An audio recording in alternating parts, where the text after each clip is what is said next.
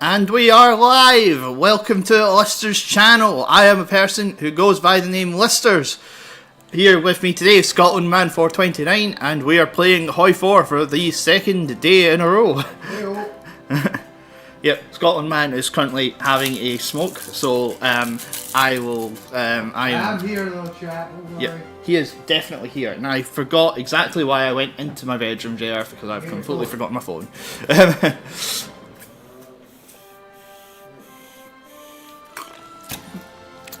Oh well. I will just occasionally check chat from my PC, I think. And then when it's time for football, I will bring the phone through because there is football on today, and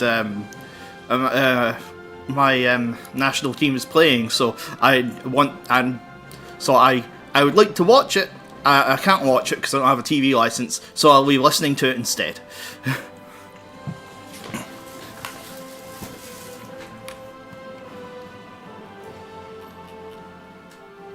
Right.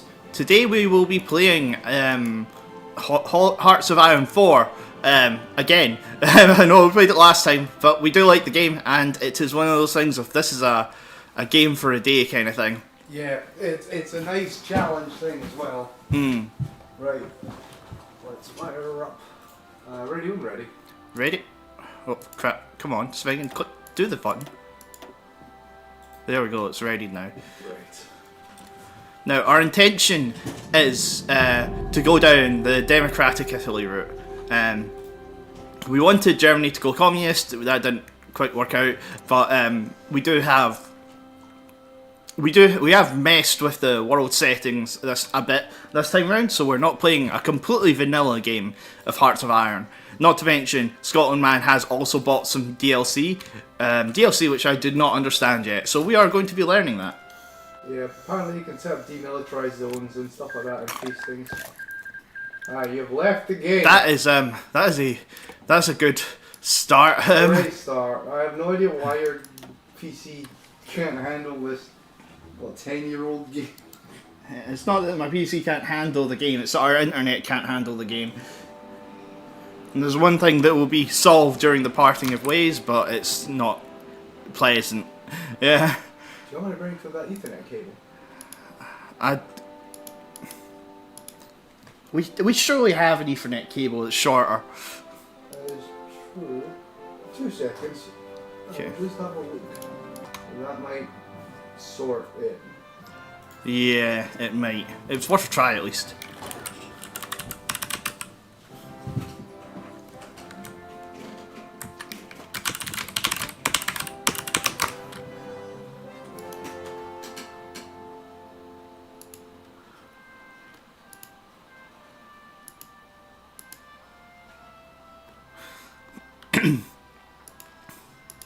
Yeah.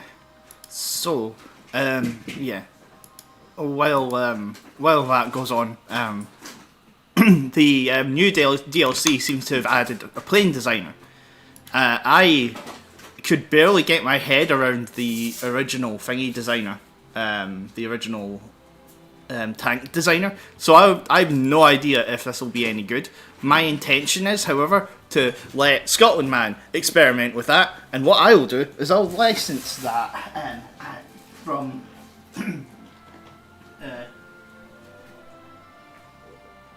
give us a second, we're just trying to find the cable. There we go. Yeah. Hello. Hopefully that will also mean that we don't have significant slowdown that we've experienced privately yesterday. Oh yeah. I need to have a look first, just because I'm a little bit.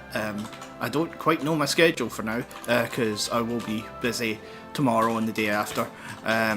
But yeah, I'll have a look, see if I can. Oh, I'm lagging. I assumed I would be, unfortunately, because the internet is being weird today. Demons up. Alright, I'll attempt to join anyway, see if it gets better. What? Okay, now Steam's be why I disconnected. Okay. Well, I'm back, it seems. Let's see if this works. Now everything else has started to fail.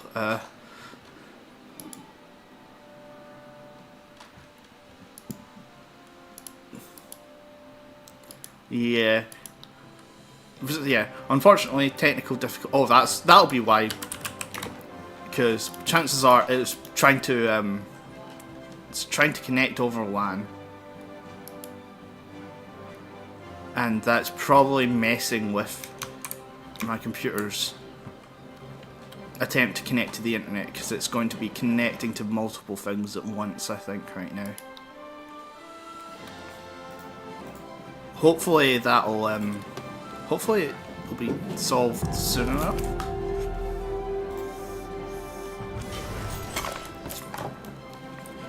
Okay, right. Yeah, everything in order. Attention, Alright. gardez vos rangs. Right, okay. First thing I'm doing is I want to do is protect the marginal line. Arrêt. Because I'm yeah, okay. Yeah, okay. Basically do what I did last time, I think. In terms of tanks. I don't know if we're going to end up having to do that. I don't think we will. So I'm going to just go down heavy tanks again. Once again, Scotland man will most likely not be going down a tank route. No, I'll be going down Alpine troops probably, although I like the idea of the camel divisions. Yeah. I'm tempted to have them see if they can fight in the Siberia. Let's see how that goes. Yeah. Probably horribly. It'll be funny. Okay. Yeah. This is the new part. This is the bit I don't understand. The this is the new airframes. They've got survivability studies, and they're using the survivor bias Smeggin image. I like that. In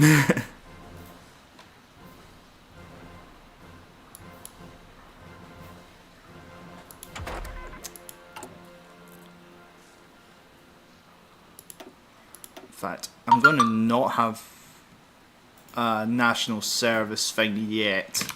I'm going to wait a bit for that. I'm going to establish that later, and just right now I'm going to focus down.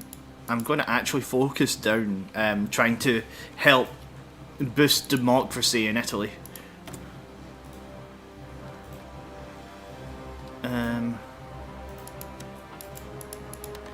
You won't start off with anything that is particularly within my needs, so I'll just sort of wait for a bit, and I'm ready to unpause when you are.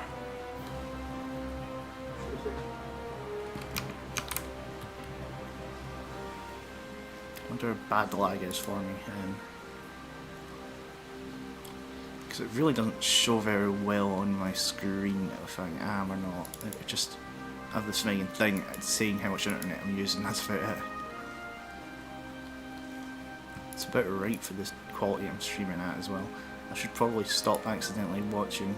I'll close out all other things that are using internet, minus Steam. I think we need Steam.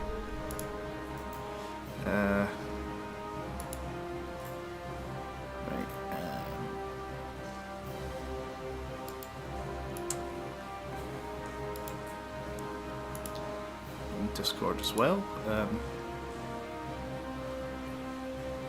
And said I might set an alarm for 8 o'clock.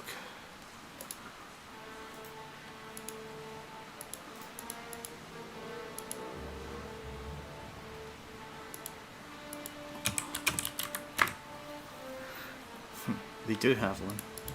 Right.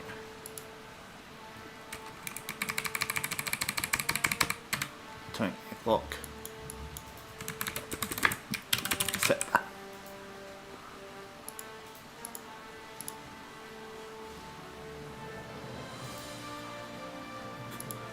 Alright.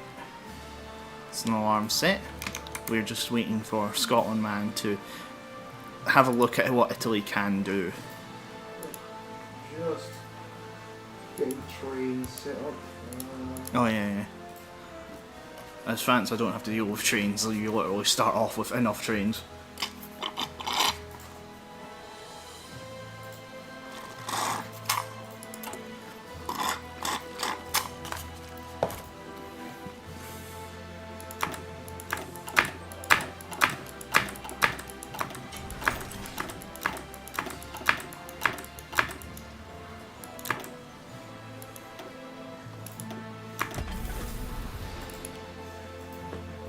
Just built a ton of convoys. I once again do not know boats very well.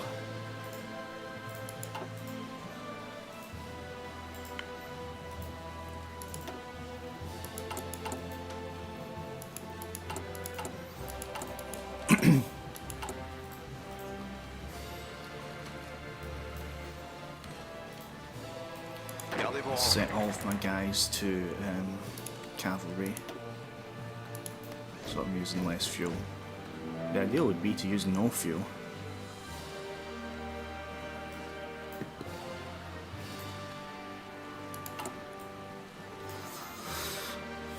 Unlike last time, I'm leaving one heavy tank factory up.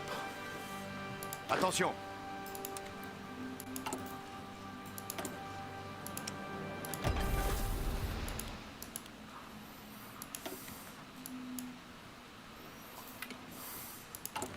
Yeah, once again, I'll wait. I'm gonna wait for my political power to go up.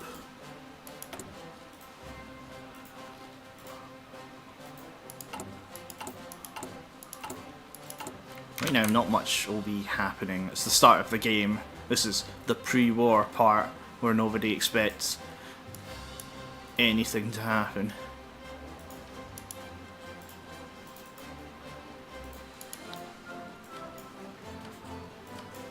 The world just says war is bad and therefore doesn't do anything. I don't know if Mustache Man is planning anything, because I know that we tried to set it so that Germany would go communist, and I don't think that is a thing. Well, we weren't able to, so I've no idea if we've done any modifications to them. I think we might have modified the Swiss slightly. Yeah, the Swiss are gonna go down like a democratic sort of thing. Right, cool.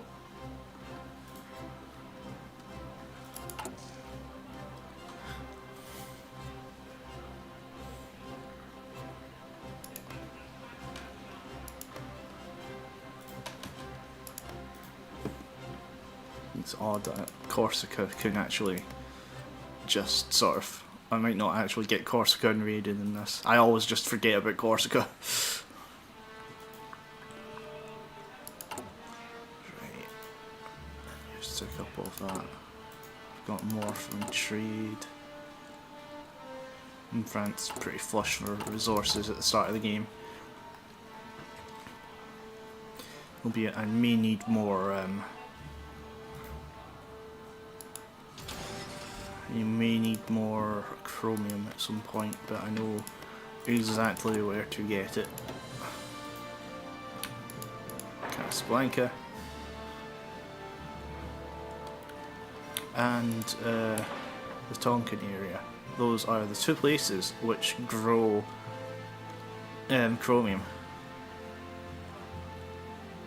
It's a good amount of tungsten actually. So I could go medium tanks, but I probably won't, because that means preparing to go medium tanks.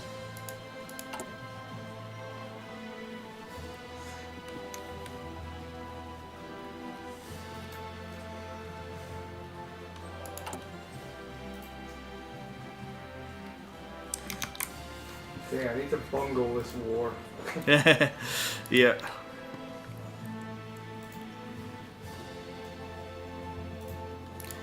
Italy needs to bungle the war with Ethiopia. How that'll be done remains to be seen. Yep. As part of going down the democratic route of their tree.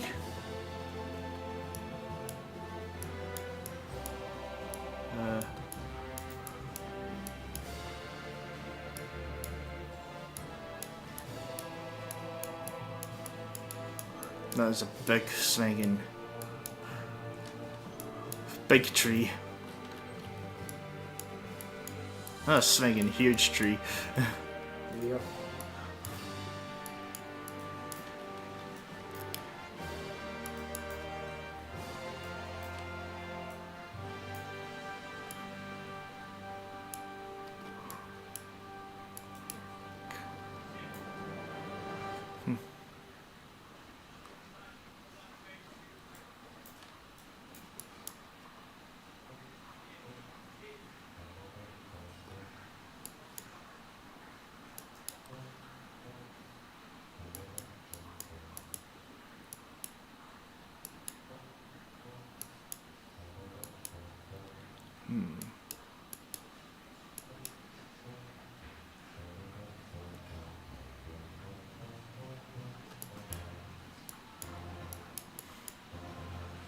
Yeah, the unfortunate thing is that I already know the French tree pretty much off by heart. I'm not using any of it, but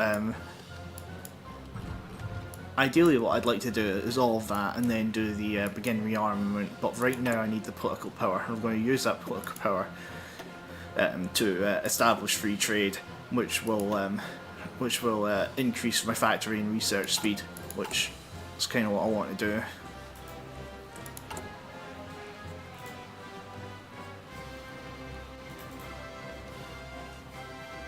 I actually have enough support equipment, how rare.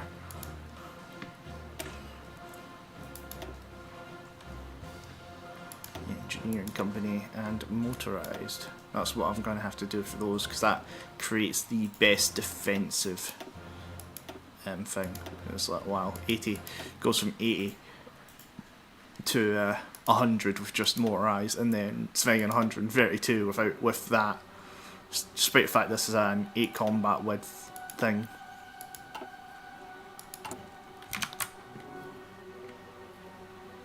Yeah, here's that song that drove people insane because it sounds so similar to. I love this. The Vittorio Milita? Militio? I don't know, I'm fucking butchering the language, right? Neither of us speak Italian. Yep. Our allies betrayed Italy and stabbed us in the back when they broke the Pact of London. We sacrificed so much blood at the eyes of Alonso? The river where they had fucking 11 battles, and I'm just like, no, that's your fault. That's your constant fault. We're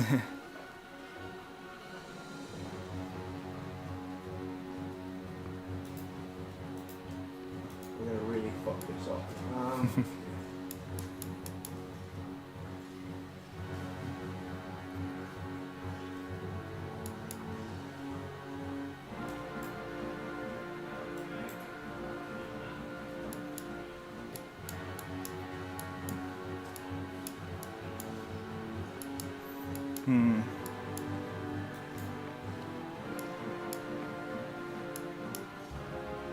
Bandits War.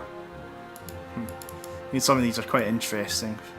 I've never seen these the Italian tech tree before, so it's all interesting.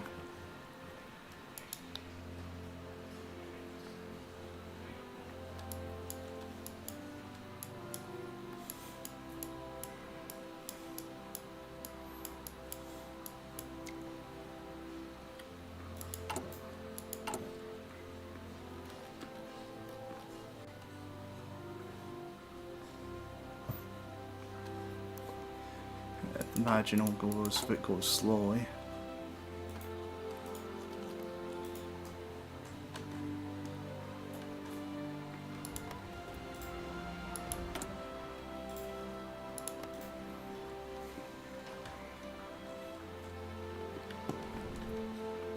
I'm surprised you don't just disband your units. Wanting the war experience. Yeah, The war has to be completed by a certain time. So I've told him deliberately take it slow. Yeah. Get the war XP for that. Use that to reform my divisions into something actually coherent, because they have random shite. Like, oh, it's a colonial division. Oh, it's a fucking tank inverted comma division. Alpine. Oh, it's this. It's not. I'm like, oh, okay, we need to fucking sort this.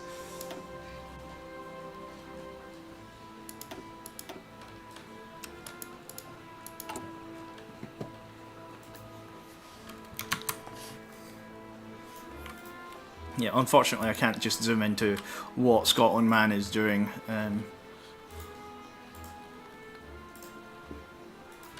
Because it's like, oh, you have no intel on this combat. Fly around the fucking... just to organise my navy.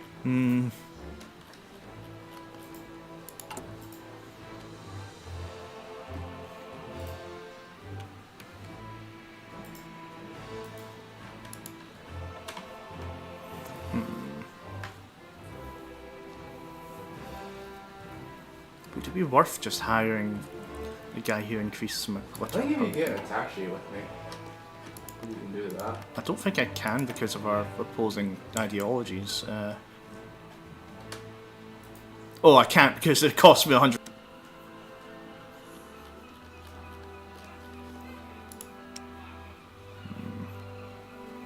Ah, yeah, both of those are worse than mine.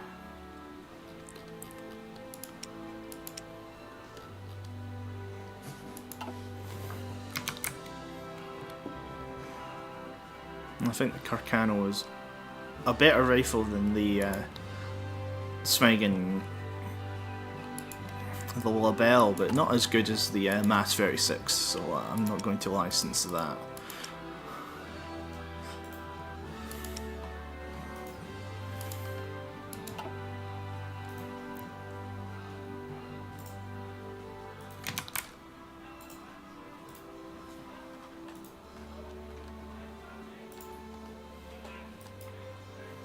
Mm-hmm. 38 minutes.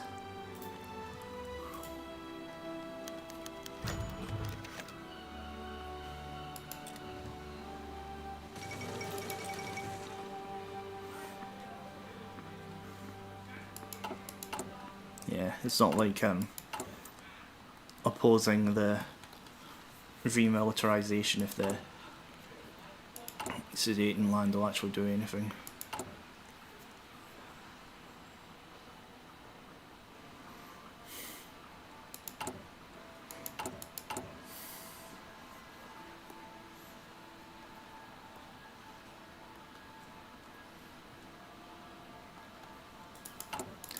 My research is going to, yeah, I'm going to just go all the way down the electronic tree again, because that's what I do generally in this.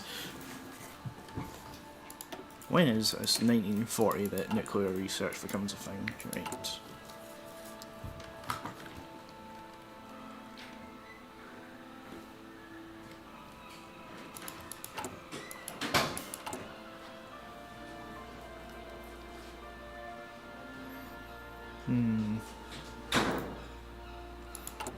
Heavy tanks.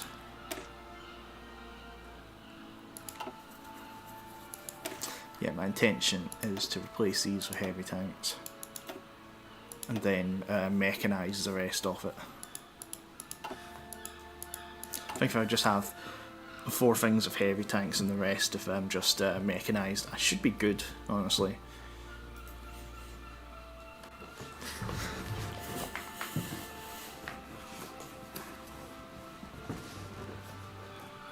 Let's see if I can just...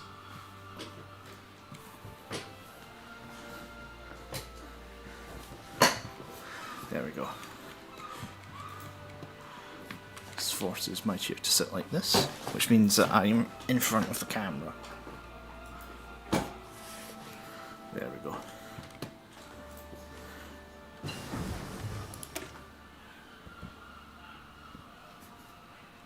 recalibrating.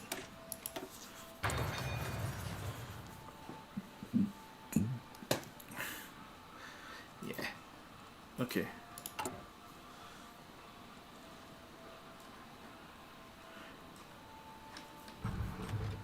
Oh, reduce the restrictions on the cost of capital ships.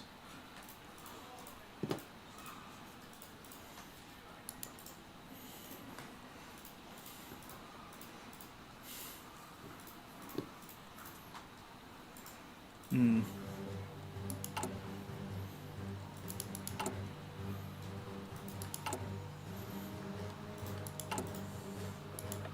Do I have the back from back stuff? It doesn't do what it used to do.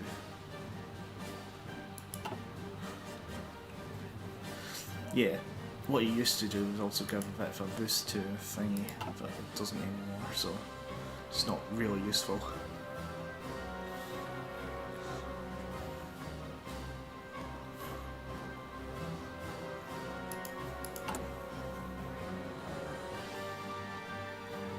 I imagine it was going to take ages to get built. And also, why is my need for support equipment going up? Probably because I've got my guys doing exercises at the border, actually.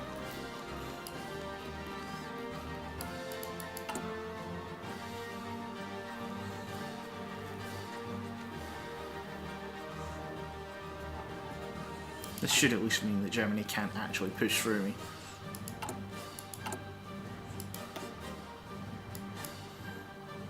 We'll see, when I get 12%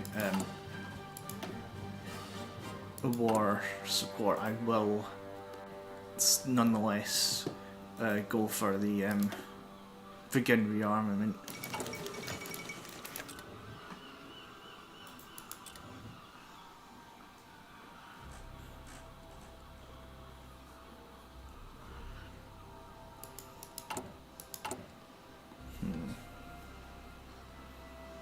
Paré.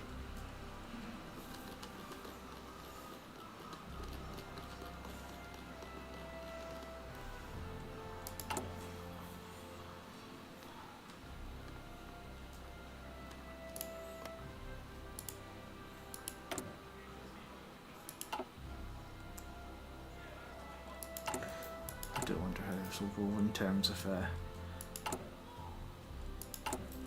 not defending the border with Italy, because my hope is that I can at least defend, that we can collectively defend Italy instead,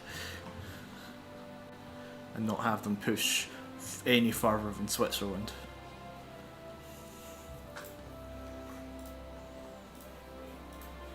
No soft underbelly of Europe in this one.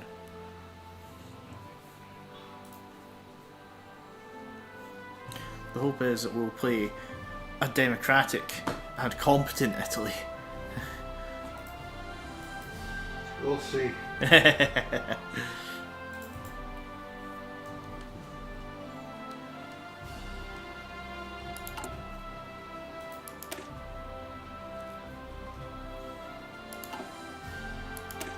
First, I've got to modify these cavalry divisions. I need about 10 military power to do that. There we go. I've got anti-tank and basic machine tools. Yugoslavia has recognised the Soviet Union.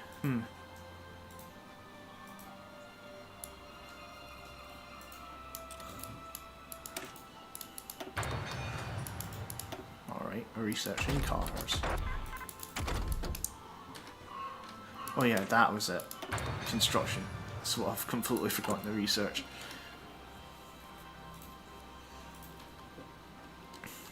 Yeah, I usually rush down construction research, and I've forgotten this time round. Hopefully that won't come back to bite me.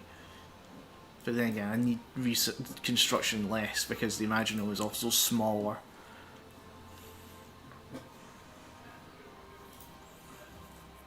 Not as small as it was in real life, but smaller. Okay, please be worth it.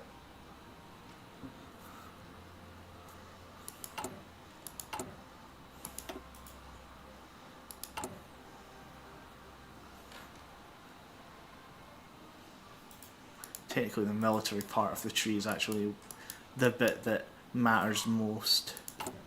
I'd like to go down the civilian one, pass all the political reforms, but if I go down them, then I end up starting a civil war. I don't know why. It doesn't warn you that you're going to start a civil war, so it took me like absolutely ages to figure that out. But it does start a civil war every time, even without the DLC.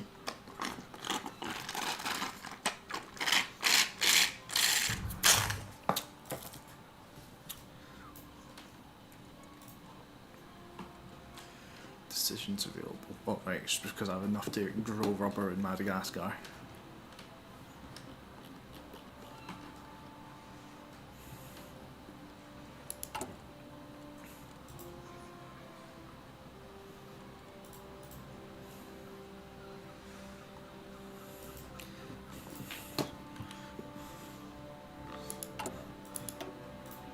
You know, I'd like to say this will give me actual political power afterwards, but I don't know.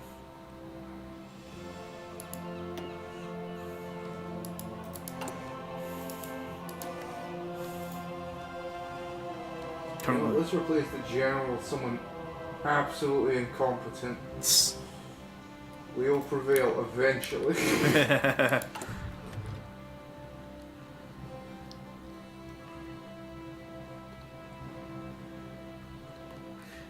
I wish there was a way to know exactly the best way of getting your military experience up.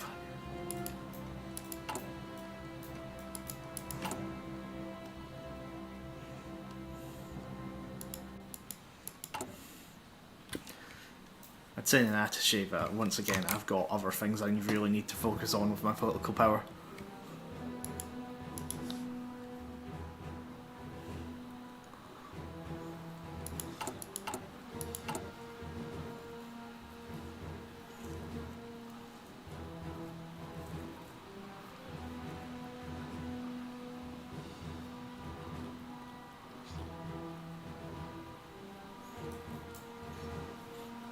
My guys have run out of guns. I think that's okay.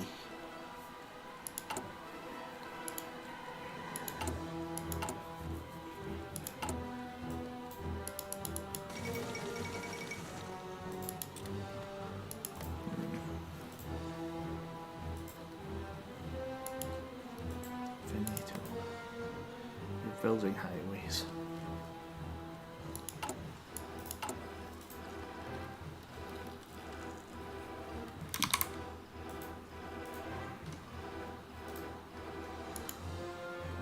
Okay, the music is pretty great. Oh. There's a fuck ton of like Italian style like marching village. It sounds terrible, ridiculous. It sounds like a fucking fiasco. I'm just gonna blasting as I'm like losing in Ethiopia. The Italian pride as it marches onto its doom. Holy shit, we actually took a fucking territory. Okay, well, you're doing too well, so where's that level 1 chump? Oh, politically connected, you'll do. Which means corrupt.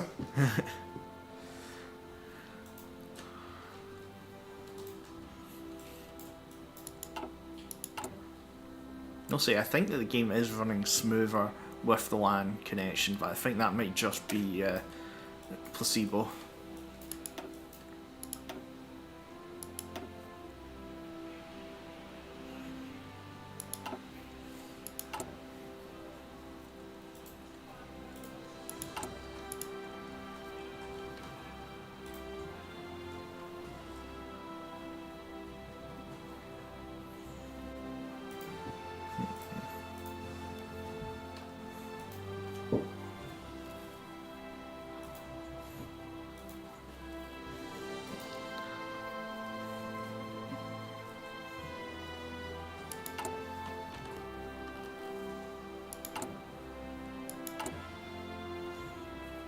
It's really odd just waiting for my fucking political power to tick up.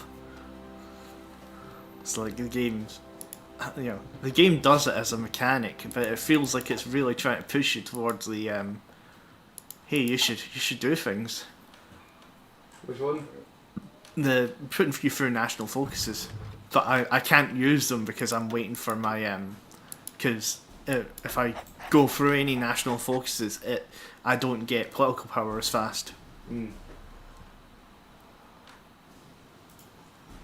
Okay. I have embraced free trade, so my factories should be better. Attention.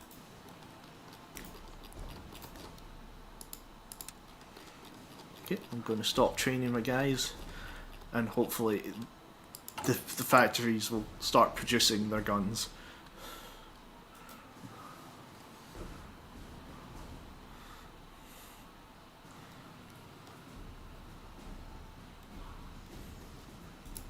I've got 13 heavy tanks. I beat 2 a month. At least I make a truck a day. That was mine.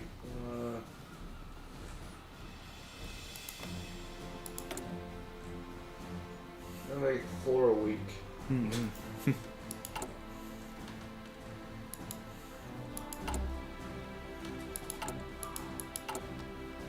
I was going to say, how much factories do you have as Italy?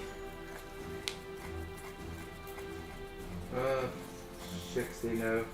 Ah, right, cool. Oh, this is fucking great. This song sounds like a fucking pizza restaurant. Mamma mia! Oh no, we're losing Ethiopia!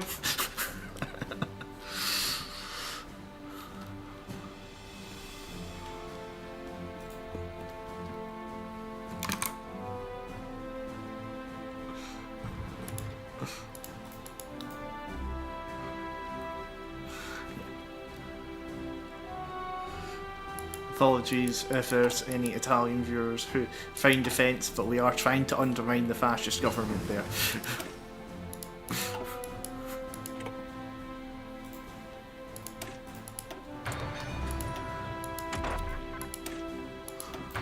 It's only going to be the computing area that I try and zoom down, other than the motorised.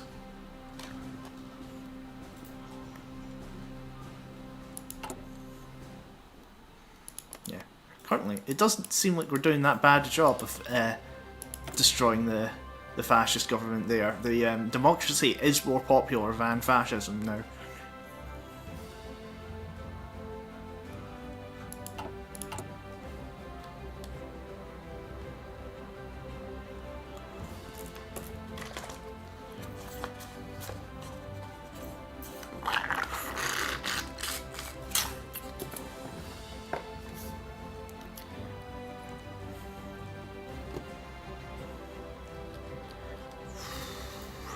Still going to take me ages to build off enough swinging guns.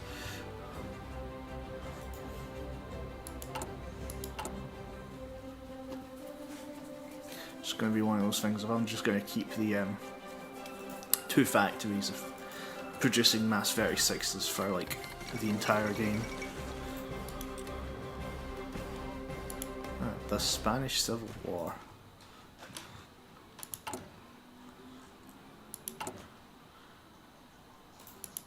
The Abyssinians are putting up a hard fight.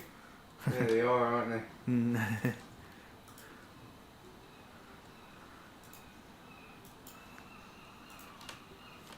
I'm sure I'll take it by Christmas. Oh wait, that was last Christmas. It's no longer Christmas. Oh, we really fucked it. Maybe I shouldn't have all my submarines floating around using all the fuel up. It's time for you guys to finish your fucking finish your naval exercise.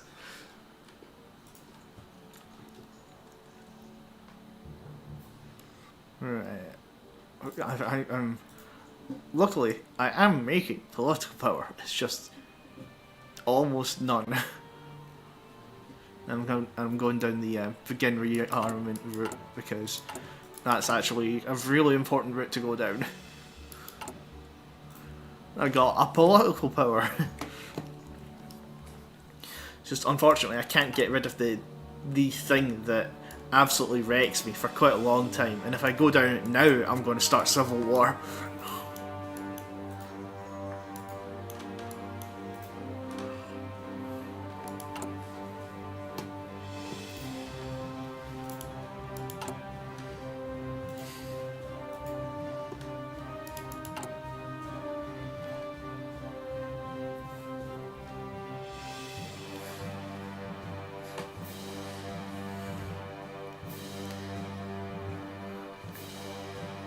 Guns, tanks, boats. Napoleon. Goethe.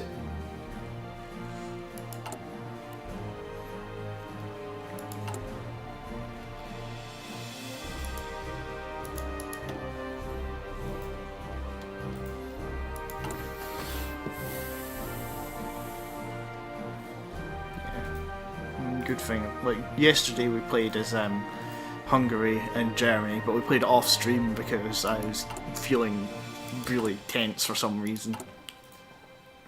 And yeah, the of playing as Austria-Hungary left me with like no resources, so I'm glad to be playing France again, where I have resources.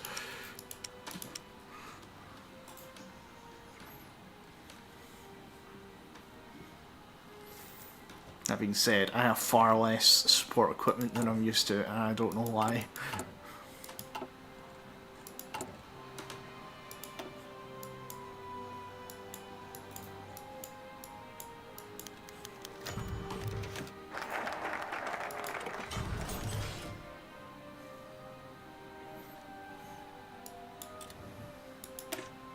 Yeah, why not?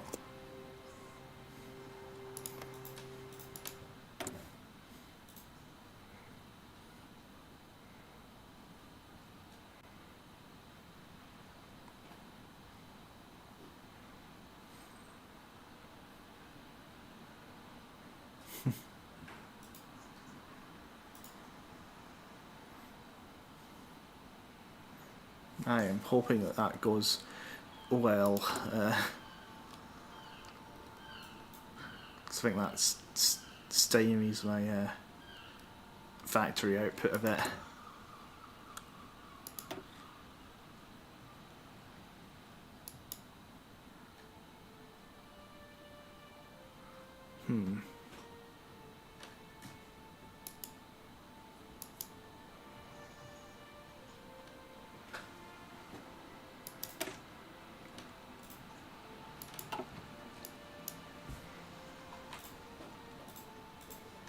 I don't need to The build good it. news is I can actually choose where I want to start my civil war. So what I'm doing is I'm converting all my southern factories into civilian factories to encourage growth in the north, which is when I'm going to be in a civil war. I'm also pumping all of my development into the north. Yeah, nice.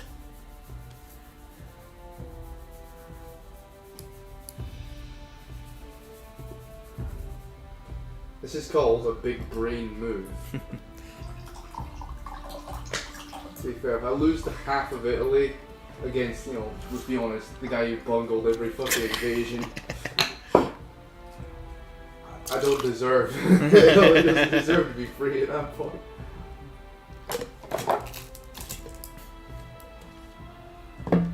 Need to refill at some point.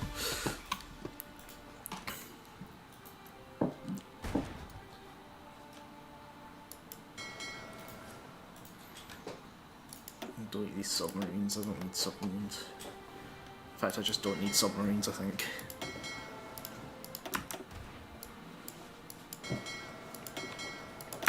I'll keep my big ships. I can do it with the manpower again.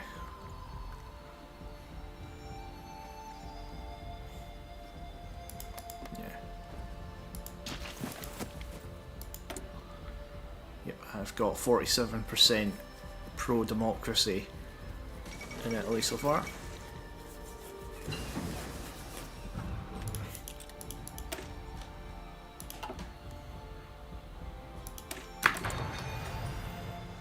We must turn the tide of the war.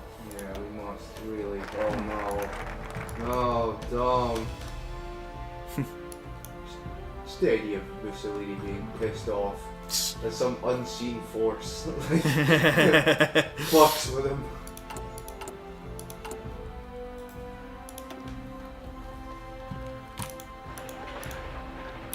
Just manually increase that, and I'll go down the other route as France, the firepower kills route.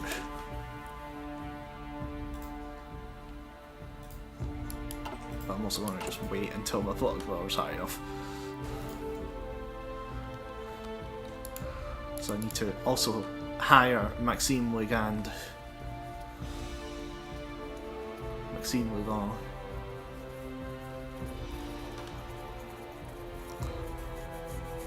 $100 political power.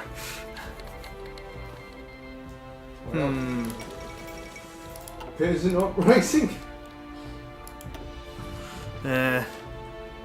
Peasant union. That's great. Peasant government. Oh, is that what it actually is?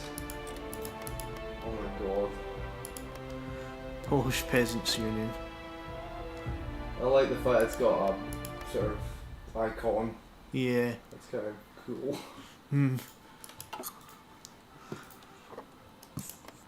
What's fine in faction is it's democratic. Oh damn, yeah, it's mostly democratic. If... Can I just... No, I can't send volunteers. Oh well.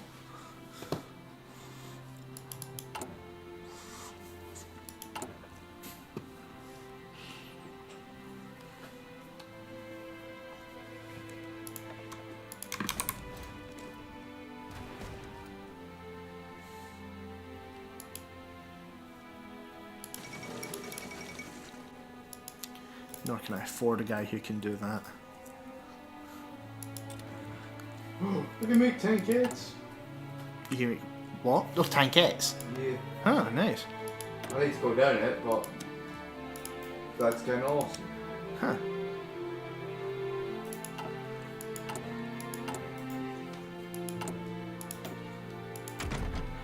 So are they something different from light tanks then?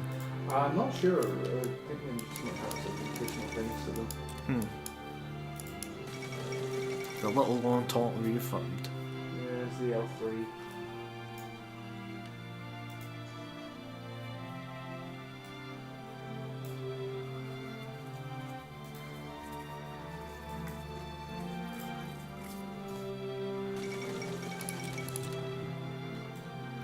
America claims it will do nothing.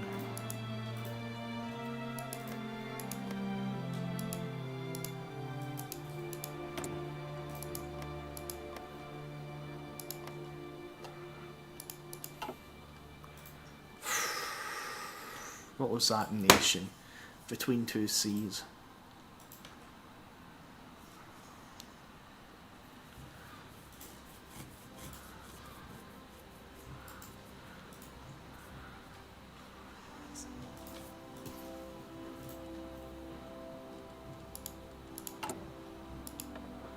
Right, hiring military man.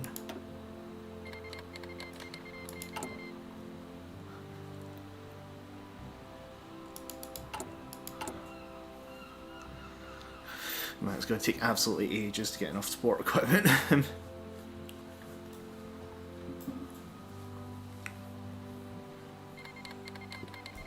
China's declared war on Xinjiang, huh?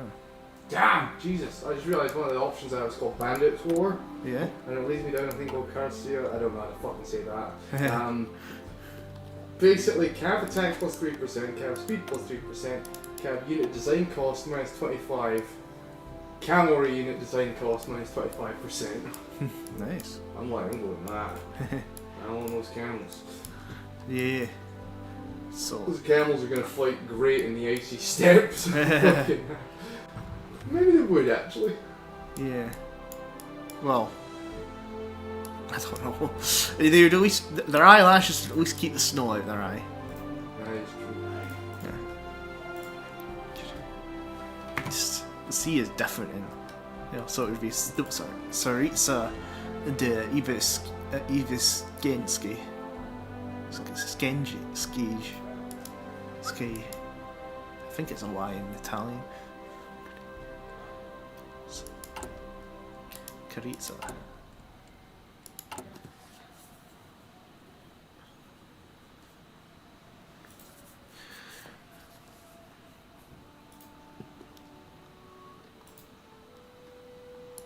I think Republican Spain is actually winning.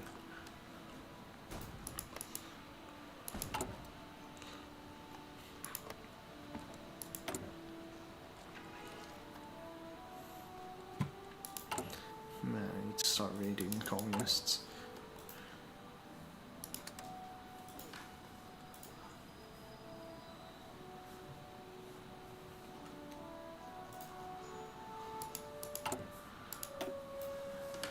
I may as well go down the path.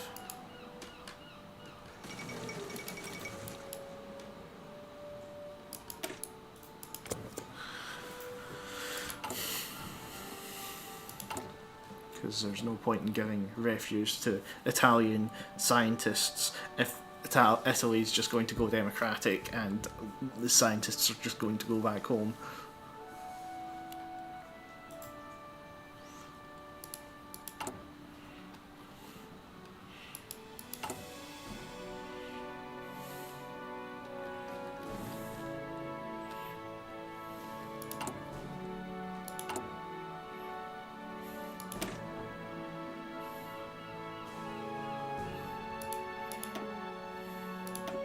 Replace these with motorized so that they can actually do that.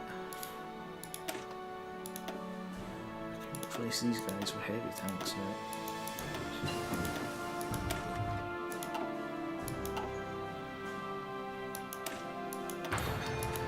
Concentrate the industry.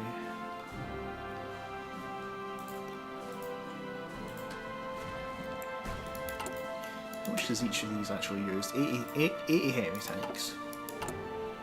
And I have 45 heavy tanks.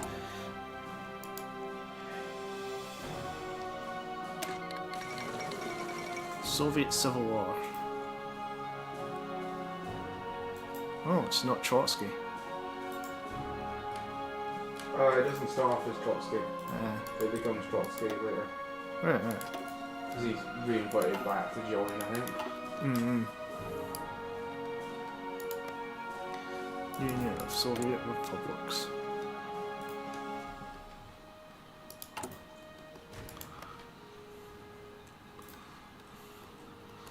So the world is in civil war.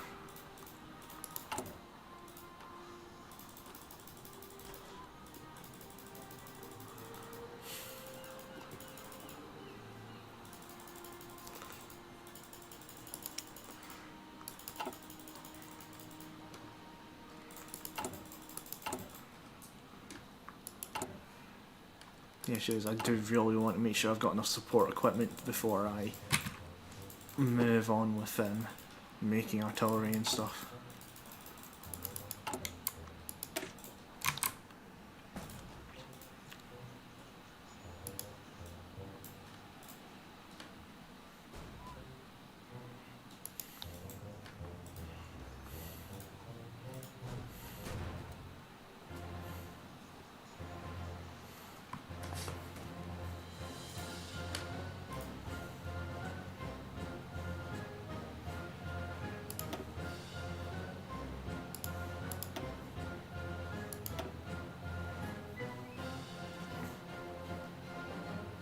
Some armored recon.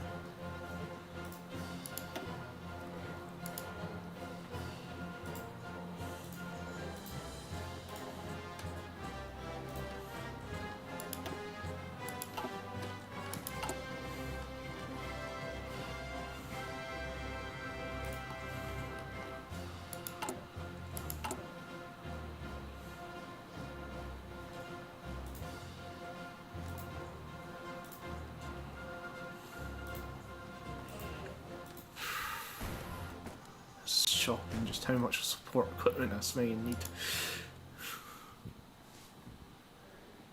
Gardez vos rangs.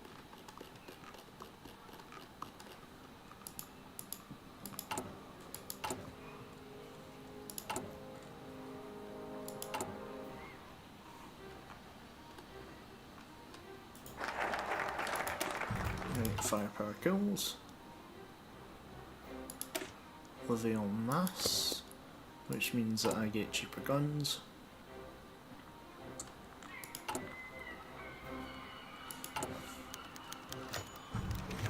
Yeah, sure, Yugoslavia, have fighters. I'm not building any fighters, so have fighters.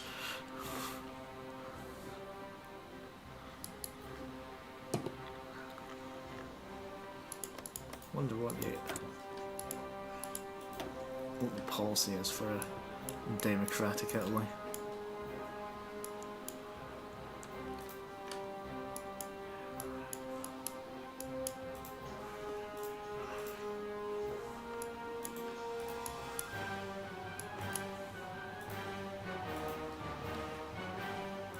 Campanieri.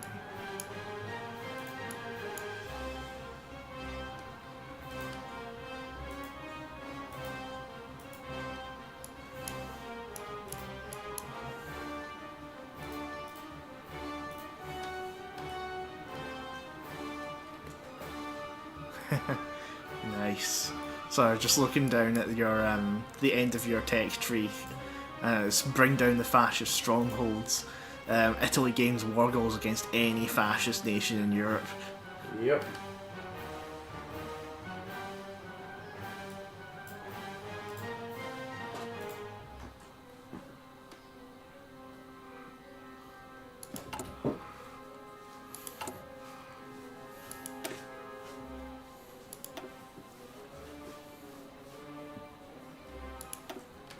Mussolini weeping.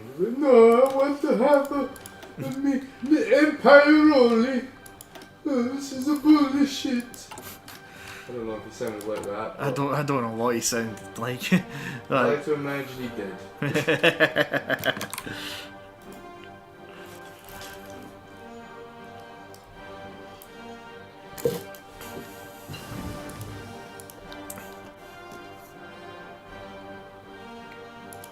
Okay, I've invented the computer.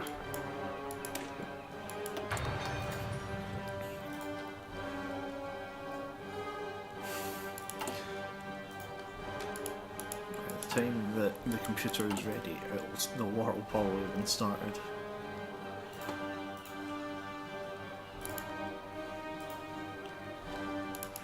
How long do I have until Smeagol cars are done? 300. 300 days before I get mechanised infantry.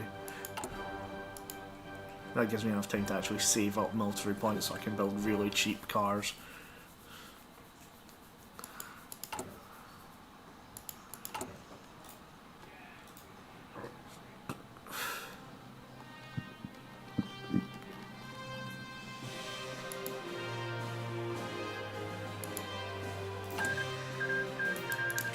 Soviet Union, what about next?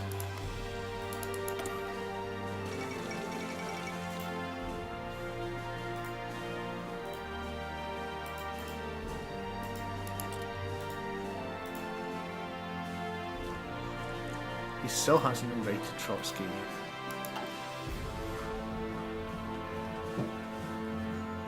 And the peasant revolt is still going on in Poland.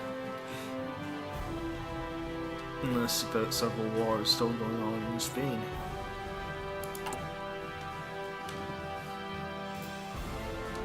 And I'm still building, smacking spades.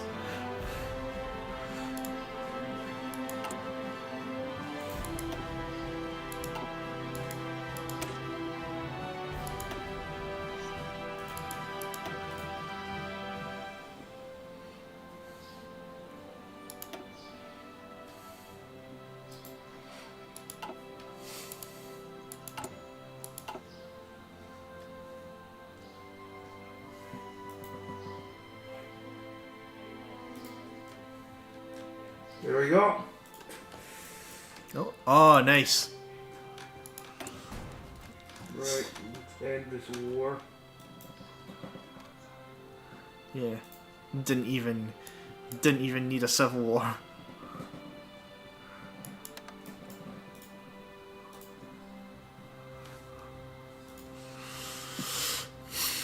That means I can actually get a decent amount of political power as well. I've got like half a thing.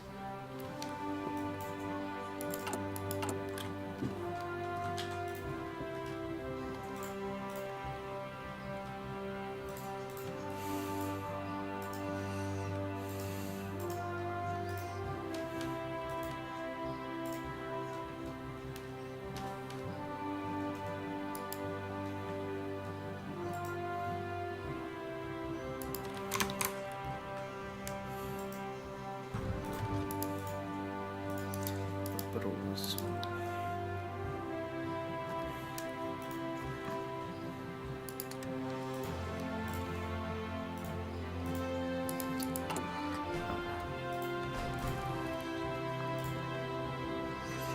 More raids because communism is scary.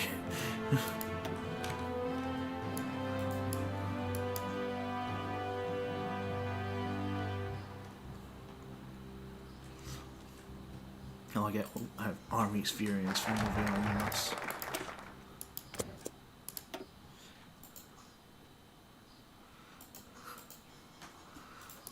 Yep. That means guns are cheaper. Which is good because the Mass 36 was meant to be a cheap gun.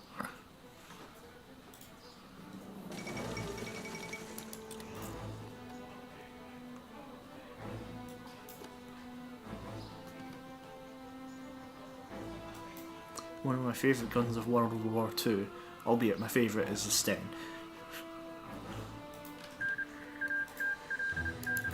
Ethiopia and Italy have signed a white peace.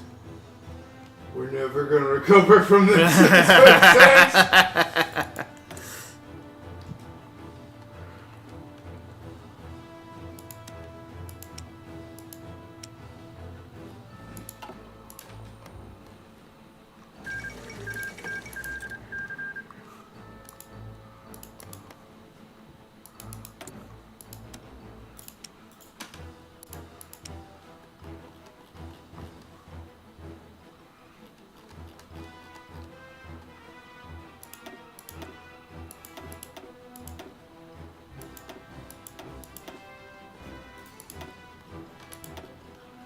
Basic medium airframe.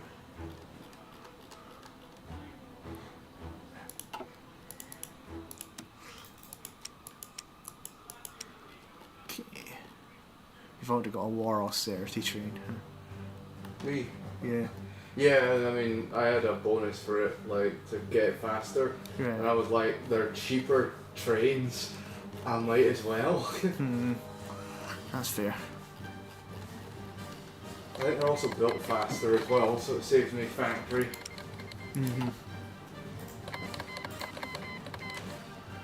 The mutual assistance block.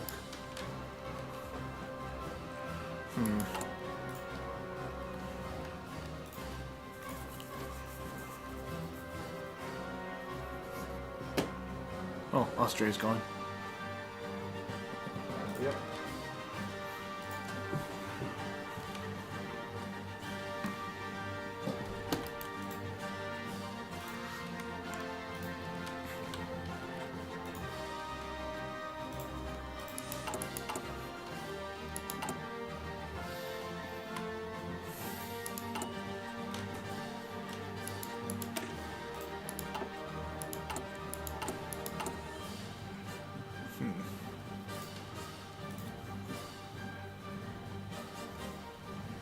Concentrating all the industry.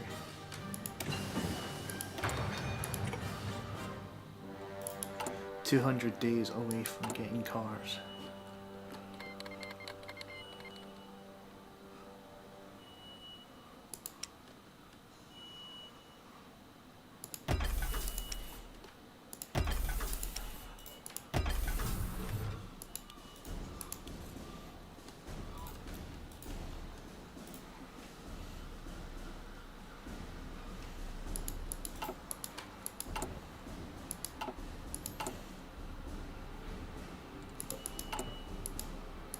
Don't know whether or not I should save the thing or not.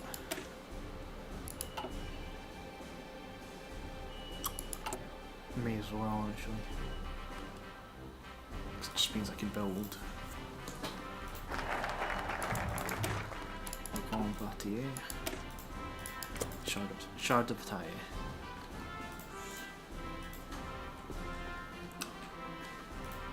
Gonna get all bonuses.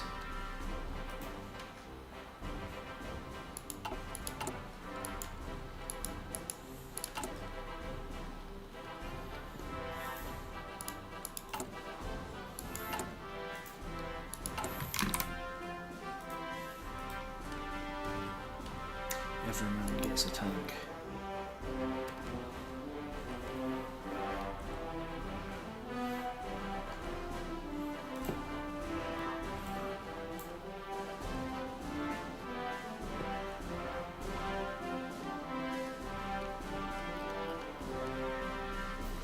Gardez vos All rangs. of my main divisions to have support equipment before I can start diverting production to other things.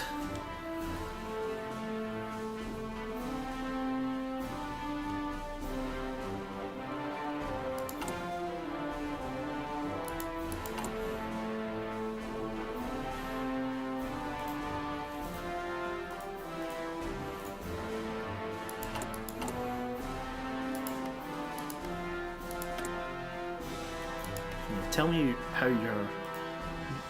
what you're specifically going down with the plane production, so I know what to license. Oh, good bombs. Let's see. Yeah, what airframes? I'm gonna go for heavy airframes for strategic bombing. Cool. And fighters, because I'm actually quite close to the German Reich. So my plan is to literally fly the bombers over the Alps. Okay, cool. And because I've got the Alps, it'll be a tough fight for the Germans to push through at all. So heavy airframes and for fighters and bombers, or Yeah. cool. All right, when those start getting when those are researched, I'll license them off you and start producing them myself as well.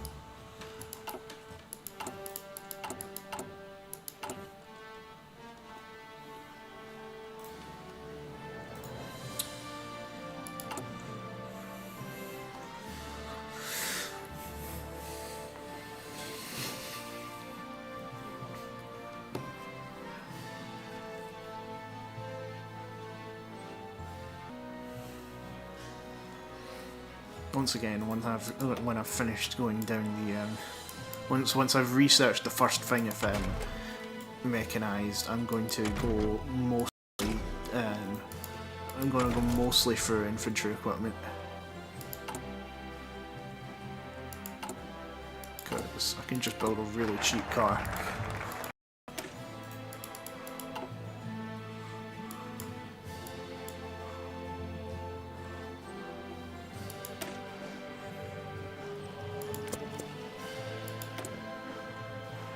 Attention.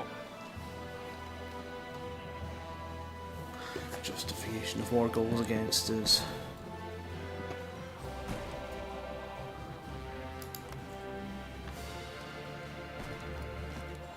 So I'm taking the Sudetenland, I believe.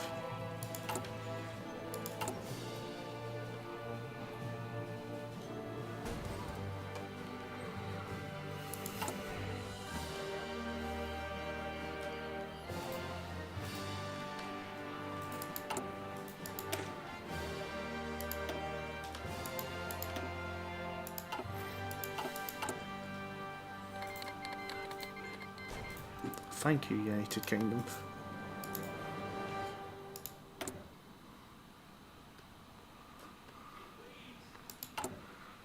If they're guaranteeing independence from me, I don't know if that means that their intention is to actually go to war over the Sudetenland.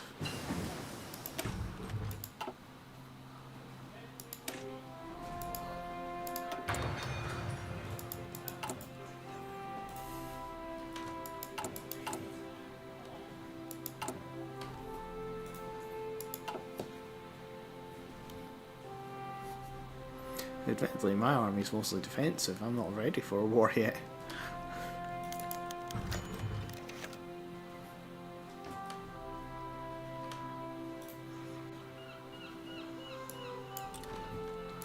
Not sure if it's in Switzerland will help support your war effort.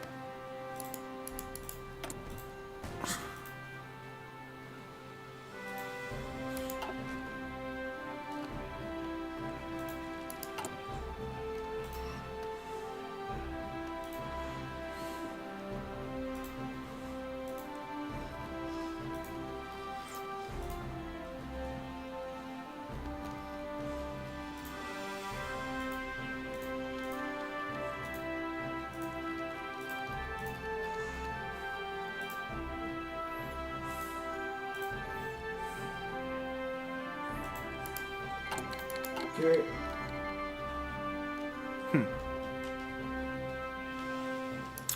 The war happened anyway. This is what we got here.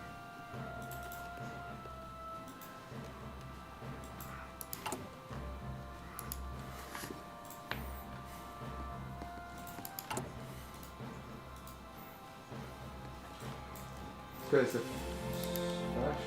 fact, it's like a weird mixture of the rest of them.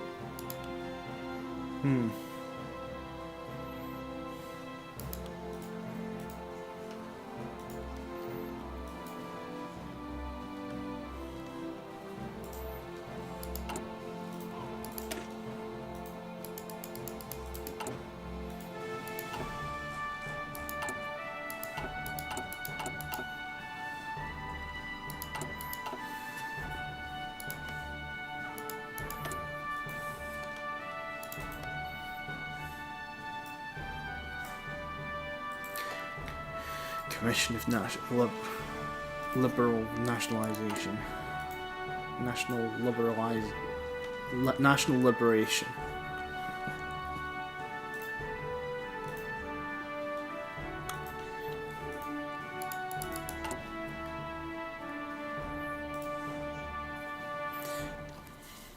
Yeah, Scotland, man, is in civil war.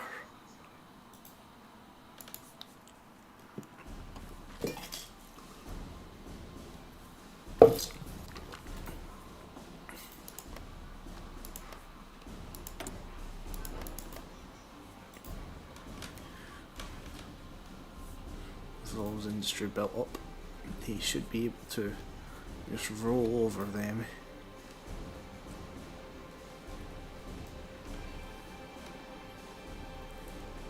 For Republican Italy, this is Republican Socialist Italy. So if they're not socialist, they're fascist.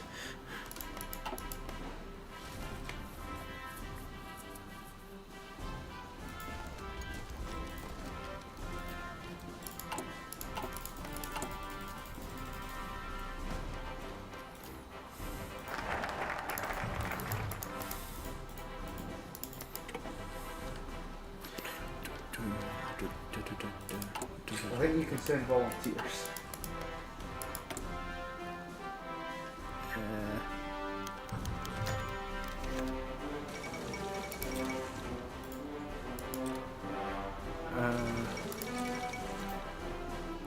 Nope.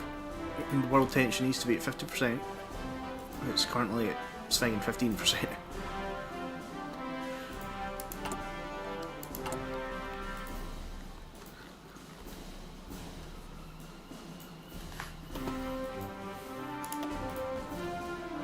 I can have her send an attaché, I think.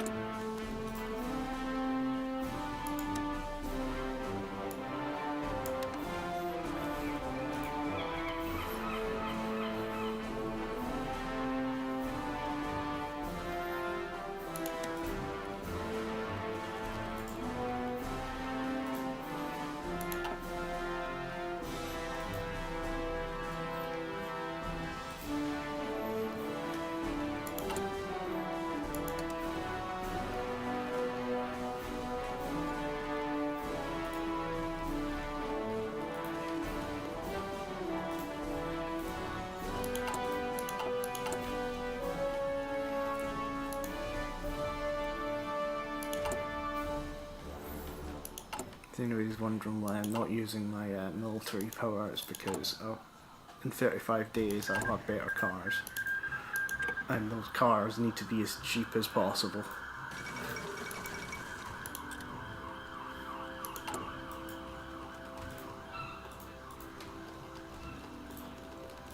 Each infantryman gets a car.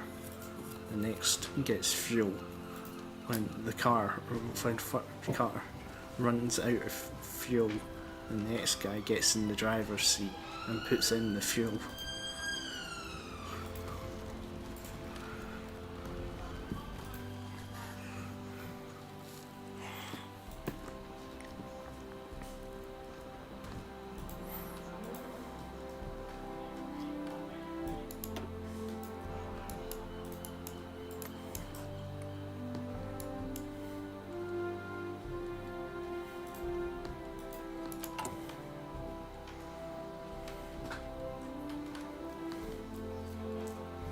There you go, let's cut them in half. Nice.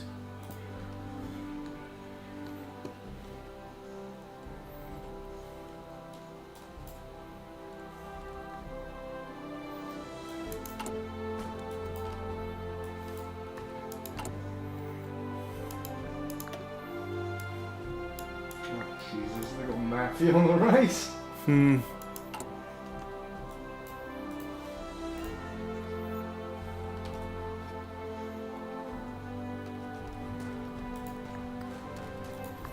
The unfortunate thing about Italy.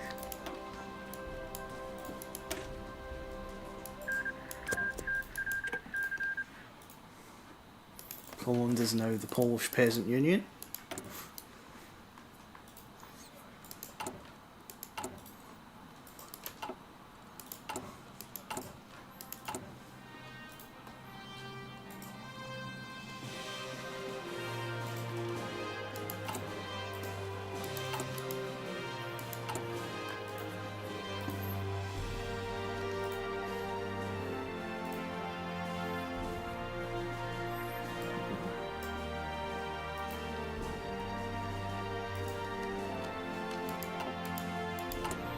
Still waiting for the cars to finish. 6 days before they figure out how to make cars.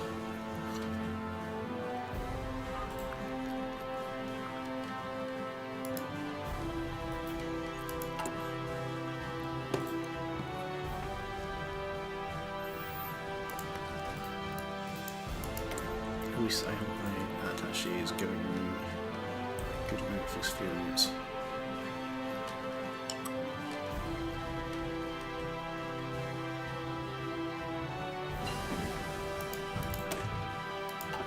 Okay, cars are finished researching. Time to research infantry equipment.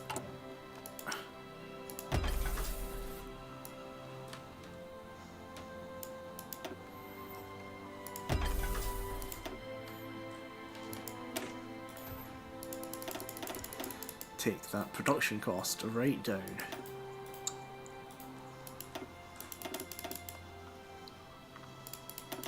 If you can send weapons, like rifles, that'd be great. Specifically rifles. I need all the rifles you got. I don't know if I can. Start line lease needs world tension at 50%. Can't do anything until the world tension's at 50%.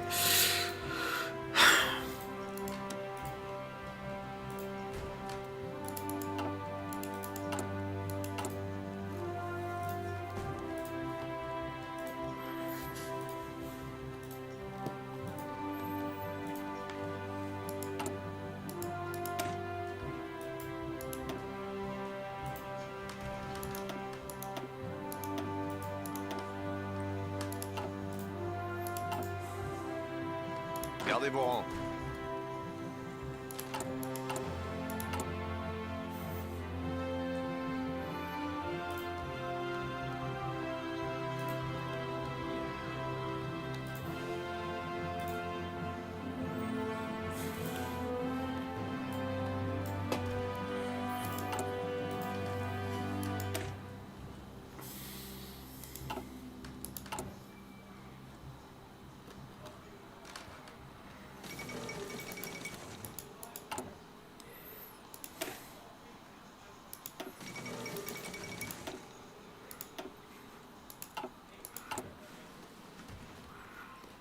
mechanise everything.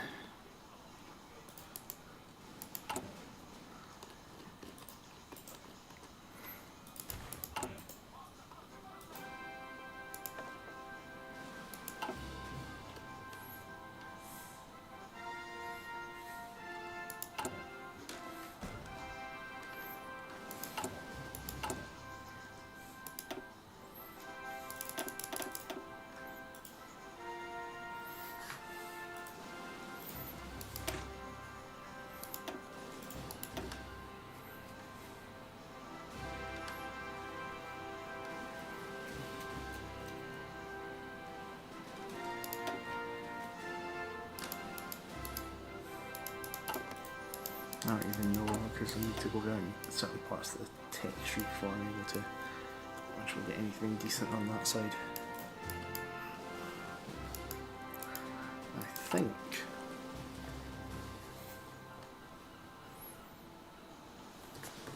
No, it's not even saying here.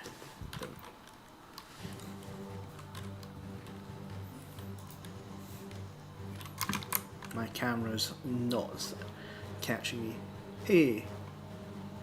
Hello, Maysinger. Why don't try to use French title today? Yeah. Yeah. Unfortunately, I don't know enough French. It's a case of like it's one of those things of you forget more than you learn at high school, I think, and I learned how to say very little because I had yeah, because I don't think if I probably could have written it in French, couldn't I have?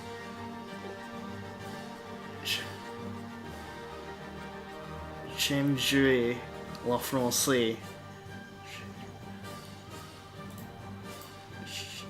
Yeah, I like playing. Yeah. Yeah, that would have actually worked. Yeah. I think. I don't know if that would have been correct or not, but yeah.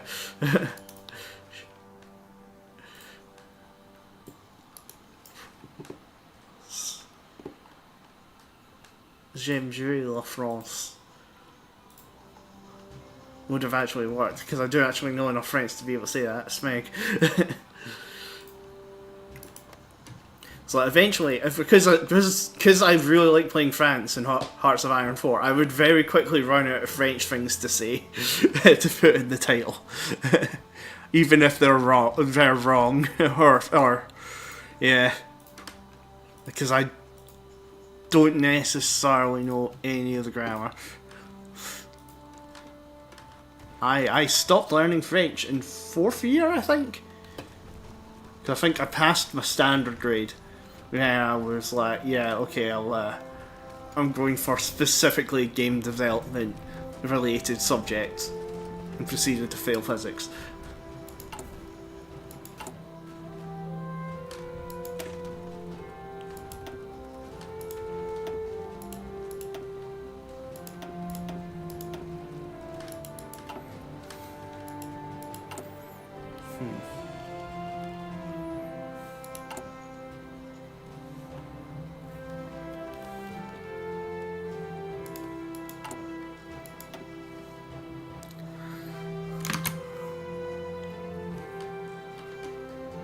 Oh, right, J'aime jouer la France is correct. Cool. That is good to know. It's like I have not completely lost all knowledge of French.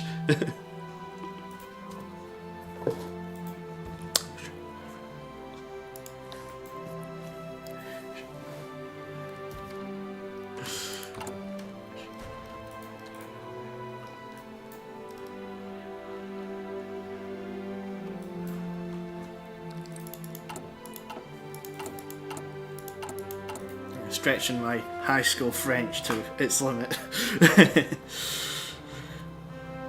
That's like I really can't remember much. I was never even confident at the time I was using it. I just knew enough to pass the test, I think.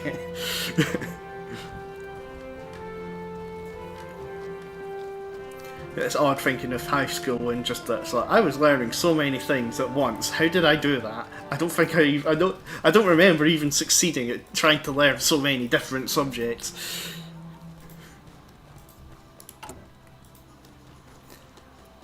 Or at least I never felt it got specifically hard until 5th year where I started doing hires.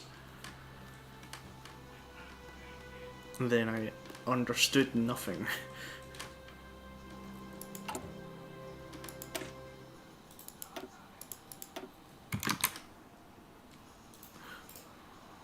What country do I come from? I come from Scotland.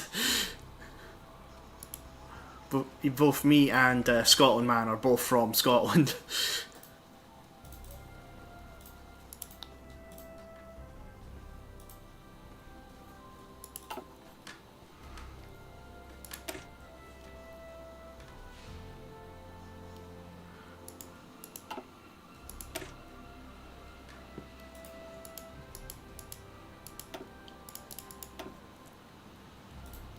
I need to remember to split artillery.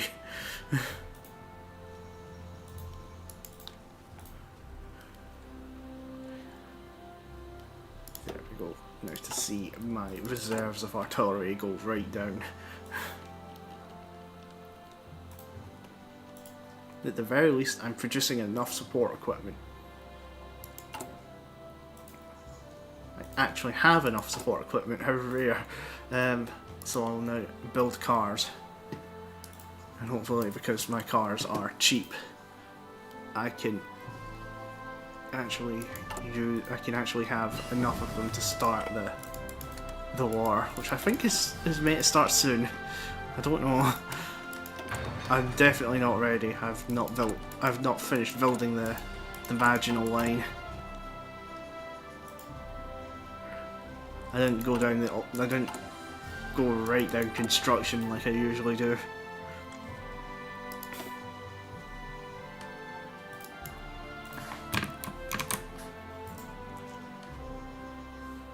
Nice, I really want to travel in the UK one day. Looks like a beautiful country.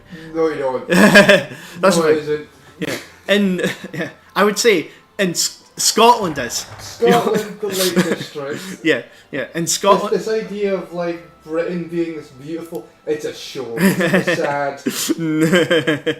Like, look at Grimsby and Hull, and like that's what Britain looks like. Our ruling party really doesn't want it to look like that, but they're the result of what it looks like. Yeah, it's a case of Britain is full of social decay. Even like even saying Scotland is nice, right? Yes, it is nice, but it's also full of social decay. Like I'm from the West Coast, and it's like half of the towns are just falling apart. Edinburgh looks fine because it's the tourist centre, right? Edinburgh looks really good, and then you've got in the Highlands. There's actually a lot of really beautiful, the land's really beautiful in like the Highlands and stuff, and Edinburgh as well. And then the rest is kind of just falling apart. Yeah. Sorry, I only visit Scotland. That's an alright idea. Yeah, that's an alright idea. Yeah, I'd say that Wales is also good, but I've never actually been to Wales, so I can't say that for sure.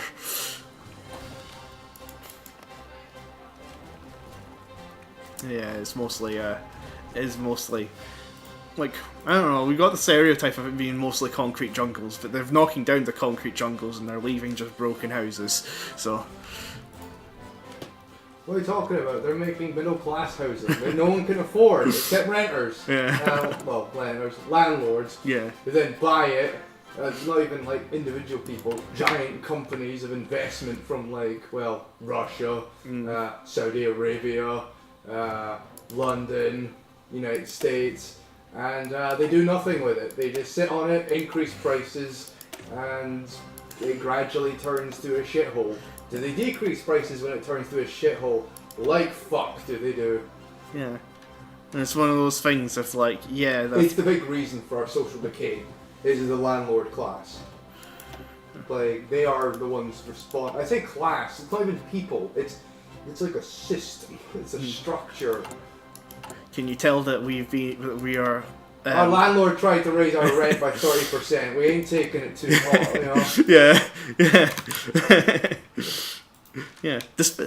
Despite the fact that a guy got stabbed outside our flat like 2 weeks before they And there's announced been that. literal 2 times where there's been people taking a literal human shit on our fucking like doorway section that we have, as well as junkies constantly smashing into our fucking lower section so they can steal parcels. And the fact that the high street, the city centre, there's nothing in it. There's places that have been shut for years, and like just because the rents are too high, no one can go in to make a business. Yeah, like legit looking at the rent for businesses, and they're paying like $1 million a year. It's ridiculous. Like it's completely our ridiculous. Economy can't get off the ground because small businesses can't form.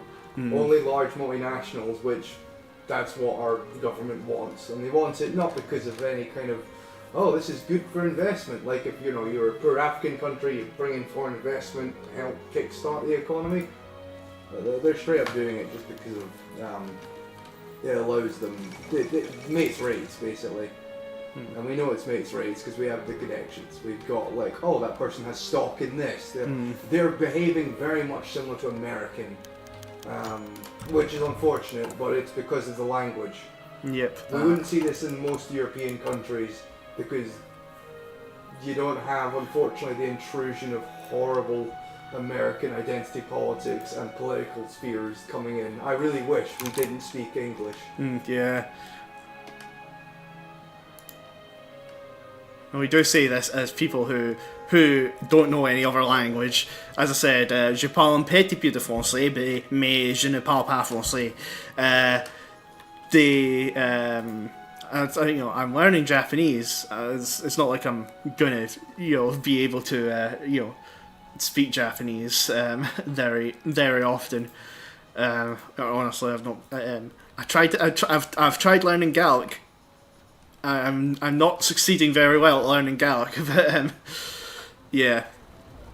It's a case of like, we are cursed by our language for not just to be heavily influenced by American culture, but for even our own people to practically think this place is America. Yeah. As well as all the attitude that comes with it.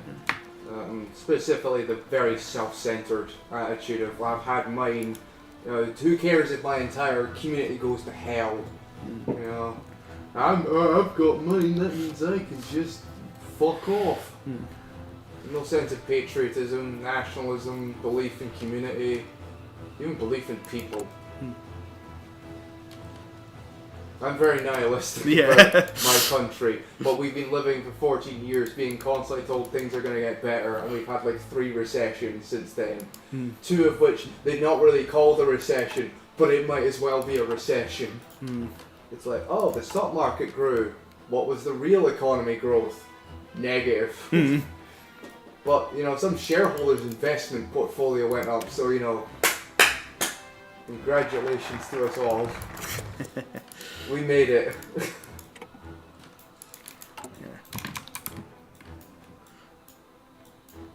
Yes, thank you, Miss Stinger. So I'm always sort of hoping that, like, at the very least, I can. The little French I know, I'm hoping I can speak well. It's one of those things that I did actually try not to just forget all of it. And I have an interest in languages as a whole, so actually knowing that little bit of French that I do is actually quite useful, I think.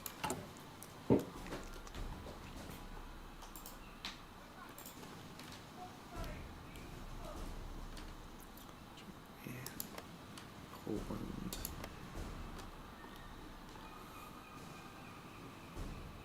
I'm actually surprised that China's winning on all fronts.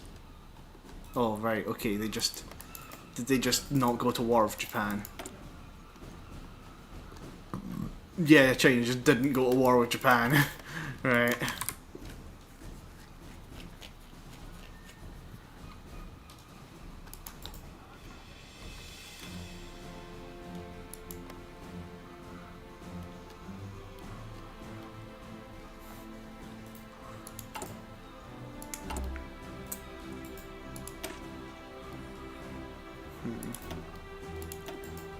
Support artillery, right, okay.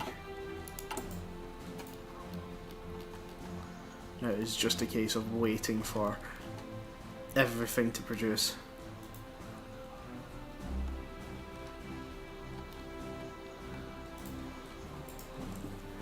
Heavy dunk.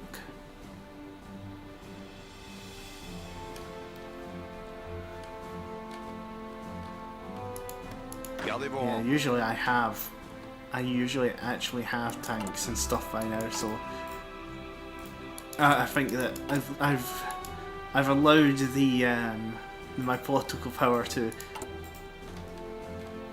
take me a little bit too much, because I have a feeling that, well, Germany's about to invade Poland, and that would usually bring me into the war. For now, I'm just going to guarantee Belgium, though, because that's usually the way of guaranteeing that I actually get into the war.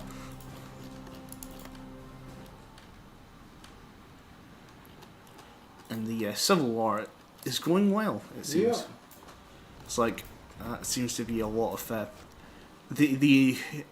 lot of encirclement. If it weren't for the fact that Roma has Anzio and another port on the other side, I'd say you have the entire bottom encircled. To be fair, they're gonna lose the war. Yeah, there's no way they'll continue, so.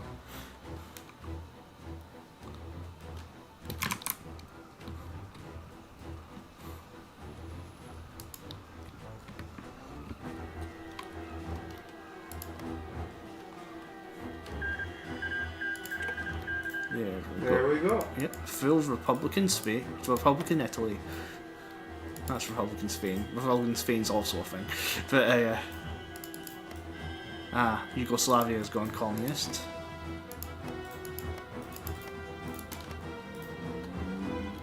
That'll be an odd thing for the long term. The Molotov-Riven Pact, which I'm surprised that...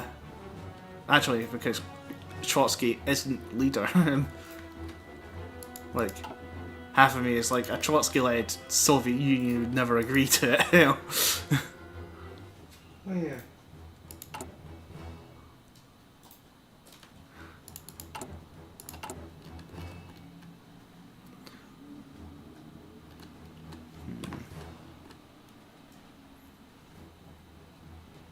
At least I'm building 4 mechanized a week. I'm probably not going to be able to mechanize my cavalry divisions, but that's okay. They've got a decent amount of defence as it is.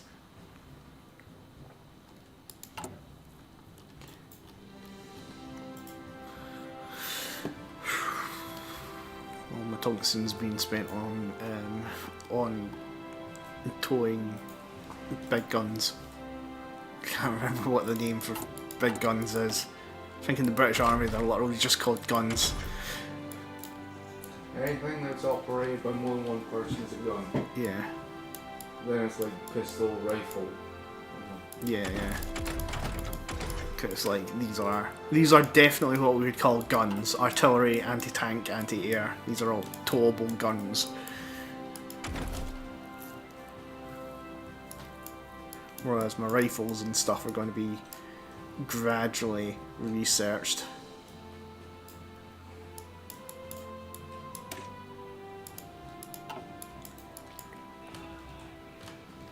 I have less. I'm sure I've got less things actually researching them. I think it's because I'm actually researching the industry right now. Because I think the last game is France, my industry was a little bit disappointing. I can't remember if I'm remembering that right though. So I'm trying my best to increase that. You can get medals. Nice. They give you little bonuses. That's awesome. Yeah, you're getting up. Yeah, I think right now the Attention. army's just. Yeah. Right. Yeah. they don't quite have all of what they need. They need a few anti-tank and towed artillery stuff. Attention. I'm also moving this guy to Metz because it's thinking I need this front line defended. And having one random guy, only having one guy in Metz seems like it's counterproductive.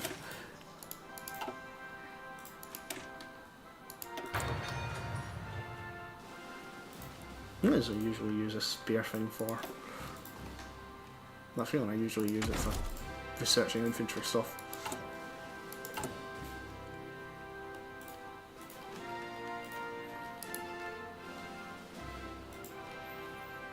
Okay, my artillery's cheap anyway. Anyway, let's see what I can license right now. Nothing it seems.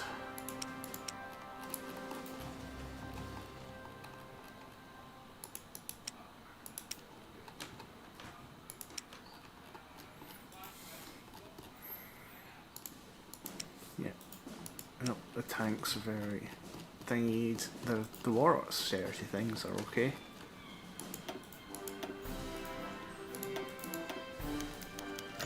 Switzerland wants to renew the trade agreement.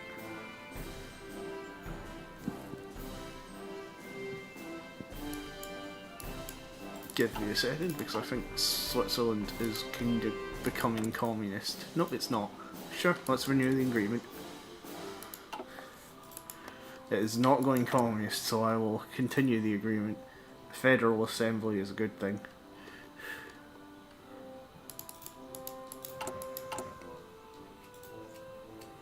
Switzerland remains a direct democracy.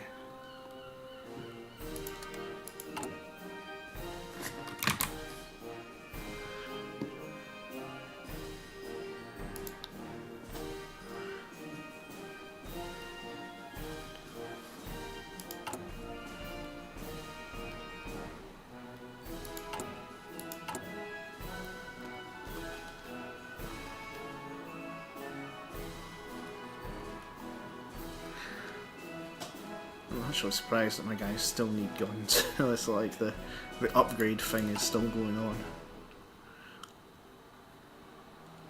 I should probably put these guys to elite.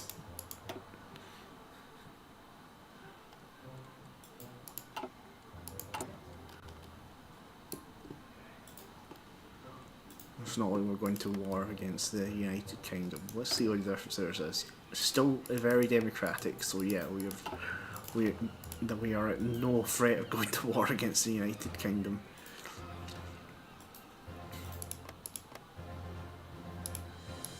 There's the Polish Peasant Union, still half democratic, and it doesn't seem to be going down, which is good. However, I know a bit ago war. Yep. Germany is fighting the Polish Peasant Union.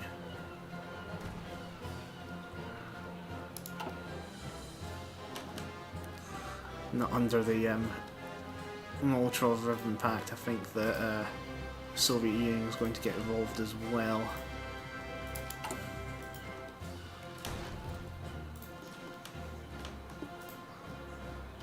I should have enough defences to not worry about them though.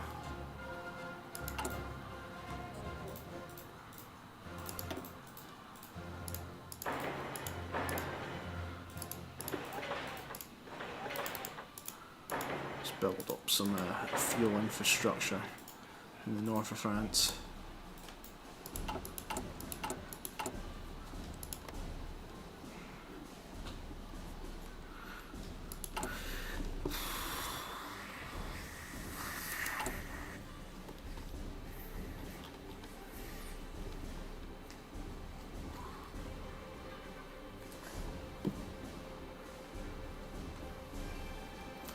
Five cars a week.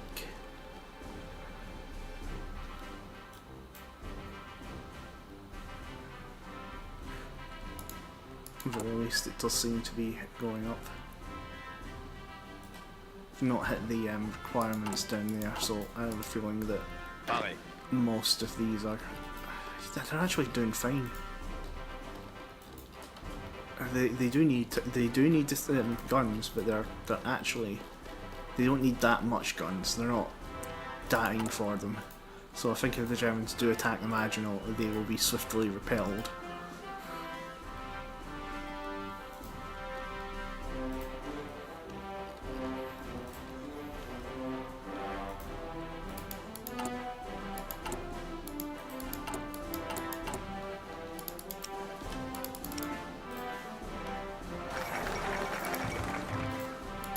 That's the fall of Warsaw.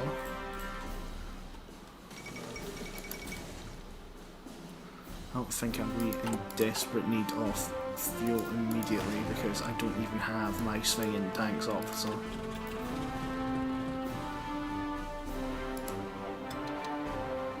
Emerge all my air wings.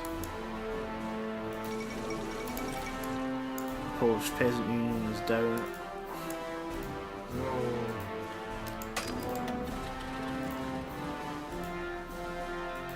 I'm just moving all of my planes into the north of France to prepare for the start of this war.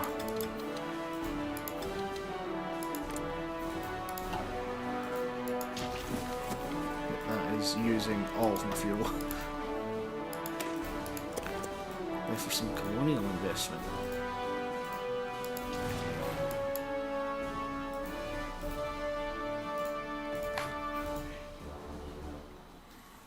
Fighters, strap bombers. That still makes sense. Unlike this. Luxembourg has joined the Allies. The Netherlands has joined the Allies. No, Belgium, just join the Allies and I will fight in this war for you.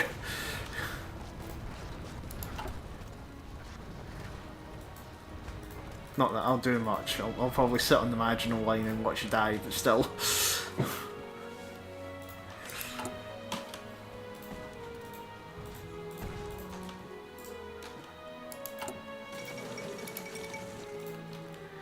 There we go, that's the Molotov impact fulfilled. They are, however, too scared to attack Belgium. Nope, I say that and they immediately attack Belgium, right? You're big man. Alright, I am now in this. I'm now joining the Allies.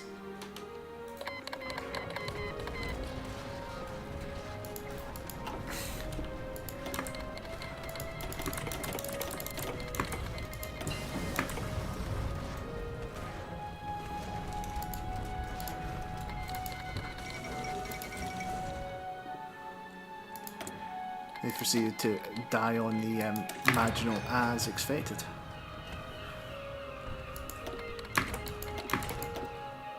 No, I don't want expeditionary forces.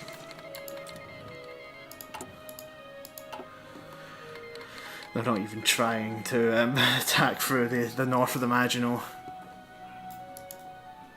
It would be foolish to do so. They've already lost 10 times the amount of men on my front line.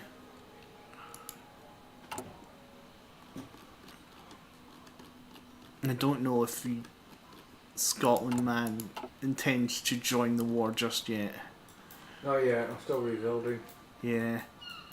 That's the case if after a civil war you got to spend time rebuilding. How rebuilt is my Maginot? Champagne. Champagne is still going here. Yeah, it's literally every bit from the Maginot that needs to be rebuilt. Oh well.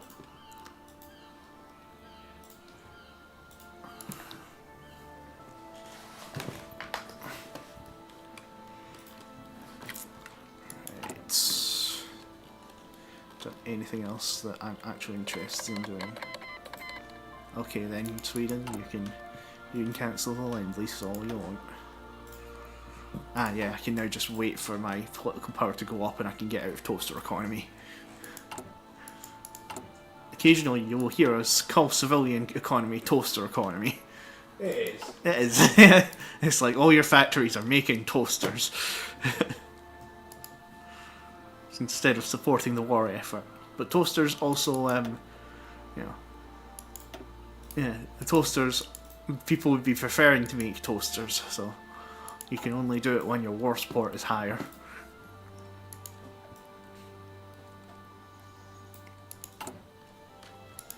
That being said, I'm still going to go all the way down this because military factories are necessary.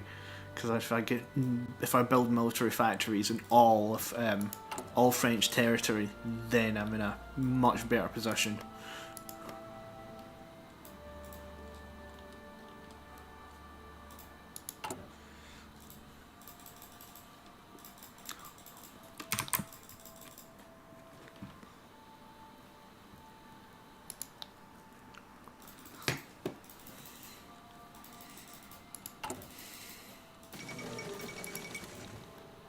There goes Denmark. Wait, I've got a navy.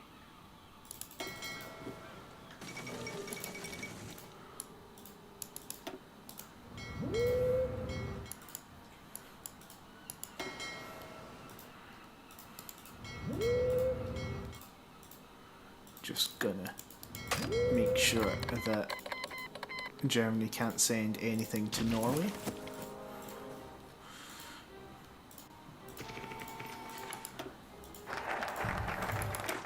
Because I'm able to defend the front line, that does mean that I'm able to just not have to scuttle my fleet. Now the Germans are trying to just send planes into the ocean, and they're not doing a very good job of it.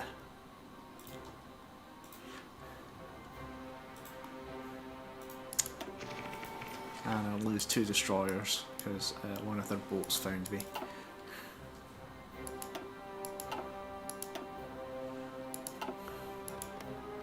Well, I'm doing something.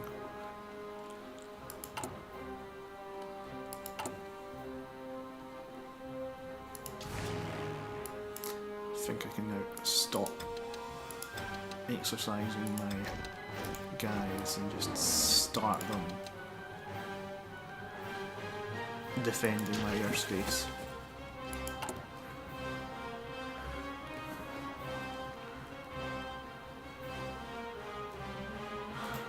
Losing fuel, so that's okay for now.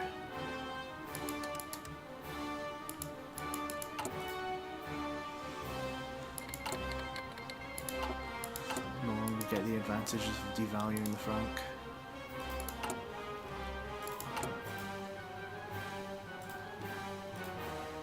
Yeah, soon the marginal will be complete.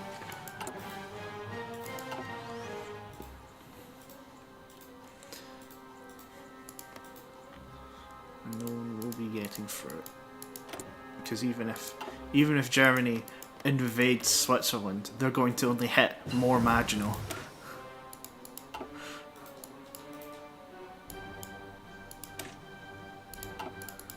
That being said, I need to stop researching industry and start researching things that help me get petrol because...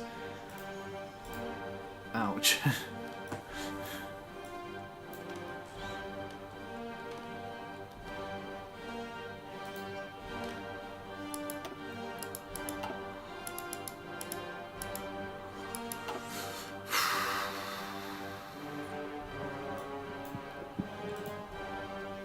Still, this way I can protect Norway without having to actually go to Norway.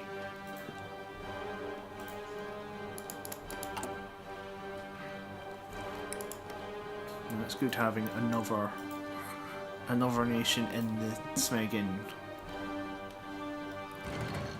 thing in the Allies. So I have a feeling what's going to end up happening is we're going to have to take Germany and then take the Soviet Union. And I have a feeling Japan's still going to end up at war with the Allies.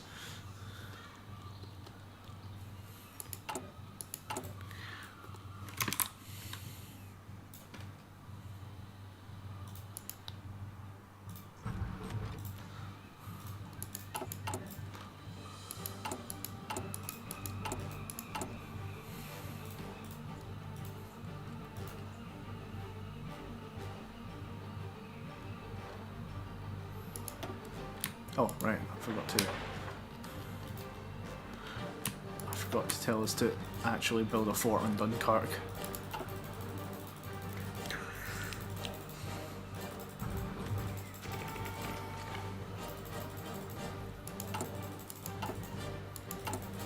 At the very least, once I've got the swinging synthetic oil researched, I should stop having oil problems once I've got all of those built.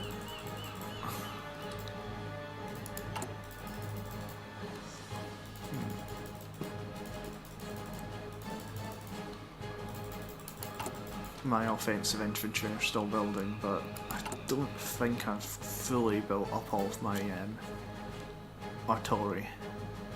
Pareil. How was my supply? Because it looks like everybody's out of it. I think it's literally just getting it to the front line that they're struggling with.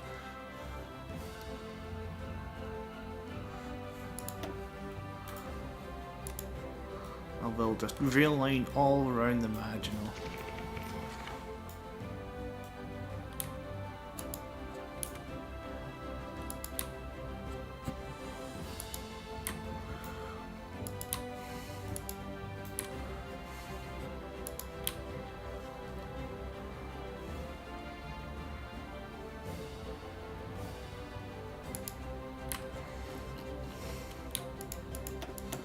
I'm sure I have time to do it.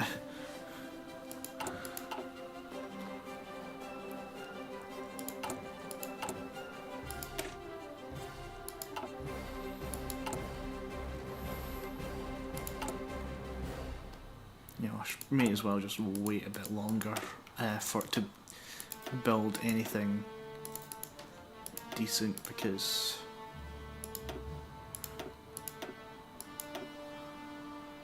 if I do that instead, yeah, because that'll give me enough breakthrough to probably actually break through the German lines.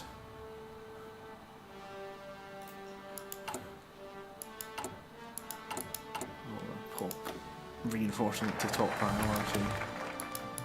Invest into West Africa. I need to do Indochina and Syria now. Jeez. Well, luckily what I'm building is cheap, minus the heavy tanks. Heavy tanks I'm going to swing and regret soon, I'm sure. Using the entire French economy to build one big dumb tank. But at least I got submachine guns on the go.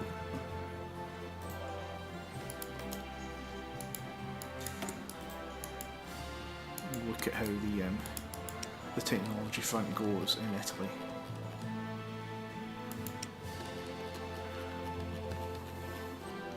Ah, you've got mechanised. You got mechanised now as well.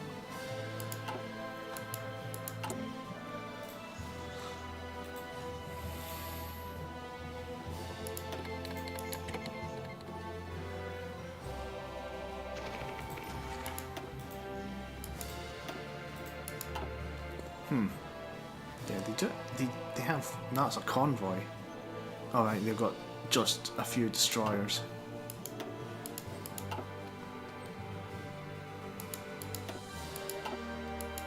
I'm surprised I'm not doing as well up there. Can I send most of the French Navy up there? I can.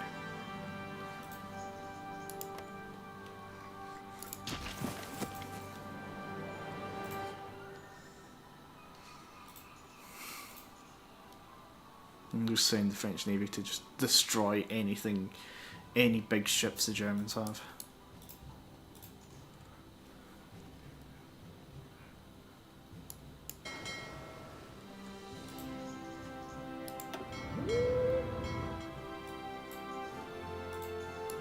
Just everybody go over there, because I don't think that there's any enemies in the Mediterranean yet.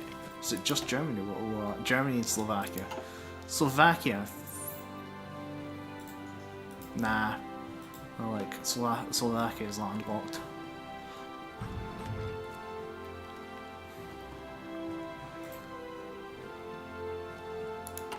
lucky, very landlocked.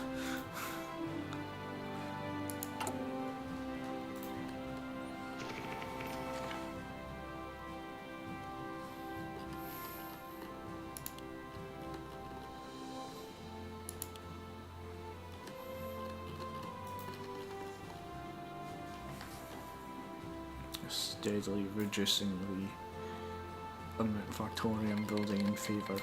Ah, yes. Japan has now declared war on China. China is not doing well.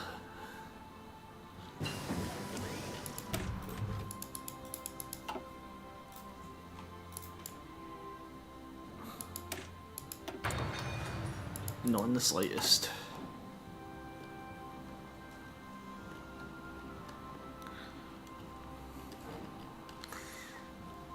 I don't think there's anything I can actually send them. Or our thingy is actually high enough. Yeah, I can't because they're not the same ideology.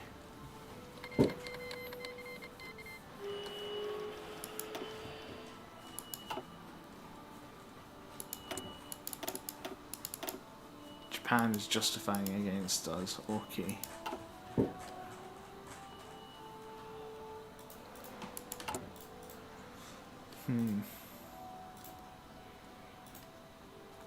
Right.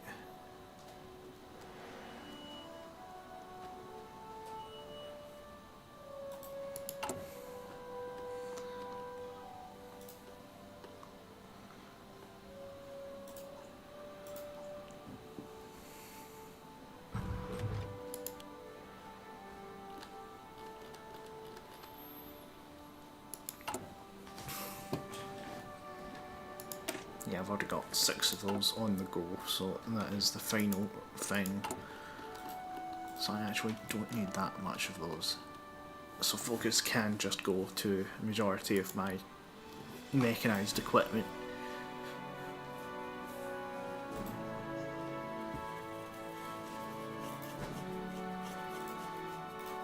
Oh, I'm out of petrol.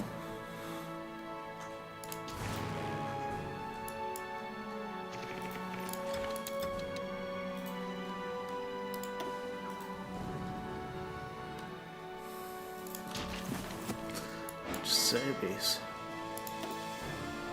Merge all of these forces. What is that? Oh, right, okay, yeah. You actually have flagships now. Afraid of the fleet. I wish you told me what a fucking tactical bomber was.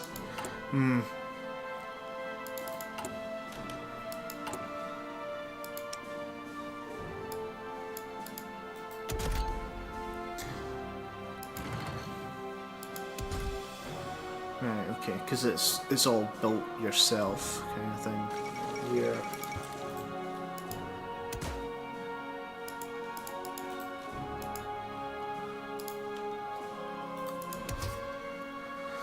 Strategic bomber weapons or naval bomber weapons.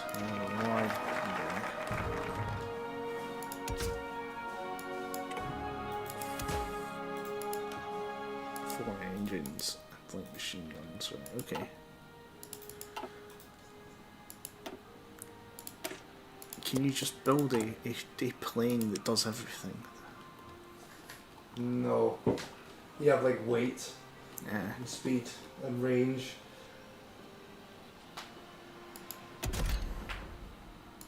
Oh, an interwar carrier airframe. How bad can I make a plane?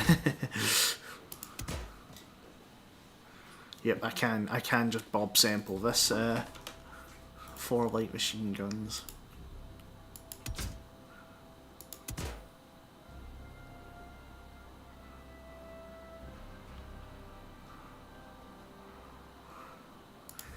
An anti-tank cannon.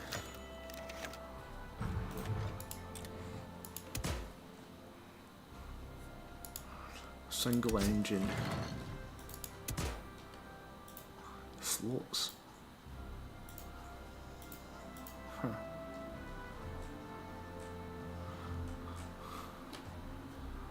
Non-strategic material.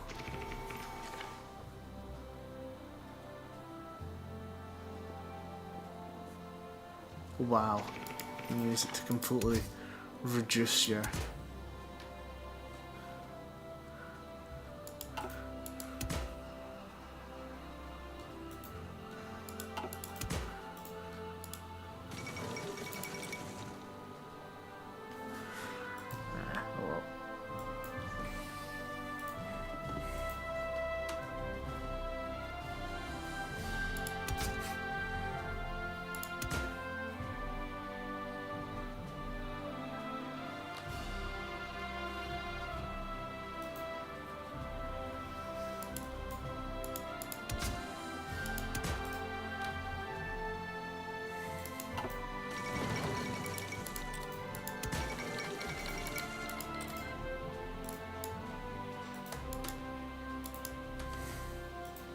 Ah, wait, exceeds frost, right. So we'll just remove that.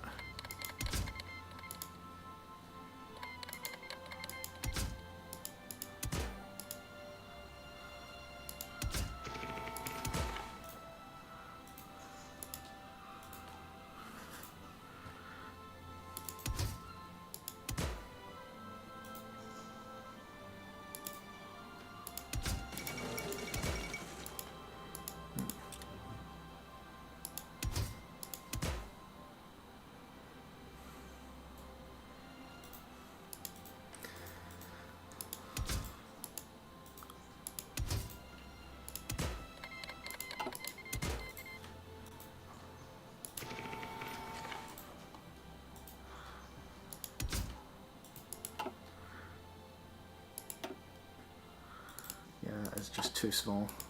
Oh well. I'm just playing around with the with everything now. Actually, that's Japan we're at war with now. I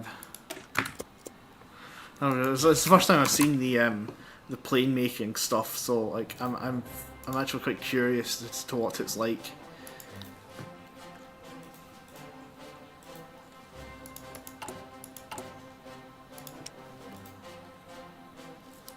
Large into war, medium into war.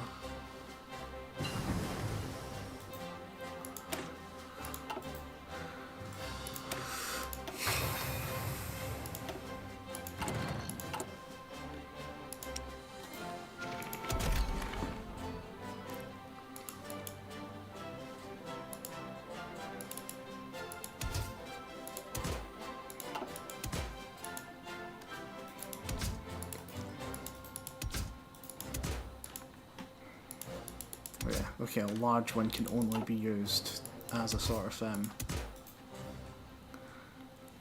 thingy. Huh, okay.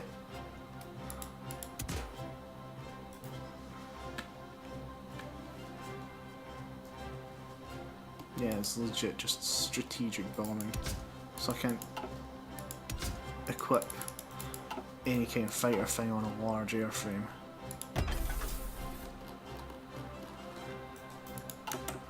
I have a medium airframe. I just have a medium plane that just does everything.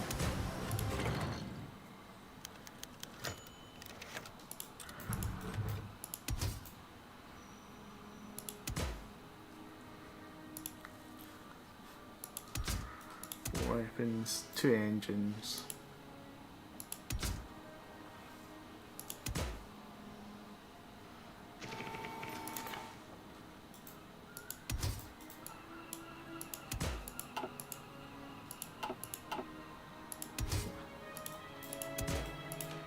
Four machine guns and medium non-bay closer support and an anti-tank cannon. And there, I think I have created a heavy fighter that is very cheap. I don't know why it requires aluminium.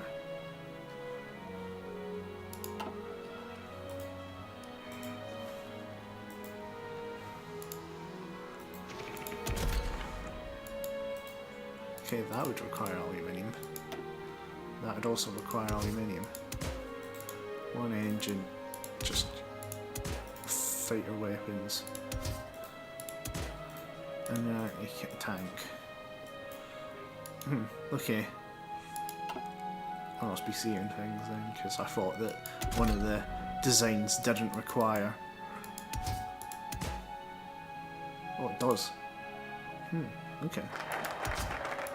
So if I do that, I give it four of those. One of those. Can I attach any more? Yeah, I can give it 2 more. Or could I give it any? No, I could. I can't give it more anti-tank. Oh well.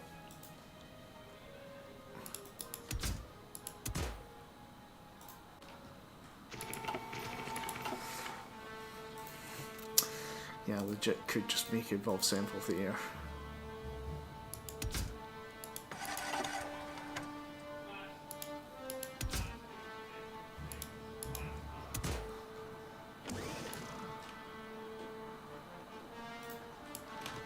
that's where the production cost comes from, how much engines you give it.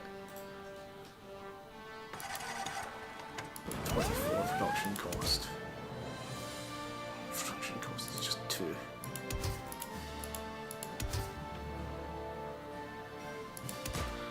The spare support weapons is just 5. That'd be a heavy fighter capable of quite a lot. So what if I give it the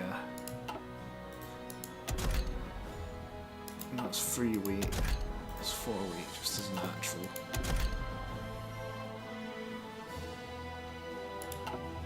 $60, $80. Okay, I'll start off with smaller frame.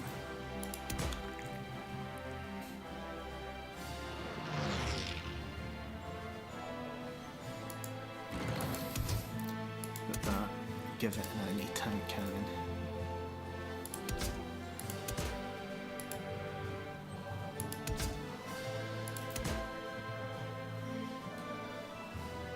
$24 versus 14. Yeah, just a slightly better run of those. And I have a plane that only costs rubber to build. Oh, okay. China won the war against the communists, which I don't think I can do anything about, so I'll just save and exit. You did it. Yeah. Oh crap, I've actually finished building the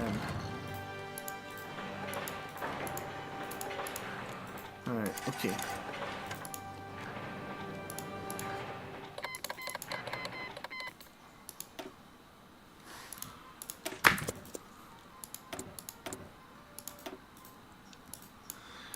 Yeah, okay.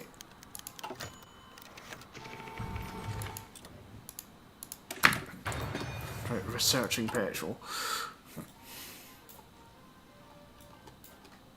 Man, time went on a fair bit from that. It's like hearing your Italian music? yeah. Yeah.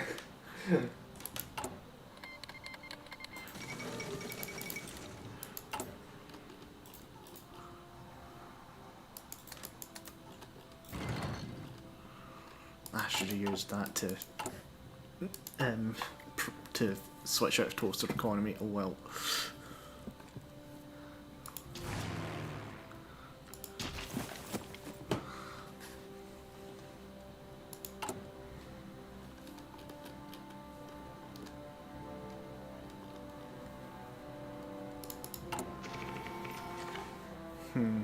It's actually looking like I'm going to be able to do stuff soon. So I'm going to build civilian factories in all my colonies, because my colonies are actually safe for once.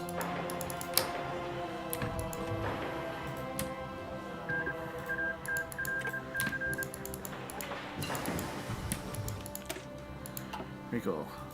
I'll now research assault rifles.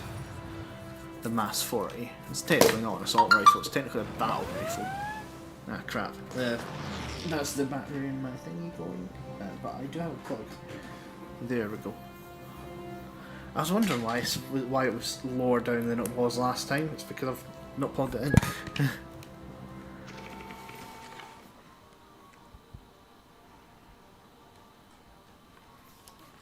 Right. Got doctrines available. I don't think I need to do any of the doctrines though.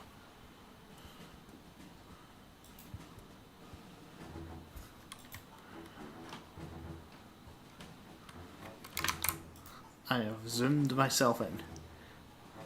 Doesn't seem to have zoomed myself in on the actual screen though. I think I need to do that separately.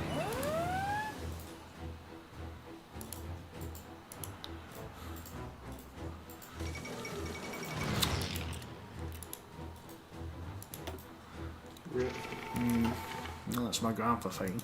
Great grandpa fighting.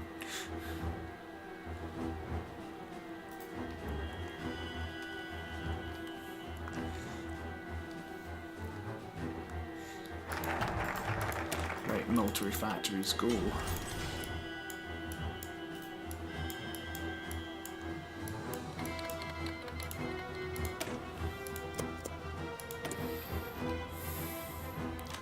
all heavy tanks. Just build me all the heavy tanks you can.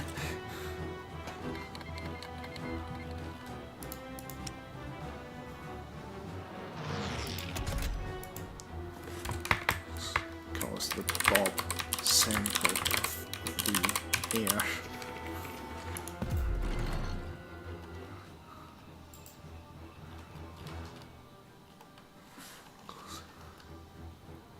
I can't believe that there's a close air support frame that's somewhat cheaper.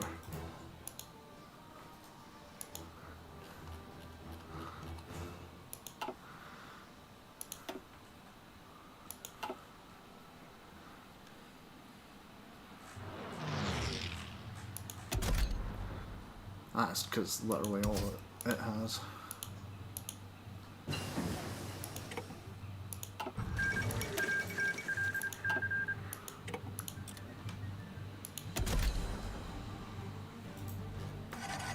It's just 18 it costs. Main costs 22.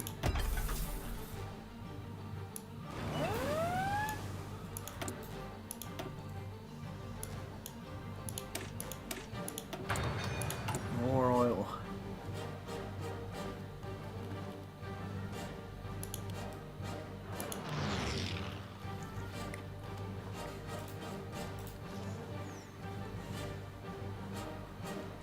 Oh, I should actually drill some. I should actually drill some snagging rubber.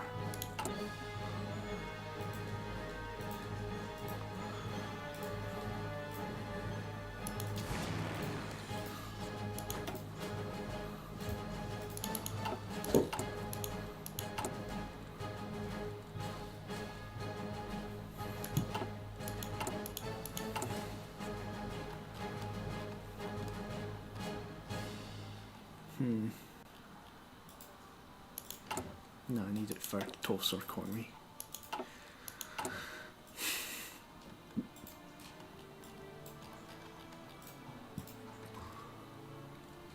At least I think my fuel's going up. Yeah, I'm actually making positive fuel now. Don't know if that's either my boats being dead or if that's probably is my boats being dead. Is Norway still a thing? Yes, it is. My boats have done their job. Time to build 1 million railways to the Alps in Yeah. preparation for just keeping those guys there. Yeah. Holding. Probably fucked enough forts as well. Yeah. Meanwhile, I'm getting my economy off the ground in order to mass produce fighters. Fighters and strategic bombers. My plan is to basically make like Dresden everywhere.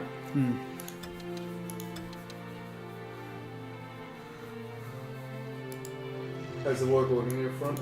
It's nothing is happening, which is good. Excellent. I'm sure that's exciting.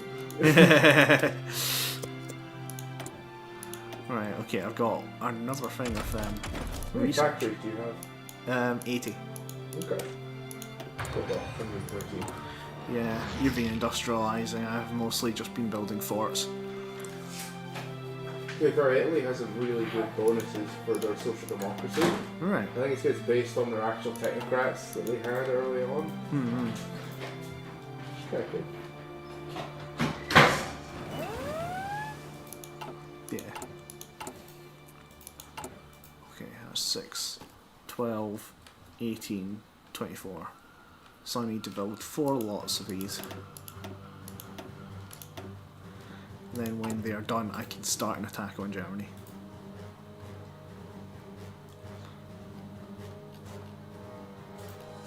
Because it really is just getting enough heavy tanks at this point.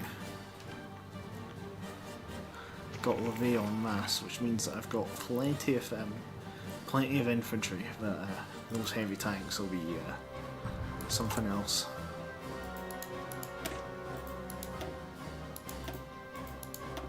In fact, I think I'll do this instead, because I've realised, like, there's no need to hold back in terms of mechanised infantry. I can build them for really cheap.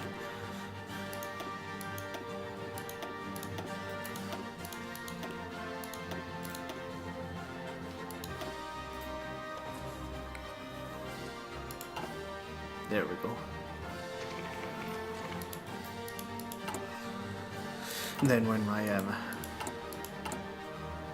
things are growing, my rubber's growing, then I can actually start harvesting a decent amount of it.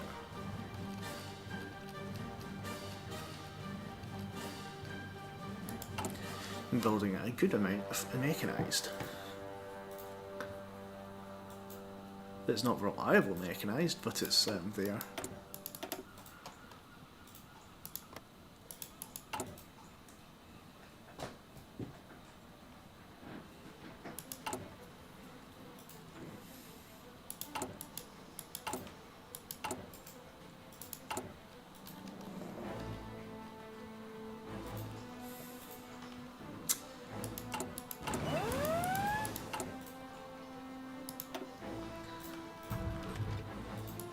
For advanced computers, I should probably go down heavy tanks because I've got bonuses to the research.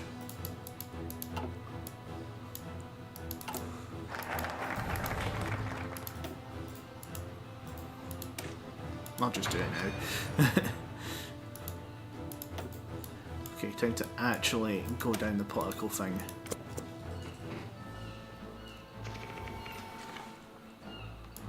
Especially now that I'm out of toaster economy.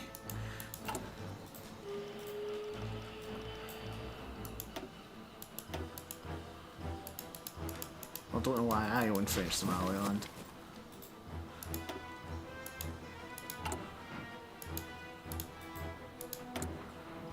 Back territory.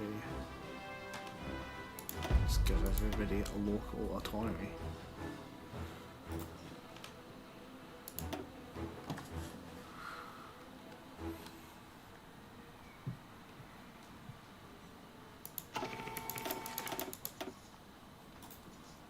I think everybody's going to be angry at me eventually though.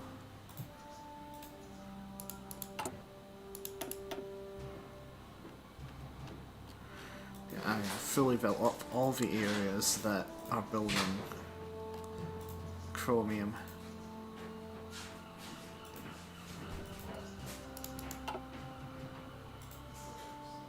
It's one of the bits I do is partially occupied though.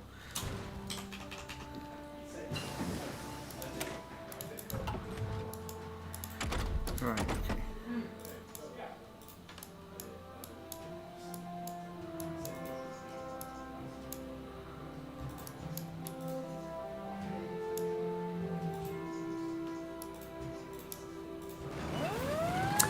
think I can get any of those.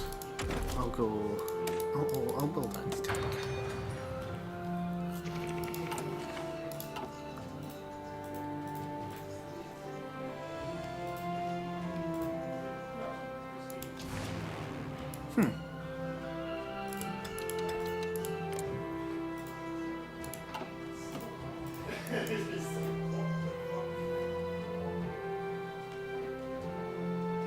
Ah, that's why my manpower is going down. It's because I've got total mobilisation.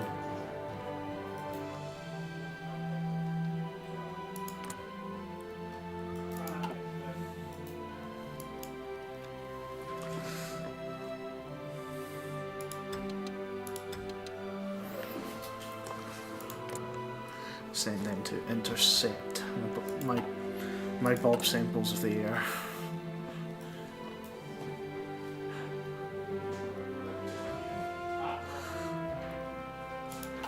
If anybody wants to know what a Bob sample is, there is once upon a time there was an ancient land called New Zealand, and it was a threat of possibly being invaded by Japan, and so it decided, one guy decided, in order to protect my nation, New Zealand, I must build a tank. And so he got a tractor and some scrap metal and he built a tank. And he called it the Bob Sample after himself. His name was Bob Sample. And speaking of stupid designs, Have a look at the new and improved designed aircraft. New and improved designed aircraft. Yeah, have a look. Yeah. I don't suppose you can look at what's on it. I don't think I can. No. Yeah, me. It's the Yi is a unique aircraft. It's massive production cost. Yep, I'm seeing that 159. Yep, but it delivers a lot of pack punch. First of all, it requires 80 people to maintain one. Jesus. It uses almost one fuel. Oh. However, it's really good at fucking up things. It has a lot of bomb bay doors. And a lot of turrets on it. Thing of armour. And a 6 turbine engine. No wonder it's so expensive. So, the thing doesn't actually tell me how much it is in terms of ground attack. So it's like, range 1800, that's good. Air defense 43, that's good. Air attack 7.5, that's okay. Agility 1. I wonder why. Yeah.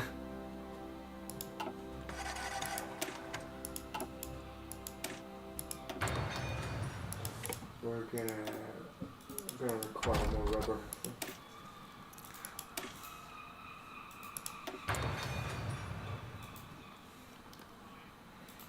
I'm just building tanks and I'm building fuel.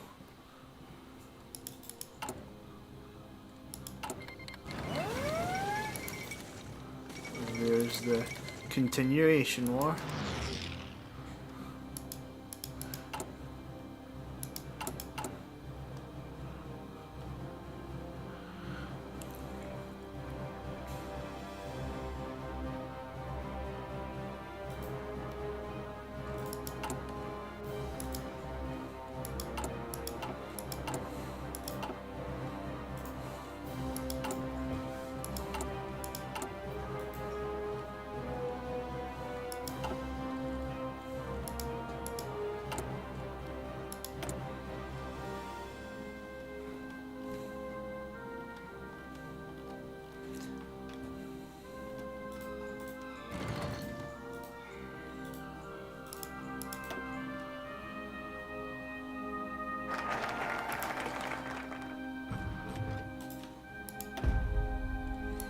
My attempts to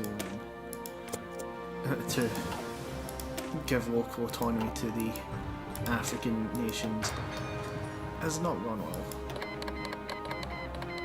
Yeah, sure, why not?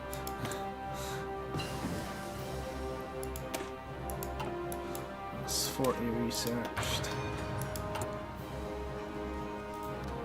That means I can start producing them. So now full-on battle rifles.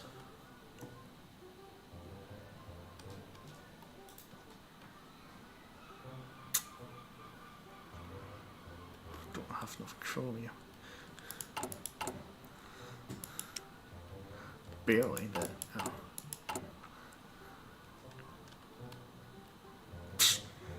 Smegan, it just sounds ridiculous, the Smegan, the music coming from yours compared to the music coming from mine. I gotta love it.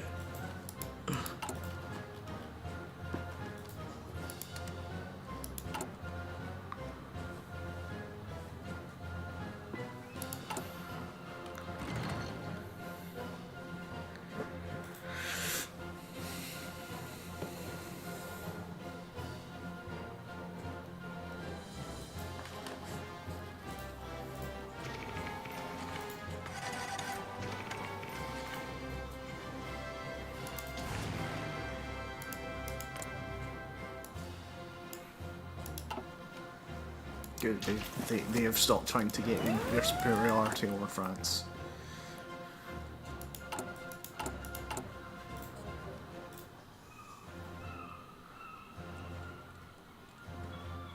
I've got no manpower.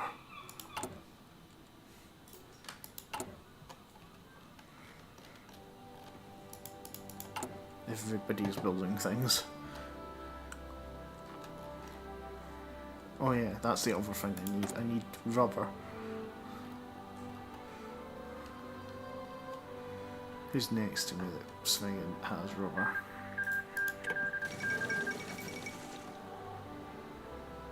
Huh.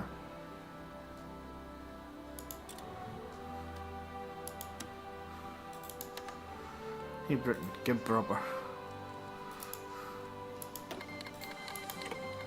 Sure, why not Yugoslavia?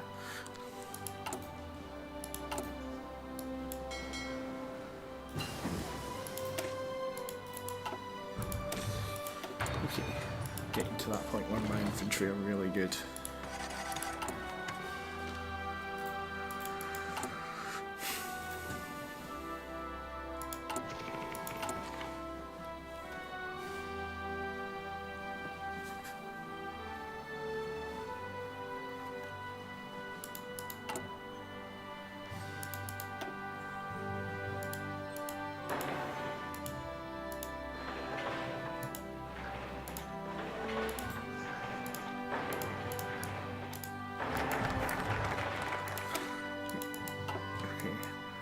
Really proposal because I need the manpower more than anything.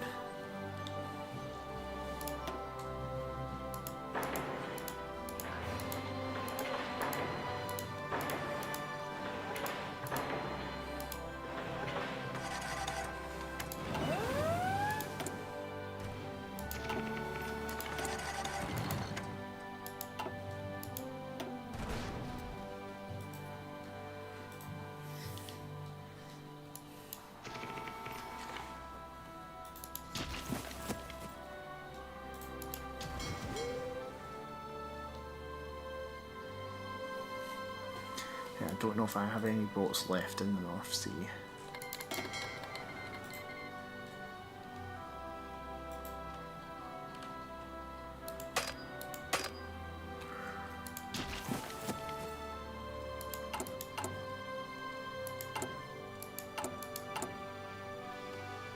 But whatever's happening, I do need more of everything now.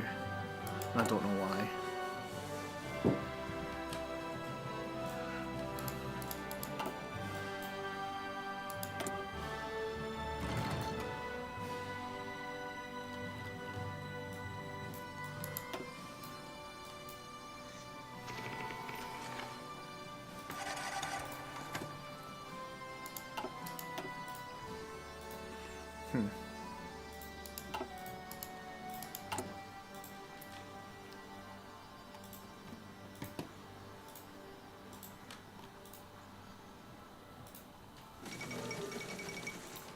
The United States protects the Dutch East Indies.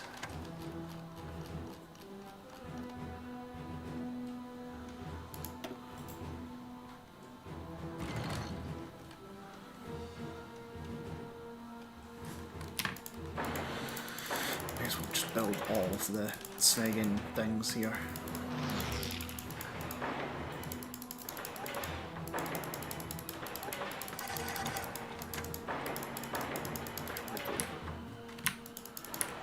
Literally all of the factories. Oh, apparently the football is almost on, so I'm going to turn on the radio.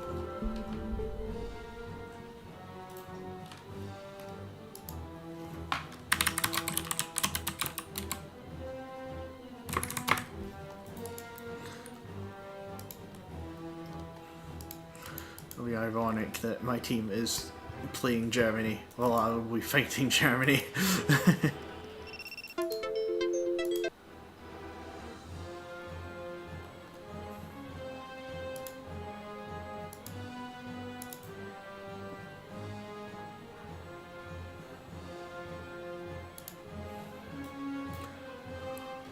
Let's hope that I don't get banned from anywhere that I'm streaming for listening to the radio.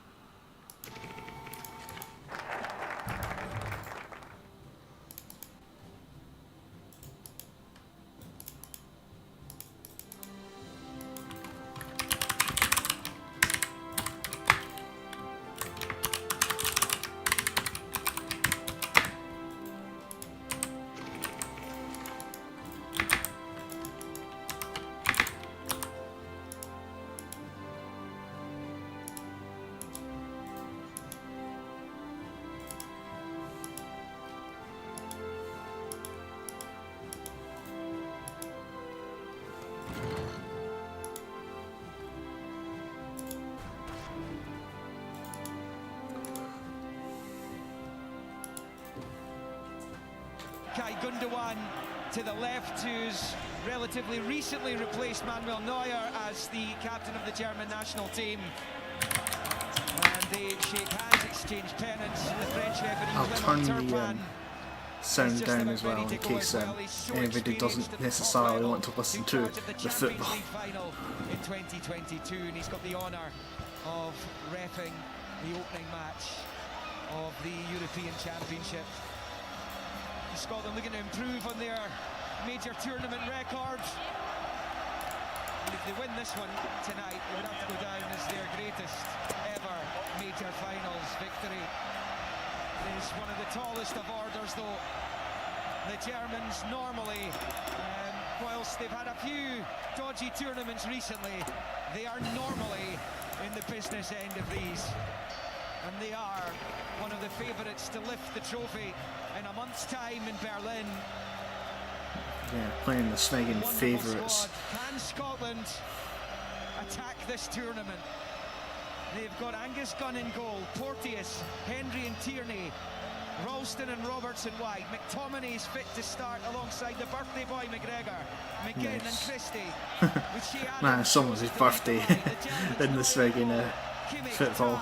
Rudiger, Mittelstadt, Andrich and Kroos, Musiala, Gundogan, Wirtz, and Havertz leads the line. Just about ready to go. The pitch is cleared. The countdown is on, and Germany, the three-time winners of this competition, get the tournament underway, shooting right to left as we watch.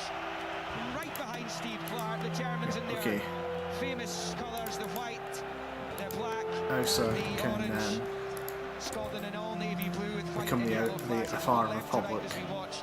It's picked up in the midfield there. And the Germans have it with Andrich of Leverkusen. Now it's back to the left of the centre circle for Jonathan Tah, his Leverkusen teammate. Out to Mittelstadt on the near side. Rolls it back to Toni Kroos, who's playing his final few matches of his illustrious career. One of the most decorated players in European football history.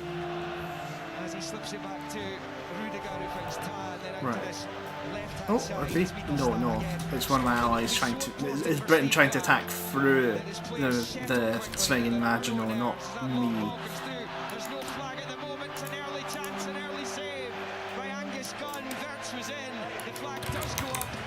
Ultimately over on the far side, but the also dangerous Florian Wirtz that's kick-off. was a long ball lifted over the top of the Scotland defence. That's controlled in the chest. immediately scary. Free kicks given for offside. Oh, thanks Smeg, I've got manpower. What a pass it was from Rudiger and to Fritz. He took a bit of a heavy touch on his chest, and Angus done it really well. Right, we're in the workforce, right. Thankfully the flag did go. I should actually have proper manpower Just soon. about half a yard offside, but a very strong start from the Germans. Well, apparently we're already, it's not that we're already losing, but we're already, the Germans are already doing well against Scotland. The Smeggin, they've already had a shot on target and saved by our keeper. Pretty quickly, I would have thought. William, no doubt about it.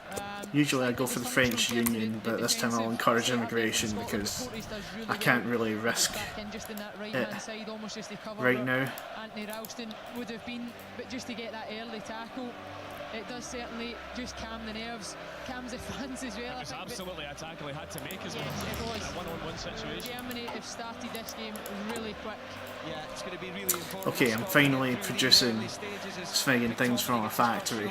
I'm producing factories now.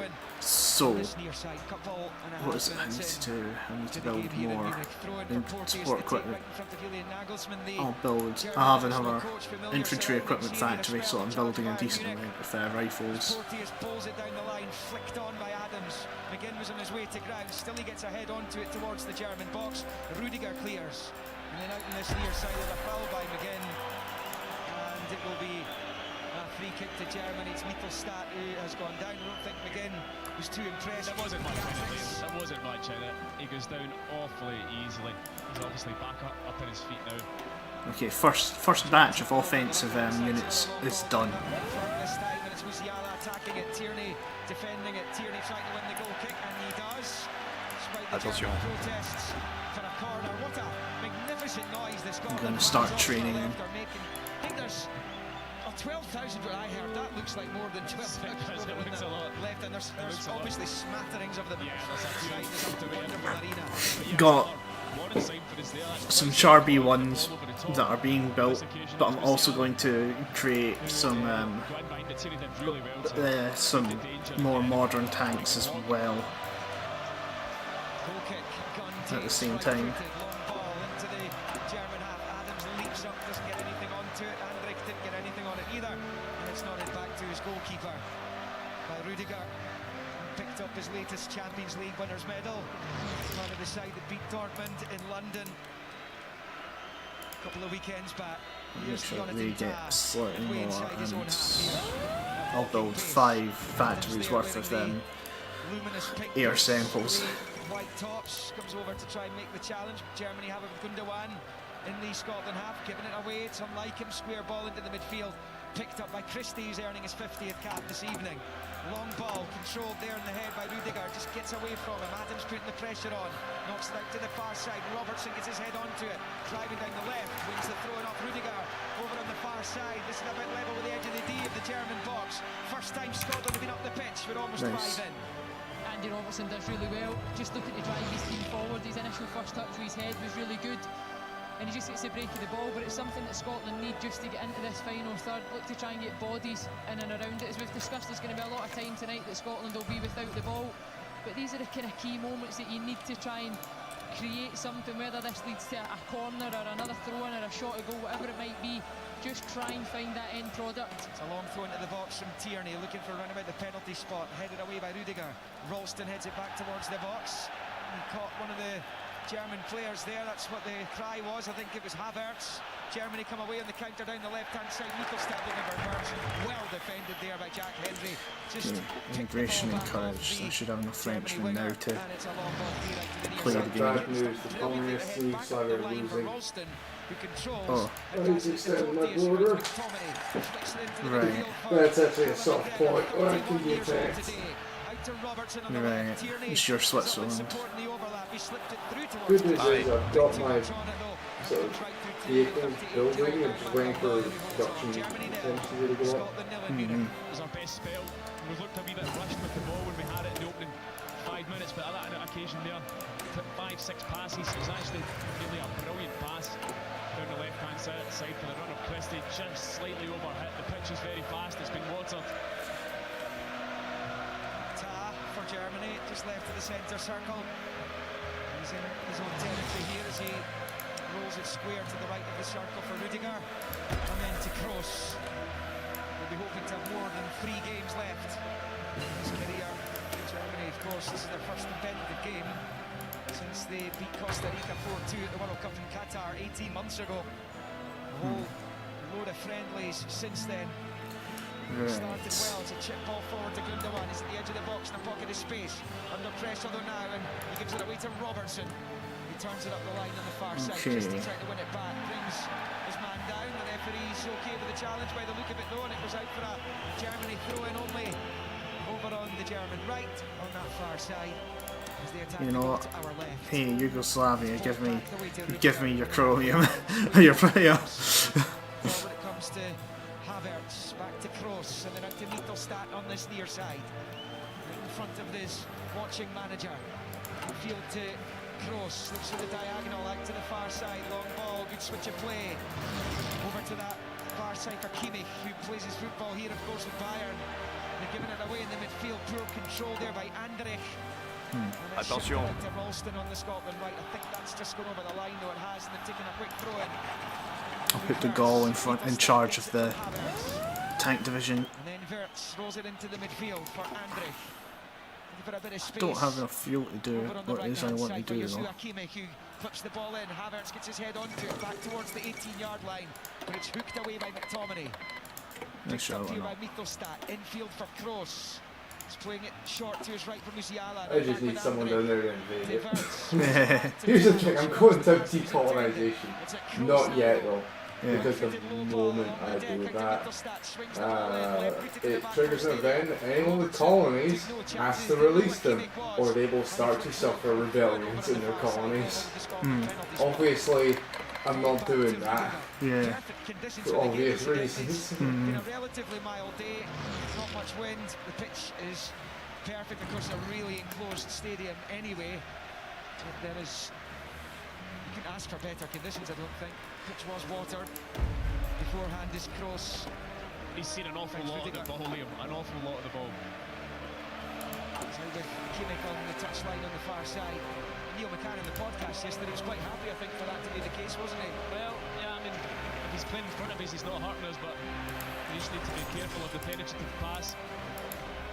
Scottish Football Podcast with you every day during the tournament. Scotland look to make inroads. It's out on the right hand side with Kimmich down the line.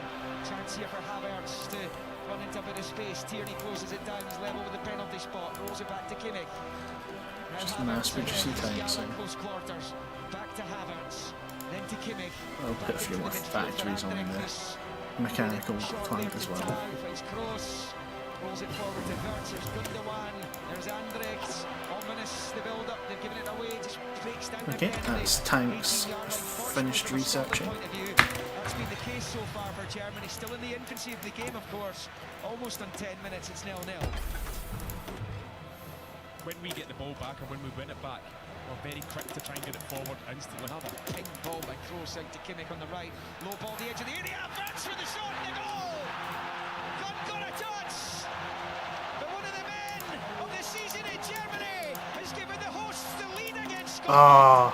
Gunn looks up to the sky and wonders what might have been. His touch wasn't enough. It kisses the post on its way. Germany scored. Across the bows of the Scotland number 1. And it's Germany 1. Scotland 0. Steve Clark's team behind. You know what? It's too easy, Liam. And the thing is, we know tonight Scotland will be without the ball, but when you drop as deep as Scotland have managed to do, we spoke about the variety of passing as well.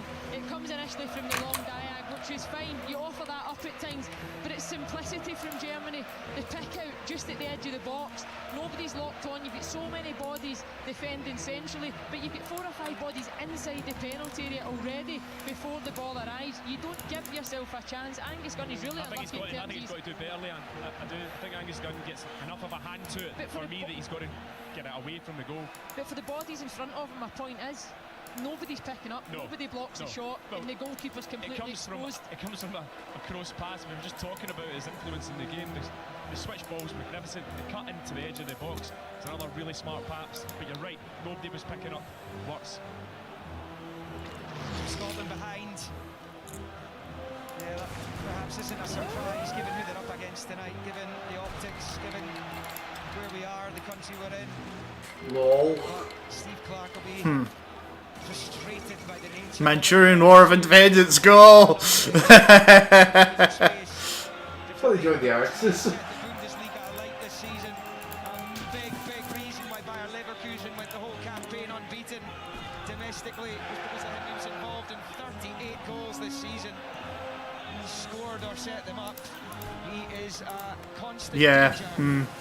Okay, well, stages of this game, and it is he who has Nagelsmann's Germany in the box seat here, and it's the dream start for the host nation. I just think we need to get our foot the on Japan the War of the Axis. It's been a Okay. very strong start from Germany. We've only had one real kind of moment of possession where we kept the ball for 4 or 5 passes, but when we do have it, like now for instance, we're giving the ball away too easily, and it just allows Germany to go again at us. We need to show more composure on the ball.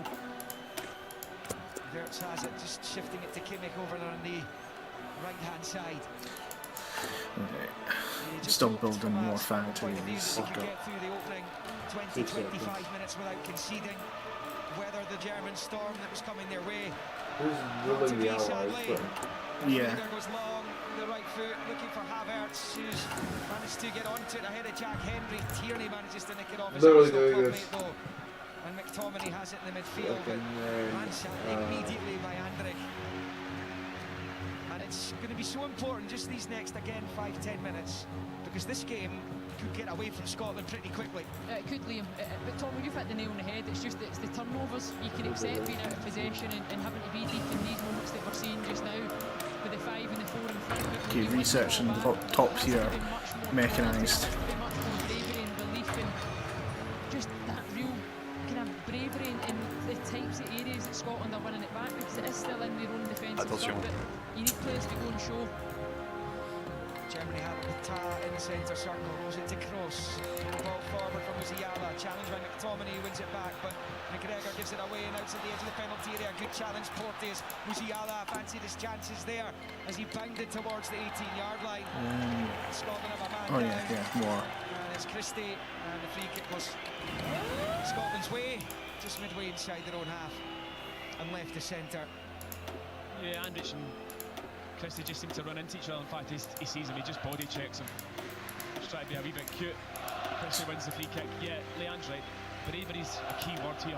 When we have the ball, show the belief. We're good players. We've got players in the middle of the park that can keep the ball. They do it at club level every single week. We've just got to show more composure. Ride out these next however many minutes until I'm now also get a foothold in the game. building more As you'd expect, refineries. Germany well on top in the possession, just over 75% at the moment. Scotland unable to get up the pitch really. They'd one little flurry, long throw from Tierney into the box, which the Germans dealt with pretty comfortably. Establishment down there taking a swig of water from his bottle, returning to his dugout. That comes back to They really don't want a ton to do. Steve Clark. We didn't see much of My him in the them, edge of the technical like area and the a lot of my friendly occupied games. territories don't seem to respond well to me putting them on local autonomy. I think it's because I don't have the manpower to just keep them going. Yeah. Hendry collects and rolls it low out to Tierney on the far side. Forward for Christie.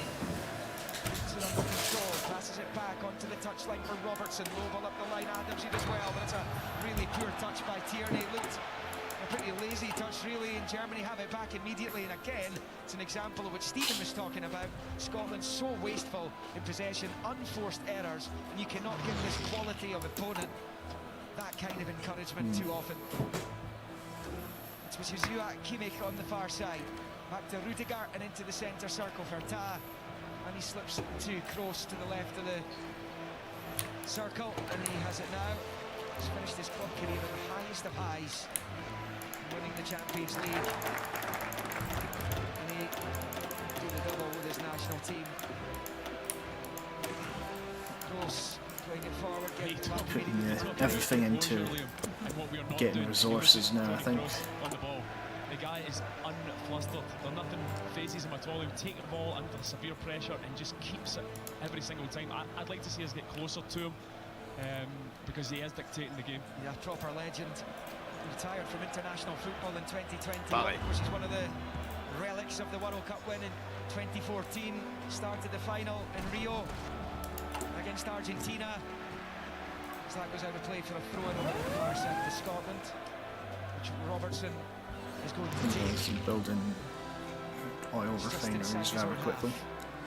Over on the far side, the other opening game in this group takes place tomorrow at 2 in Cologne. It's Hungary against Switzerland. We are going to cover that game tomorrow. There will be commentary of it. Hungary-Switzerland. There's a 2 o'clock kickoff. Over UK. facilities. Long ball comes up towards the Waiting for halfway the line. aircraft. Pushing it forward to Kroos. It's outside the centre circle. Forward to Wirtz. Loses out to Tierney. Did well. And again, McGregor can't control. Germany have it back again. And it's with Gundogan. Now with Barcelona. A terrific career at Manchester City. Winning the Champions League as well as a parting gift. Comes back all the way to Manuel Neuer, one of the 2014 alumni. And then at that point, I'm low on swing and steel as well. Adams, who's barely had a sniff, trying to get some pressure on the German defenders there. It's back with Ta. And then he plays it short out to the right-hand side for Kimmich. The festival of football is underway in Germany. We're 18 minutes in. The Germans lead Scotland by 1-0. Scored by Florian Wirtz. There's another long ball forward to Wirtz. Gunn commits himself, comes out of his box and gets there first and puts it up high into the air. And then drops down on the far side and out for a German throw-in.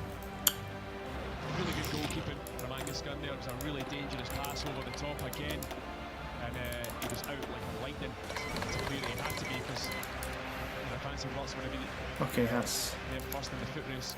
good. The Iraq surrendered very quickly because if they didn't, then Syria would be in danger. In terms of their mental focus when they win the ball back. Yeah, and Gundogan has stolen a march and McGregor, he slipped it through to Havertz. Chance here on the edge of the 6-yard box. Rolls it back and a chance for Musiala. Rifles it home into the roof of the net with the right foot. And Bayern Munich's Jamal Musiala has plunged Scotland into a state of depression here. Their big night in Munich is going horribly wrong against the hosts. And Musiala doubles the lead. And it's Germany scored another goal. Oh dear, oh dear. Top quality goal again from Germany. We can defend the situation so much better, but the pass Attention. from Gundogan into Havertz was absolutely magnificent. I think he should hit it. He doesn't. He chops back. You think the chance is gone. He lays it into Musiala's path, who then takes another touch himself. You think the chance is possibly gone, and then the finish is absolutely magnificent. High into the top corner. Gun no chance. It's brilliant. You're up against top quality. It's going to go either very wrong, David. We know that this Germany side Very right. cylinders certainly. But the quality Attention. in terms of the individuals in the Fucking moments, Italy. it's just brilliance in front of you. Man. What they force Scotland to do is they're so dysfunctional, Scotland, out of possession because Germany are moving the ball with such efficiency. So then Scotland have dropped so deep there, and again they're behind the ball. But Musiala just runs into the space, and his footwork's so good. The space just opens up, but Scotland are absolutely rocked, and you can see Steve Clark down on the touchline just trying to get the message onto the players just to calm down for the next 5-10 minutes. Can you try and stay in the game? But it's really tough out there. Germany have started this game immensely well. 13,000 people to fly. Ball down the right for Adams to chase. Tirado is there, he chaperones it behind for the goal. Let's get Willie Miller's thoughts. It's obviously not the start Steve Clark was wanting, Willie. No, all that optimism I think is drained certainly out of me and I'm sure the nation. We're getting a lesson, to be perfectly honest. Germany have control in every part of this game. Defensively, we're all over the place. I don't think we're getting close enough. Tony Kroos is just cruising down that midfield, and as young Stephen said, someone's got to get close to him. We've had a lesson so far, and Steve Clark will be well worried about how this could end up if we don't get a little bit more cohesion, particularly defensively, and try to close the ball down a little bit better than what we're doing. In fact, much better than what we're doing. Well, Willie was talking there, Havertz was almost in again. At least I'm distracting divisions. The difficulty now, Liam, is that you've started with this game plan that you've got the 5, the 4 and the 1. It's a shift for McGinn and Christie to working outside Attention. into the midfield.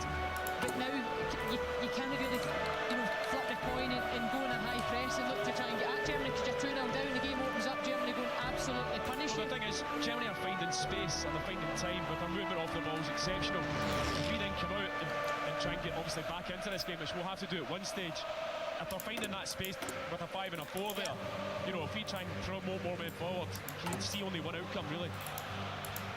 Scotland need to be careful because any thoughts and hopes of progression through this section on 3 points could be obliterated tonight by a scoreline that goes anywhere near north of this. 2-0 defeat here, you've still got that chance of going through to the next stage with 3 points. But if you lose 3, 4, 5, you can forget that. You're going to need to get to 4 at least. 4 should do it. As Ralston has fouled a Mittelstadt on this near side, level with his own 18-yard line. A quarter of the game has gone, and Scotland are chasing shadows out there. Yeah, I mean, we spoke about Germany, obviously the quality that they have with it being their home nation, opening the tournament. They have attacked this game with a real energy that we have doing the extraction bonuses. The energy that completely swamped us. they look lost. It's the fourth time they've hosted a major tournament. They got to at least the semis, the other three, winning in 74. Pareil. As McGinn finds Tierney. Can Scotland make some kind of impression on this game? Tierney coming down the left-hand side, looks up at the German box, crosses in, it's cleared by Ta. Havertz shields it for Gundogan. McGregor slides in, brings down the German captain, right in front of referee Turpan, and that will be a free kick to the hosts just inside the centre circle in their own half.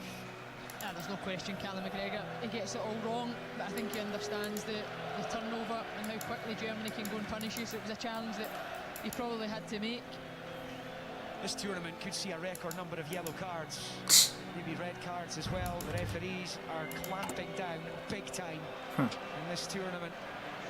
So Mittelstadt comes down the left, Ralston with a challenge, but doesn't really get the ball. Mittelstadt has it, plays it back to the edge of the box. Musiala's on it again, down he goes, inside the box. Scotland clear, penalty's given. Seriously. German penalty. Oh, Scotland players. What happened? Well, they need we've to given be away a careful. penalty. It's only the captain that's allowed to now speak to the referee. Musiala, the challenge I think started outside the box. He went down inside. And Scotland could be about to face a penalty kick here, already 2-0 down. I'm not sure if Tierney brings him down. Nah, I'm not I think he convinced. stands on What about Tierney's- Christie? It looks I feel like he almost clips his own feet as Is it a well. He combination takes of the both, first touch with Christie? his right. Well, Christie certainly falls It's not on the gonna be back of overturned. Musiala's right leg. I think it's Stein not turning that I over. think there's too much in it in terms of the contact and who's made the contact. He's in control of the ball, so Well, it's getting checked just now. It's hard to believe that All this right, thing Christie, hoping for a extremely reprieve cheap here. and But the way the mechanised tournament's thing. gone so far, It's actually taking ages to you build. don't fancy his I've got 15 chances. factories building them, You and have to see the they're first touch from really Musiala struggling. Before he went on that run into the box was absolutely sensational. They're checking to see if it's inside or outside. That's the debate. yeah. And I think it's actually Kieran Tierney that comes through just there, looking at it again. But if you ever needed anything to take the wind out of your sails at 2-0, it's certainly the prospect of a third goal. If this is given and this goes in, you do start to worry a wee bit. I think everyone of Scottish persuasion is already Pen. worrying, and the penalty stands. It survives the VAR check. No. Free kick. Oh, Oh no, he's given a free kick. No Hmm. penalty, yeah, free not a kick. penalty, a free kick. That's good. Well, there you go. A it free is a kick is reprieve. slightly further back than a Decided to penalty. be adjudged. So We're no still losing penalty, 2-0. Free kick. Mind you, There's a sigh of relief. But it's still a Tony chance. Cross from here. You know, he's a specialist at this. It is very close to the edge of the box. He's going to do well to get it up and down and over the wall. But he's got the ability, that's for sure. Hope I don't regret this. Yeah, this is still a massive opportunity. Regardez-moi. I mean, they always say when free kicks are in this position, it's almost too close to the goal. 26 in, Germany 2, Scotland 0. Alright. Langus can't have to There come goes up the with a big planes. one, even though Germany were denied the penalty kick. And it's still a free kick. And it is also tantalising for that all-star cast that stands over it. Kimmich, Gundogan, Havertz, Wirtz. Some of the best footballers in I'll Europe also attack on my are front. eyeing up this free kick, which is bang on the 18-yard line, almost dead centre, slightly to the right. Angus Gunn trying to sort his wall out. There are 4 Germans in front of it, making a nuisance of themselves. Here it comes then. Referee's just about ready. Which one of these talented German players is going to hit this? Kroos gets it from Attention. Gundogan, the low effort, that goal's deflected and Gunn holds on. Havertz with a shot Nice. in the end. He and it saved the stays free Germany kick. 2, Scotland 0, but my goodness, that was a nervy couple of minutes for the Scots. Yeah, but it's a huge sigh of relief. And Aye. hopefully the Scotland players can take a wee bit from it, because I think at the point you feel that penalty's been awarded, and the prospect, as I said, going three behind, only 27 minutes on the clock, could have been dreadful.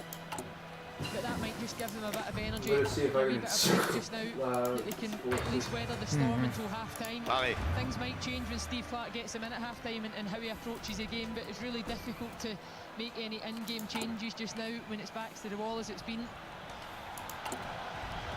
Yeah, Scotland have been through Attention. the ringer in the opening few rounds. Germany looking for the knockout blow. It doesn't come in that particular moment. Attention. Scotland have the ball in the German half. The first time in what feels like a long time. Andy Robertson with the throw. 2-0 Germany. It's Bolden field to McTominay. No finger in the FA Cup final. Almost prepared to start now. Manchester United. We haven't seen him since he gives it away. Looking for Robertson down the line. That's lovely footwork by Musiala. He dances away from 3, almost 4 Scotland players, and he's been fouled by McGregor. That's going to be a Germany free kick over there. I mean, these are magnificent players in Scotland jerseys tonight, but they are being made to look like they're playing several rungs below the Germans. Musiala's been incredibly impressive so far in this game. His feet are unbelievable. His technical ability is just off the chart. He's quick. He can clearly finish as well. Tirs ennemi. Package. Kimmich controls in the right, slips a low ball into the Scotland box, right to the 6. It's with Gundogan, forced outside the area, passing it back to Kimmich, and he plays it short to Rudiger. Kimmich and Rudiger exchange passes. It's back out with Kimmich over on that far side.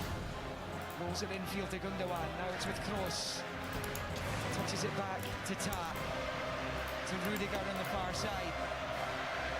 Jonathan Ta has it here. It's the confirmation of the VAR call there. Penalty cancelled. Foul was committed by Scotland's number 11, Ryan Christie, outside the penalty area. So they weren't even looking at Tierney's involvement. It was all about the Christie challenge. Tirs ennemi. And it's with Kroos, almost bang in the centre spot. Finds Andrich, now with Kroos. Shifts it out to the right-hand side for Kimmich. Bang on the half hour here. The Germans leading by 2-0. Rudiger slips it forward, low ball, straight to Jack Henry, and Andrich has brought McTominay crashing to the ground, and the yellow card's coming out here for the Germany midfielder. He's protesting. Oh, I've Again, lost as I losses. said, these kind of fouls will not pass by referees now. If you come close to endangering an opponent, you're going to get a yellow card. His boots slightly raised. I do think he gets the ball right. Allez, on se bouge. But you're right, Liam. There's going to be zero tolerance for any kind of. It was made perfectly clear at the briefing yesterday in this stadium that even if you get the ball, it's not enough. Yeah. That's not enough. The biggest thing is mobbing the referee. That's the thing that will be punished immediately. Simulation. If you ask for an opponent to be booked, and we see players from some countries do that, that will also now result in a yellow card. Long ball for Scotland up towards the 18-yard line. The Mittelstadt take over as Christie tried to get onto it, and it's headed back to Neuer, who could have set up a hammock between his sticks so far. So underworked he has been. As Kroos plays it up the line on this near side for Mittelstadt. Back to Ta, and he squares it to Rudiger.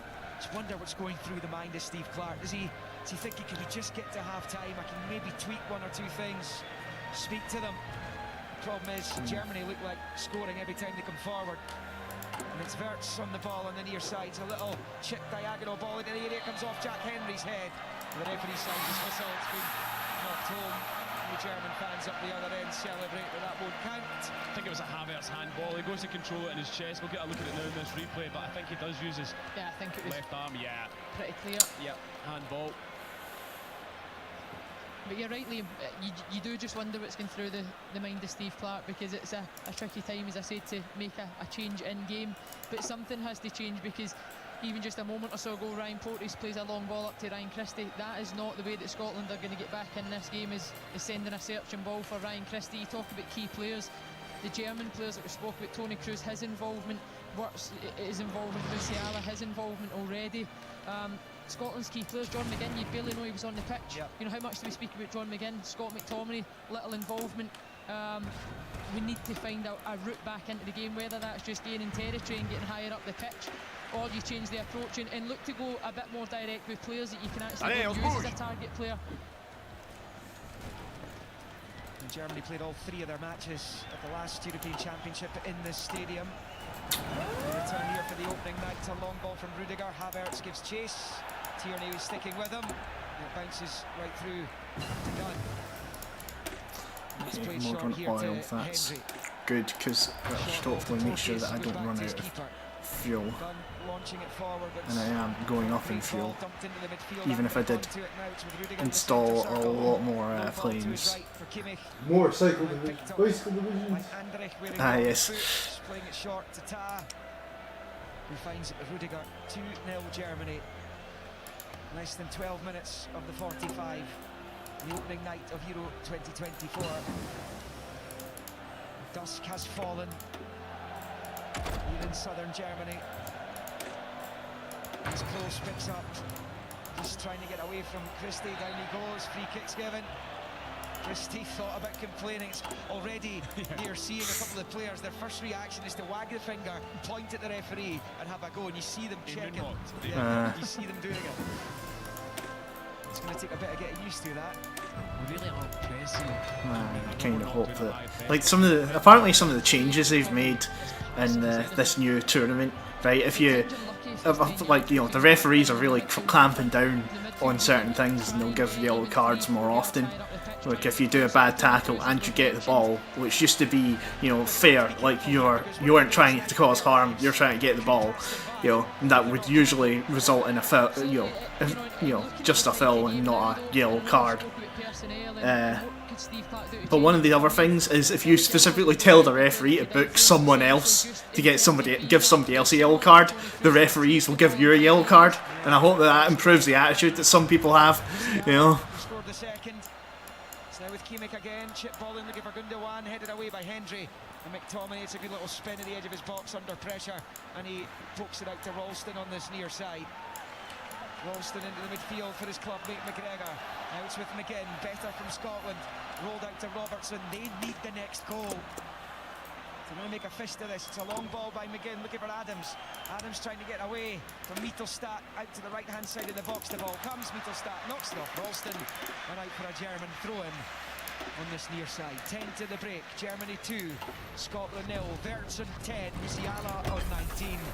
It could have been worse than that penalty, Stu. It was just nice to see us there in that last phase of play actually promote me further up the pitch. Whether it's 5 or 6 players pushing towards to try and get into the Germany's final third, just not doing it enough. We're not asking them a single question defensively.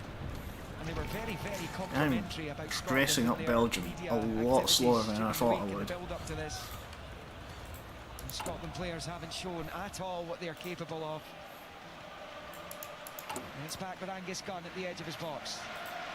He's not under any kind of pressure, just rolls it short to Hendry. And he's got Porteous out on this near side. You don't want to be defeatist, but is there a case to say that Steve Clarke would sign up for a 2-0 defeat right now? I mean, that does sound defeatist given how much of the match is left to play, but this is only going one direction, that scoreboard right now. Yeah, no, I think you're right, you know, because we've mentioned how damaging it could be if you concede any more than 2-3, if you're looking seriously to try and get out the group. And I just think for confidence as well in the first game, you don't want to take a heavy defeat, you don't want players to feel demoralised getting into game 2. Attention. You want them to feel like they've at least put in a performance that they can be proud of, even if you lose the game. Man, my guys are attacking if we can get to half-time, so slowly. Steve Clarke will view it differently and just give everybody a chance to take stock, just get a breather. It's been a tough start to this tournament. Over the last couple of years, Germany have been beaten 5 times on home soil. One of those occasions was with fellow group rivals Hungary, who won here, as did Belgium, Colombia, Japan and Turkey. Ukraine managed a couple of draws in that time as well, including in that recent friendly match as Adams goes down, fouled by Ta. Free kick Scotland. And this is about level with the edge of the centre circle in the Germany half. We need to make the most of these situations. This has to go into their box, ask them to defend it. McGregor is leading the free kick for McTominay. Ralston's there too. I think given paucity of attacking moments that they've Here we had. go, They need to Mark go Zero. big men into the box and just try That should be a much cheaper but 100% reliable mechanised infantry device. and he's behind This Neuer is on the goal something new. line. An Austin McPhee special coming up. Well, Austin McPhee's down there on the edge of the technical area. McTominay is over. Of course, he works with McGinn at club level too. I think it's an Aston Villa special. Yeah, McTominay flights it high to the left-hand side of the box. Porteous gets his head onto it, but only to the benefit of Ilkay Gundogan, who comes away with it, and he dinks it forward. A bouncing ball awkward for Ralston, facing his own goal. Stabs it back the way to Robertson. Plays it short to Gunn with Wirtz in close attendance, and he gets it away first time. So we didn't see the fruits of John McGinn standing inside the goal frame there, as Tierney tries to knock it up the line for Christie. Comes off Kimmich, but it breaks Christie's way down with the corner flag. Christie's on the ground at the moment. Rudiger for company. He's done well when he knocks it back off Kimmich, and the German number 6 clears up the line. McGregor gets onto it, but he can only pass it out for a throw-in to the Germans on the far side. Almost 39 on the clock, 2-0 to the hosts. I mean, if there's a positive to be taken, it's the fact that Scotland really haven't started at all. They've not put any sort of quality together in possession, so you would hope that come the second half, if the scoreline remains as is, heading in at half-time, that they can look to just try and influence the game a bit more. But set pieces, What is it I was we've meant just to seen, do? I are so need this. important, and it's I come need to political nothing. power for And if something. anything, it feeds into the hands of Germany, with then play in the transition, because it literally, there's zero end product from it. It's with Antonio Rudiger over on the far side. Oh yeah. Slips into the left of the centre circle for Ta. Out to Mittelstadt on the left. McTominay for company. He's got Wirtz to the left-hand side touchline. That's where it goes. Wirtz has it. Now level with the penalty spot. Jinks on to the right, just inside the area. Rolls it short to Gundogan. Scotland cannot afford to concede again. Rudiger has it. He's gone for goal. Spectacular effort from the centre-back, but it's a comfortable hold for Angus Gunn. There are 4 more capable in front of goal Germans in front of Antonio Rudiger, who are a bit annoyed, a bit peeved. It was a strange Set decision. have a go, but if you play for Real Madrid, I suppose you can have a pop, can't you? Yeah. But yeah, the wrong choice. Sports Sound here on BBC Radio Scotland, one of the biggest international matches in living memory here. Scotland opening a tournament as they did in France in '98. But there's no real shoots of positivity here, unlike on that occasion. Wirtz has it now on the left-hand side of the area, taking on Porteous. He's just standing there, teasing and tormenting and knocking it back to Musiala. Now Mittelstadt to Wirtz. Mittelstadt and Musiala again. They weave their way through. It's back with Jonathan Tah. Short ball with the right insole there for Musiala into the touchline. Mittelstadt, Wirtz, and then Musiala back to Tah. At the very least, it does seem like it's oddly enough guns that I need. I don't know how I've managed to get low on guns. Kroos finds Andrich. I feel you. And Tony Kroos right-footed, switches it back out to the left for Musiala. Scotland being tormented by the German number 10, and here he goes, dancing his way through. Finds Gundogan, out to Kimmich on the right-hand side. Delicate ball in, the header, the save, on the rebound. Gundogan can't get there, he goes down. Kroos shoots, it's blocked, and behind it goes. I'm starting to actually advance in Belgium though. Gundogan's down, and I think he feels he was fouled there, inside the box. Porteous was the Scotland defender. Porteous flew into a challenge. It was a block to try and stop the shot. It's brilliant play again by Germany initially. The wee dinked ball in, Gundogan with a header. Angus Gunn puts it back out into a very dangerous area.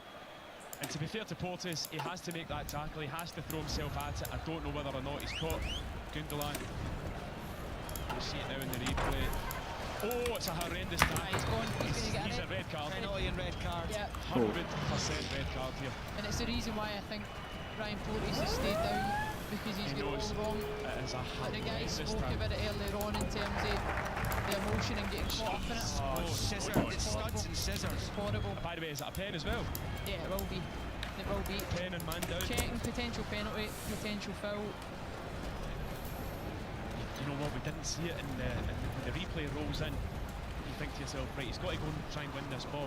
But he lands completely two-footed on Gundogan's ankle. Gundogan will be doing well to get up from this, by the way. It's a really poor challenge. Willie Miller.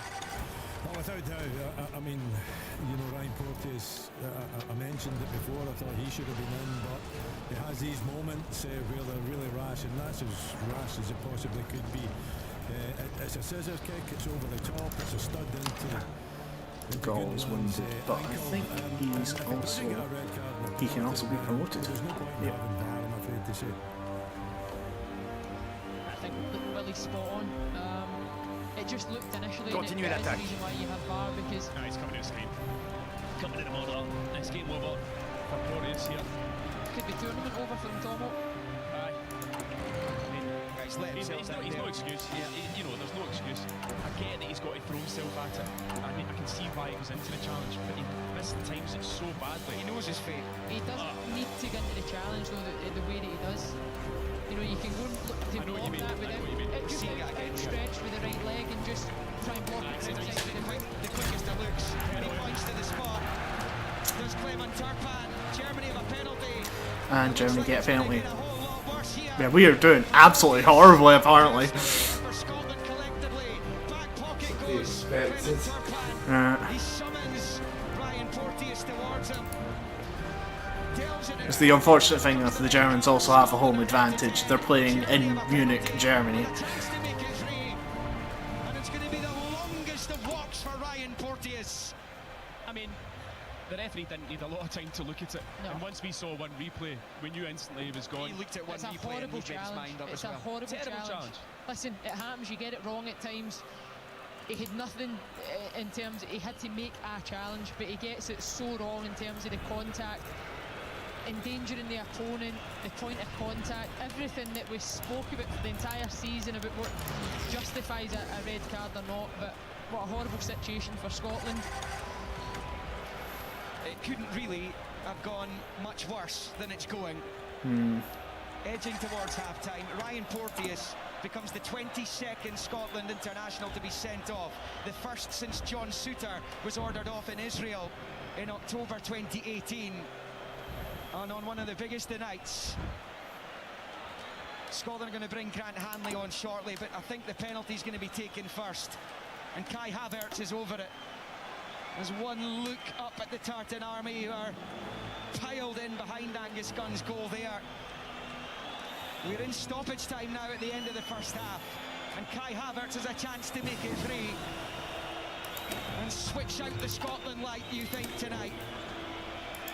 The big number 7 waits for the referee. Scotland fans doing their best to try and put Havertz off. He scored 16 times for his country. Is this to be number 17? Kai Havertz made to wait a while. Here he goes, left-footed, and scores!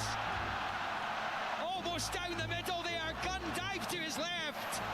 But Kai Havertz scores, and the Scotland fans who came here for a party are watching the Germans have a party of their own on the opening night of their own tournament. It is a mauling in Munich, and 10-man Scotland now stare into the abyss. It is Germany 3, Scotland 0, and it ain't even half-time. Horrendous. I mean, there's no question it was a penalty kick. It's expertly taken by Havertz. He looks and waits for Gunn Garde to ball. make his movement, sees where Gunn goes, has a wee stop, and then just puts it into the middle of the goal. Composed class from a top player. But, you know, you've got to say, from Ryan Porteous' point of view, what is he doing? We're already 2-0 down. It's hard enough as it is. This is now just mission impossible, and it's about, you're right, Liam, it's about hanging in and trying not to lose by 5 here. Yeah, that's bleak looking. That's the record scoreline, by the way. The record margin of defeat in this European Championship is 5 goals. There's been a handful of 5-0s and a 6-1. But Scotland, well, the supporters must be fearing the worst here. This is already going horribly wrong for Steve Clark. And this could end up being a real night of ignominy now. It could be, and it's tough because Ryan Porteous, he's left the field, but you just feel now for the players that are out there, because as I mentioned, even at 2-0, it's hard to change the game. It's hard to look to find a solution, because Germany, to be fair to them, they've been bang at it. They've moved the ball really well. They've got at Scotland, they've forced them into their own defensive third at times, really pinned them back in. Scotland have been unable to get out. in terms of the game plan and the way they've looked at approaching things. Then you lose the third goal, you then lose that player, you get down to 10. You know it's a long night, and Germany will just smell blood here, because for them, they've probably been waiting for a day that they can give these fans something. You know what I love, Dave? At the opening game The of this fact tournament, that and I it have could not be going any committed better for far them. more war participation than you have. For the entire time, I've lost a lot more dudes. That'll probably be why you've got so much more participation. Going to wait until half-time. There'll be a certain change. It's a back four at the moment. 4-4-1 essentially. Unfortunately, I'm also being pushed back in Belgium. I just need to wait for another thing, if another 6 divisions to be finished and made. It's just that I need to get the tanks and stuff. Ralston rolls it to McGregor. The edge of the box. The referee's going to blow for half-time because McGregor passed it back there. Well, this is exactly the start the locals wanted to their tournament. They've ragdolled Scotland all night so far. Florian Wirtz giving them the lead on 10 minutes. It was so easy as he flicked it home from the edge of the box, despite the best efforts have gone. 9 minutes later, it was Musiala who fired home a wonderful finish into the roof of the net with the right foot. Scotland survived a penalty check. Ryan Christie with a foul at the edge of the penalty area. It was deemed to be a free kick, which they couldn't make the most of. Continuez d'avancer. Then Ryan Porteous with an absolute moment of madness. He's let his team down, his country down. Sent off with the chopping challenge on Ilkay Gundogan in the box. It wasn't originally given as a penalty. Eventually, after the check by the ref, it was. Sent Porteous off, and Havertz duly dispatched the spot kick. And the Tartan Army, well, they're going to be drowning their sorrows in Marienplatz tonight. I can assure you of that. They've just got to hope it doesn't get much worse, because their team have looked like a rabbit in the headlights all first half long. And at half-time here in the Allianz Arena in Munich, it is Germany 3, 10-man Scotland 0. Germany versus Scotland. Sports Sound, live from Munich. Bringing UEFA Euro 2024 home. Listen on BBC Radio Scotland and Sounds.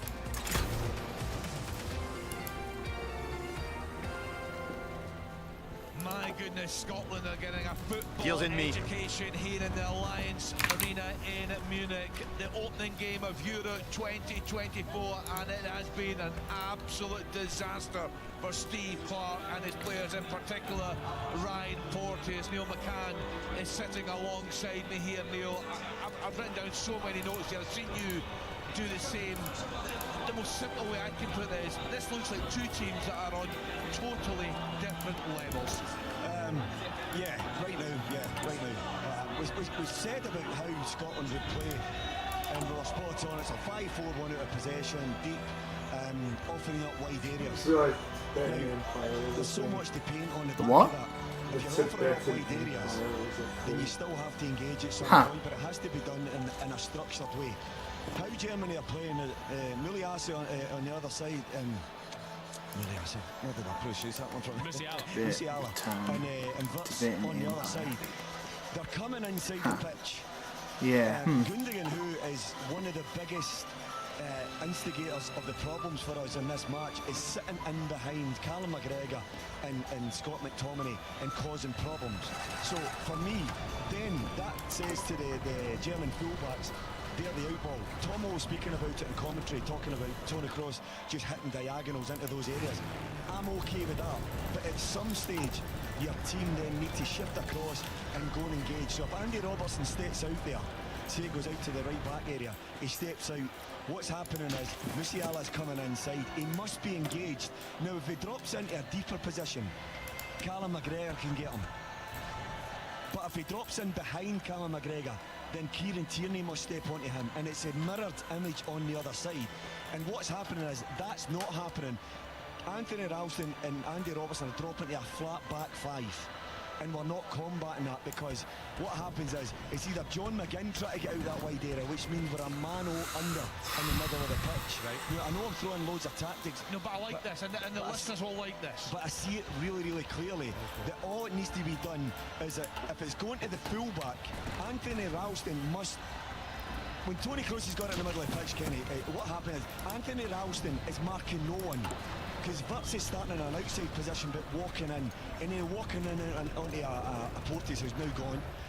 Continuez What d'avancer. should happen is Ralston or Robertson just need to threaten a little bit, step up 3 or 4 yards. Now, that pass then becomes under pressure, and they might not hit that pass. They'll then try to penetrate, but that's where our 4 midfielders are staged. McTominay and McGregor central. The guys are at least and getting a McGinn lot of and battle Christie just experience from ahead and a fighting in little Belgium. up. But too many times, and I'll tell you what happens, McTominay is ahead of the game. He can't be ahead of the game and leaving Gundogan in behind. He's ahead of the game, the ball goes into that area, bang, we're 1-0 down. What happens in the second one is McGregor tries to bite onto Gundogan. He's a superb player, by the way. He rolls him. Yeah. He's there and then behind. We're in bother. Superb feet, great finish. We're 2-0 down. And then Willie and I discussed it. Ryan Porteous, he's too emotional. He was my biggest fear tonight once I saw him on the pitch. I understand that he gets ahead of Hanley because maybe Hanley just didn't show enough in the Finland game. But he's so over emotional. He's so rash. That is a leg breaker. Every day of the week, that's a leg breaker, a red card and a penalty. And he's absolutely killed us. Now, I know I'm saying he's killed us. The game's gone at 3-0. But structurally, Germany were pulling us apart, Kenny. They're such a good team. Tony Kroos, I'm not bothered with him dictating the play for deeper areas, but it's what he does in the pass and the transition once the pass is in play, how we moved and we were pulled to bits. That was a horrific challenge by Ryan Porteous. You've got to call it as it is. It's actually quite a difficult one to watch again, isn't it? It's horrible, and it could have been really bad. But what I would need to say, having watched it back as well, Angus Gunn tonight hasn't painted himself in glory, by the way. The first goal, Tomo, At the very least, in Belgium, it's not a clear fight. They're struggling to push me back, but I'm also struggling to push them back. Yet combat is still happening. Do you not think, the Porteous, what he should be doing is I have the better KD. There, he's got to try and be a block rather than a tackle. But it's only 4-1. Just try and get something in front of the ball. You're not going to win that ball. You're not going to win it by a tackle. You've got to try and block it. I mean, what he's actually done is he's combined that scissor challenge with an over the top into the ankle. It's horrendous. I'm watching it again. I mean, Me too. it actually makes you feel a bit sick. Gundogan's really lucky because Gundogan's studs are in the ground, and he's fortunate that his studs actually. The United States is willing to sell me stuff. Otherwise, that's a snap. That's a snap. It's horrible. It's a horrible challenge. And what he should be doing is just trying to block the ball rather than trying to. I don't know what he's trying to do because he's not going to get that ball in that challenge. In that tackle. Continuing to level their cities. That's what he was wanting to do. Was take the player out. Hopefully the levelling of their cities is going to help us just take it. Just take them. He's very rash. Bobby Madden's just sitting up above I've got them targeting their supply, rail, infrastructure, military and excessive force, contact above civilian the ankle, factors. endanger safety. Yes, Making contact with the you ball push fully just wear over them that down. level of force. It was an absolute shocker of a challenge. One thing, Neil, just what you talked to us about is, because you guys That are going being to be said, down on fuel the is my park. main. What is it like?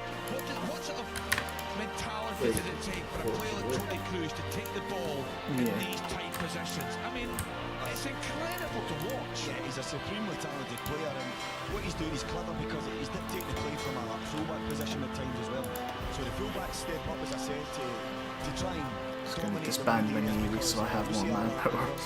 So when the fullbacks step out there, the two centre-backs are splitting, but Tony Kroos is just coming out because he knows that Scotland are funneling back through the midfield. So once he gets it, he's Hey, you can just stand your Navy.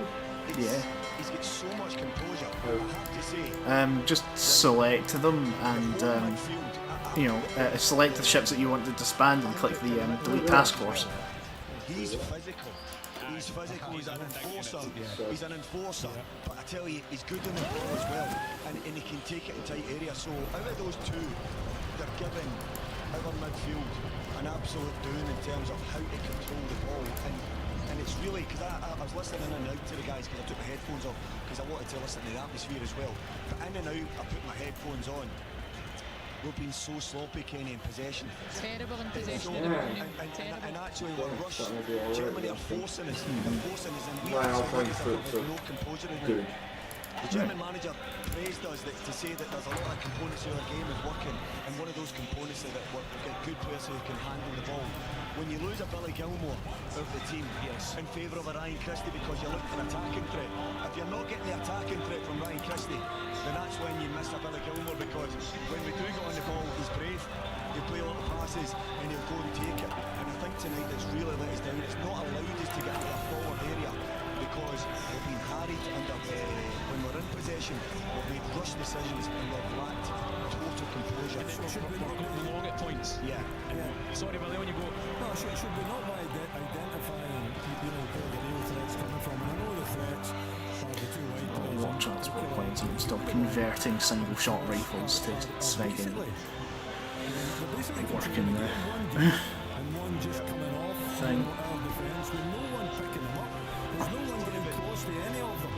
When Gundogan sits in behind the midfield, you've got three centre-backs against Havertz. Now, Havertz's movement is excellent. The two white players are coming short and spinning. I'm okay with that. But when Gundogan sits behind the midfield, one of your outside centre-backs has got to say, I'm stepping on. Or in the middleman, I'm stepping in. And then you just narrow up. Svegan's Air Force has been annihilated. Central ones to actually go and engage. But they're not doing that. They're just sitting in place. And Gundogan is... Really, honestly, you as a centre-back, surely you've got to say, I'm getting in there. And I wouldn't be getting in there, but somebody would have been getting in there because I would have been telling them to go in there. Do you guys think, and this may sound ludicrous given the level that a lot of our players play at, the occasion has perhaps got to some of our guys tonight? No, I don't think so. I think Germany started the game very, very well. You can see it right from the off. A couple of balls over the top. They've been really aggressive. And our shape and our game plan was to sit in and try and frustrate. That goes, as soon as Germany scored the first goal, that's kind of gone. And we didn't know how to react. We didn't know how to change it on the pitch.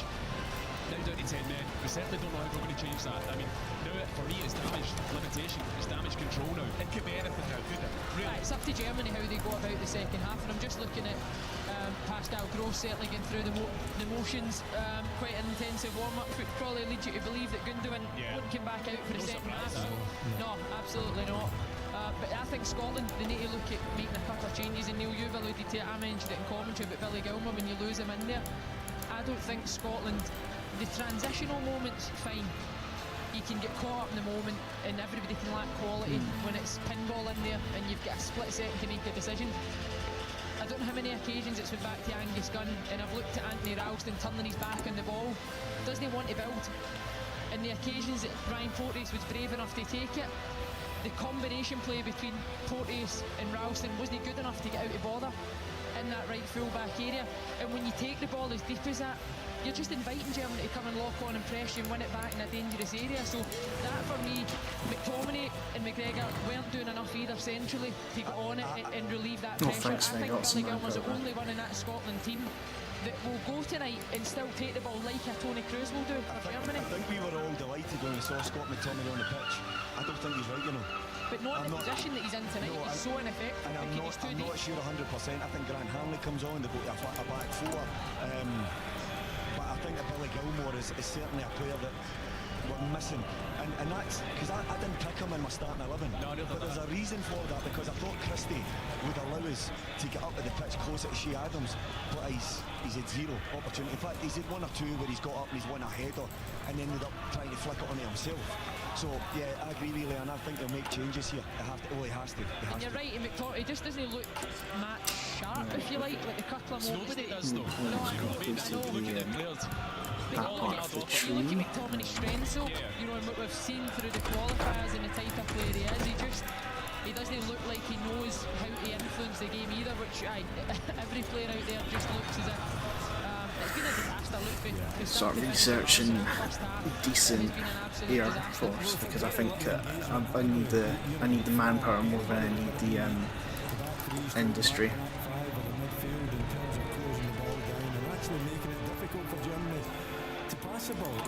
The other thing I would say is it's a masterclass from the Germans, and sometimes you've just got to say they are wonderful players. That's a magnificent team, and for all the talk beforehand, could they handle the pressure? They've been outstanding. We have been way off it. Absolutely agree with that, but they have been magnificent. They have, I would write down pace, energy, class, movement. They're an absolute joy to watch. Increase the amount of factories building artillery guns. Often enjoying the coverage, a sense of occasion. Jim Newland has run off, and I think Jim was buzzing for this game. He's just messaged to say, oh my goodness guys, where do we even start with that 45? Men against boys, start to finish. Well, Jim, I think it's going to be a whole lot tougher in the second half. We're seeing Andy Robertson leading the players out there, Stephen. What on earth did he say to them? Hanley's on. Hanley's coming on. What on earth, as a captain, can you do in that park? At the very least, I have enough petrol this There's time. nothing you can do now. The game is gone. The game is gone and we're down to 10 men. And as I said previously, I think it's about damage limitation. And just trying to make sure you can out this second half with a clean sheet. Can he utter these words, Tom? Can he utter these words to his teammates? Damage limitation. As a player, he can do that. Down to 10 men? Yeah. I think that's the only option at this stage. I'm just looking at the team. Is he taking Shea Adams off? And put Ryan Christie up top now? Yeah, that's what's happened. That's what's happened. Right, guys, let's get back to our commentary team. Let's hear more from Leanne, from Stephen, and from our match commentator, Liam McLeod. The three-point route to the last 16 has almost been extinguished, and it certainly will be if there are more goals going to rain in on Scotland in the second half. Grant Hanley on for Shea Adams, and Christie's going to lead the line. And as It's not Ilkay. I'm just going to say, it's come off Liam, actually. It's Andrich. Yeah. At the very least, the line is holding. Off Pascal Gross of Brighton and Hove Albion. He's a club mate of Billy Gilmore's, comes on as the second half gets underway. Scotland do so right to left. Thank you. Blue, Germany in there, mostly white, but with the red and black as well.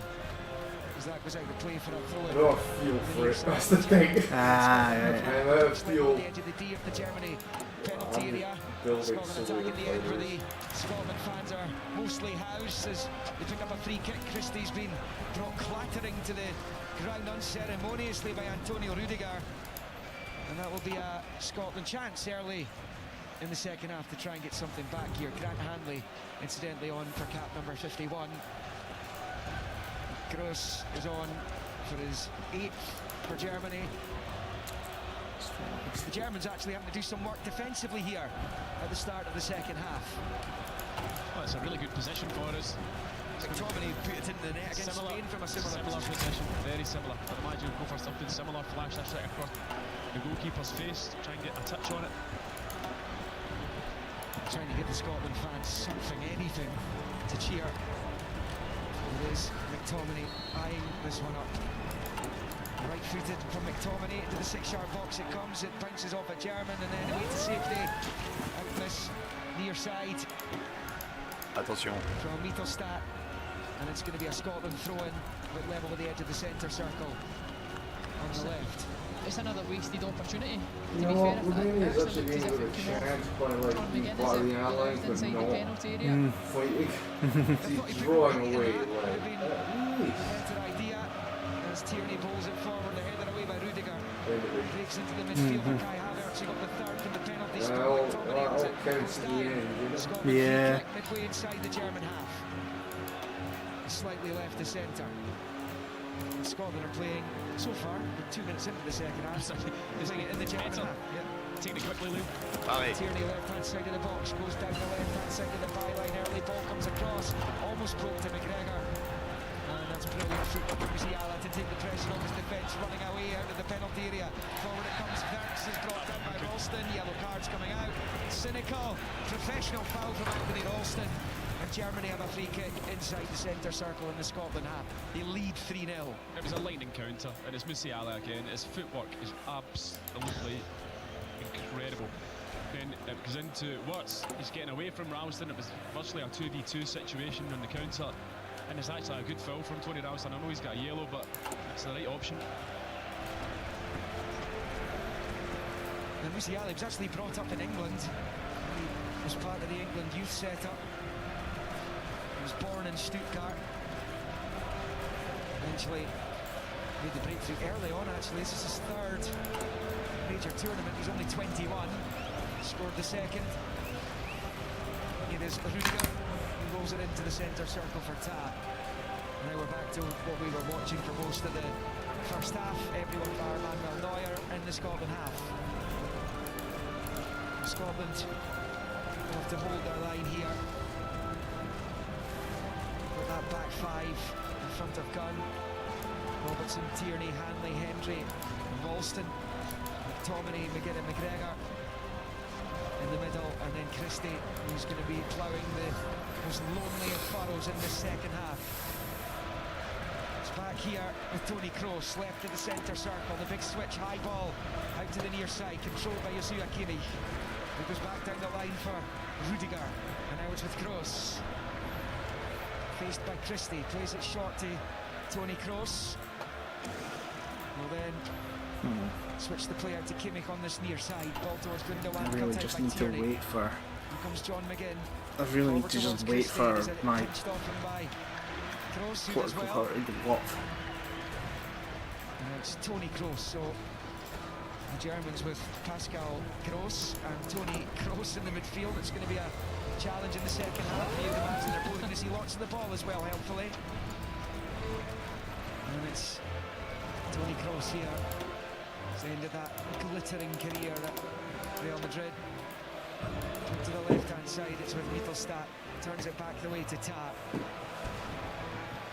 Kroos again. His ball forwards cut out Get by McGinn. fucked, Germany. John McGinn who goes down. And they're beating him to casualties. He says get on with it. Like as in he's being No beaten. complaints as Musiala They've picks got up a from this mil, near I've side. got 900k. Low ball infield to Kimmich. Nice. And Short 9% to more Havertz.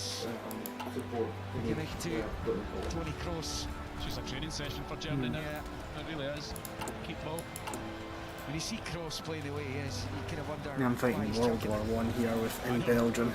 It's ridiculous. Yeah, But I mean, if it's he wins the World War. European Championship, you can't do much better than that. They won the Champions League. At club level, there's Rudiger winding up another long ranger, and Kahn wasn't convincing there. He decides to dive and put it behind. It wasn't the most powerful of strikes from Rudiger, but it's drawn a corner, the first German one of the second half.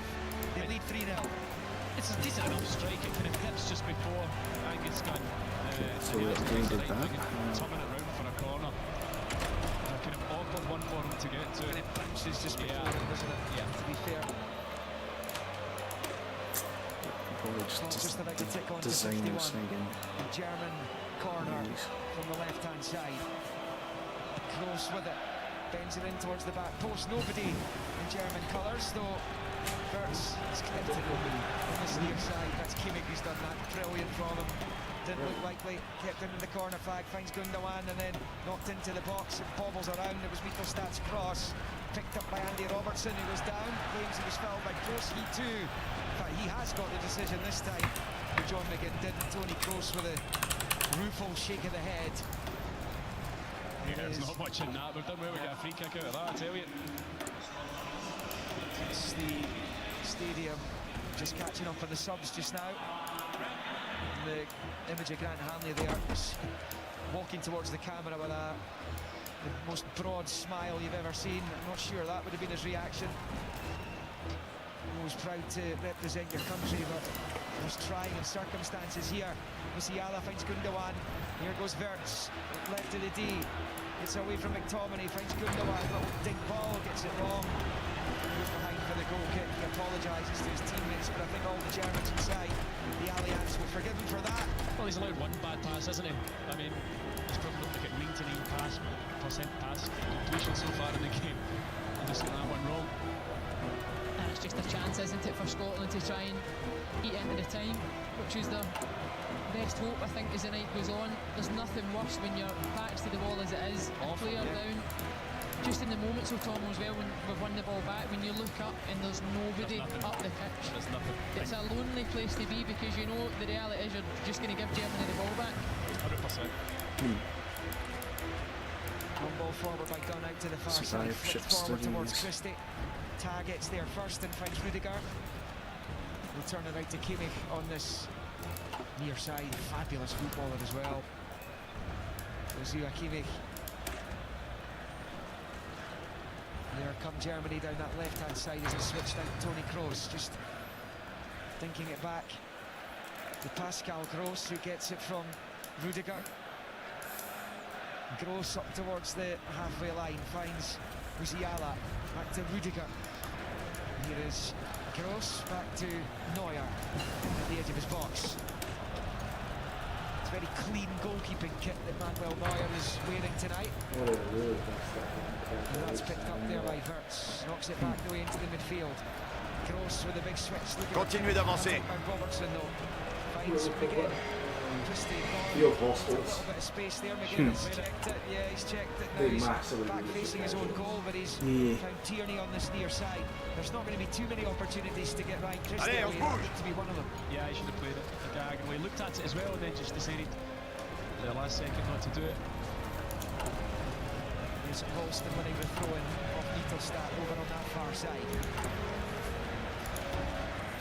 It's a fine player, Mittelstadt, but that has been the one real bone of contention for Julian Nagelsmann since he took over, trying to fill that berth. He's tried different concoctions. Even had Kai Havertz in there at one point in a friendly last autumn. It seems ridiculous when you see the attacking threat that Havertz has. He's the main man. Not always the main man through the middle. Of course, scored the winning goal in the Champions League final for Chelsea against Manchester City. And Porto tries out the play for a throw-in over on the far side. There's a wee edge come off of Germany's play, and it's because they are 3-0 up. They're finding it so easy. That's a good thing, isn't it? That is good. That is good. They're not kind of got the same energy that they showed in the first half. They don't need to, I suppose. No, but you know when it gets to the 60-minute mark and the flurry of changes coming, the players that come off the bench, it probably injects that back into it, so Scotland need to enjoy it while it lasts just now. Kieran Tierney has it on the near side. Under pressure though for Musiala, gets it forward towards Christie, targets there first, and he was being fouled by Ryan Christie as well.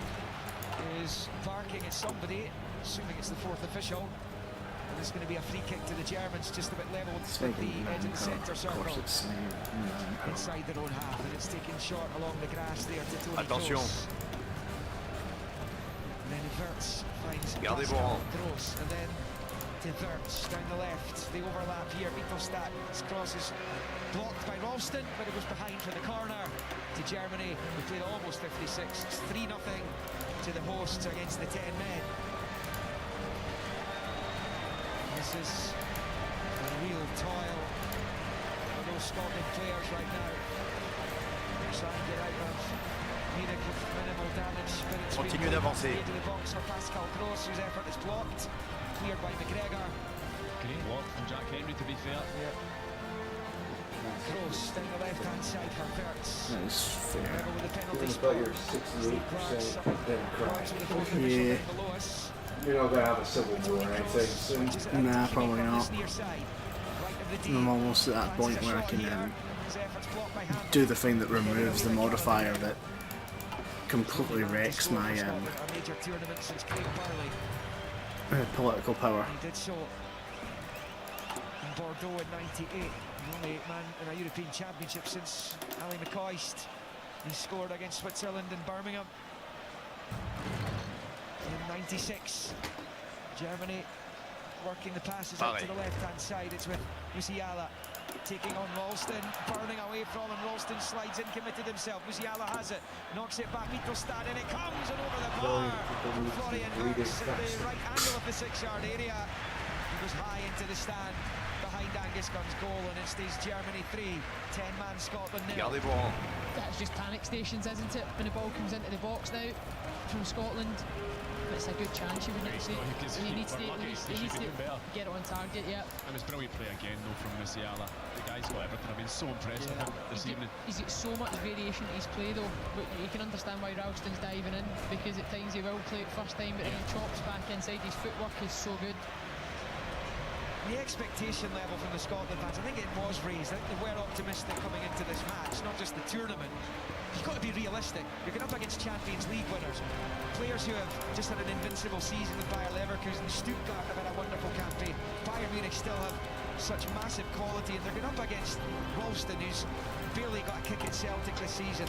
Porty has finished 15th in the English Championship with Watford. Grant Hanley, who's come on in the second half, has barely played for Norwich, again in the second tier in England. Angus Gunn, the goalkeeper, second tier in England. They're going up against players who are operating at the very top level. There's Jonathan Tah rolling it to Pascal Gross down the left-hand side. Musiala taking on Ralston. Gets down towards the byline again. Across it comes. It's blocked by Gunn's foot. Gundogan shoots. It's blocked too. They're flickering back into life here, the host nation. They still lead 3-0. Knocking on the door for a fourth now all of a sudden. And Musiala again down the left-hand side, a wonderful ball in. There's another chance to cross, and it's Beetlestad headed away by Hendry. And now it's with John McGinn on this near side. Jack Hendry was playing in Saudi Arabia just now. I think it's fair to say is an attractive league for perhaps world-class operators who are beyond their peak years. There's Rudiger for Germany, and out to Kimmich, level with the penalty spot, faced by Robertson, pulls it back to Gundogan. The captain in field to Rudiger, forward to Musiala, back to Rudiger, low ball, wide right, it's Kimmich up against Robertson, level with the penalty spot, and then back to Rudiger, field for Pascal Gross. It's just a little bit like a cat playing with a ball of wool at the moment. Here's Kimmich with the cross ball, flicked half away by Tierney, picked up by Mittelstadt. He tries to shoot, blocked by Ralston. Mittelstadt rolling it back the way to Gross. That extensive conscription. With Wirtz, who shoots from distance. It's high and wide, and it stays Germany 3, Scotland 0. We're banging the hour now, but the Germans have upped the ante again in the last 5 minutes. Yeah, starting to create opportunities again. The feeling a goal was not too far away. The problem is, it's obviously exacerbated by the fact we're down to 10 men. When we get the ball, a hold of the ball, we cannot keep it. We were bad at it with 11 in the first half, but we are, in this second half, it's just waves of attack for Germany. It's a catch-22. Even looking at John McGinn a couple of moments ago, he wins the ball back, then he looks to try and take touches now and dribble into an area, whereas previously he's maybe played it first time and looked to try and go long. You then start to second guess your own decision making, what is best, but the reality is whatever happens, whatever you do, Germany are ending up with the ball back, just because the system that Steve Clark's chose to keep in terms of the back five and the four across the middle of the pitch, you don't have a natural out. Long ball, Wirtz and Havertz chasing it, but Gunn gets there. Just between the two of them, the goalkeeper did well to read the danger and to deal with the situation as it presented itself in front of him. Brilliant movement it was from Havertz.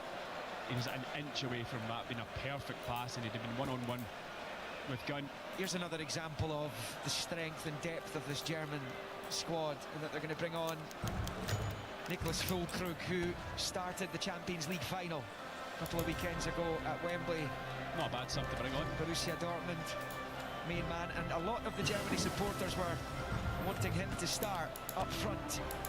Havertz is an imposing presence himself, but perhaps not your bona fide number 9. As the yellow card comes out for Jonathan Tah for a foul, and Christie just the left of the centre circle, and they're going to bring on Leroy Sané again, and another top-class operator.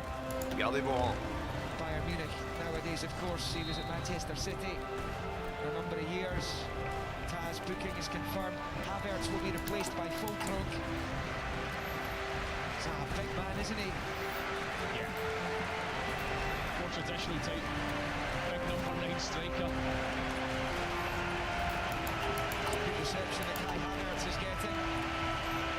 And Füllkrug, 16 goals in 46 appearances for Borussia Dortmund this season, including 3 of them in the Champions League. As I say, he started that final Limited conscription, please increase, not limited conscription, extensive conscription.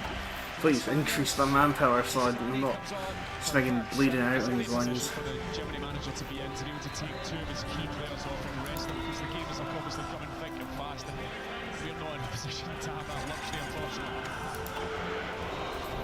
Fulkrug comes on. Attention. The Germans play Hungary in Stuttgart on Wednesday before Scotland play Switzerland in Cologne, and here come the Germans. The Scots been caught in the hop here. Kimmich finds Sané, it's his first touch, left foot effort saved comfortably by Gunn. Fulkrug was waiting for it just behind the goalkeeper, and it's now Germany 3, Scotland 0, with the 10 men still trying to ensure that the scoreline doesn't get worse. And interesting exchange of words down there, Leanne, between Steve Clarke and Austin McPhee. Yeah, absolutely, and I think it just comes through with Scotland's set piece, and they lose the ball goes to Andy Robertson in the turnover, and Steve Clarke's not happy, I don't think, with the information that Austin McPhee was putting on. And it's been a common theme every time there's been a corner, a free kick, whatever it might be, for or against. Austin McPhee's out there, he's the one giving the instructions, but Steve Clarke is not happy. Callum McGregor takes the free kick and rolls it back to Tierney. Tierney out to Robertson, back to Tierney, forward to Christie. Christie can't control though, it comes back onto the chest of Gundogan. Now it's with Tony Kroos. Here's it forward there to Musiala, back to Kroos, and then out to the left hand side for Mittelstadt. 64 played. Scotland down to 10 men thanks to Ryan Porteous' direct red card at the end of the first half, giving away the penalty which was duly dispatched by Kai Havertz.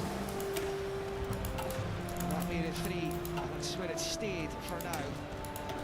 Musiala has it though, back to Kroos, out to the left, Mittelstadt takes a touch, crosses it to the penalty area. Tierney takes no chances and heads it behind for a corner. This is one of the toughest watches for the Scotland supporters that they will remember.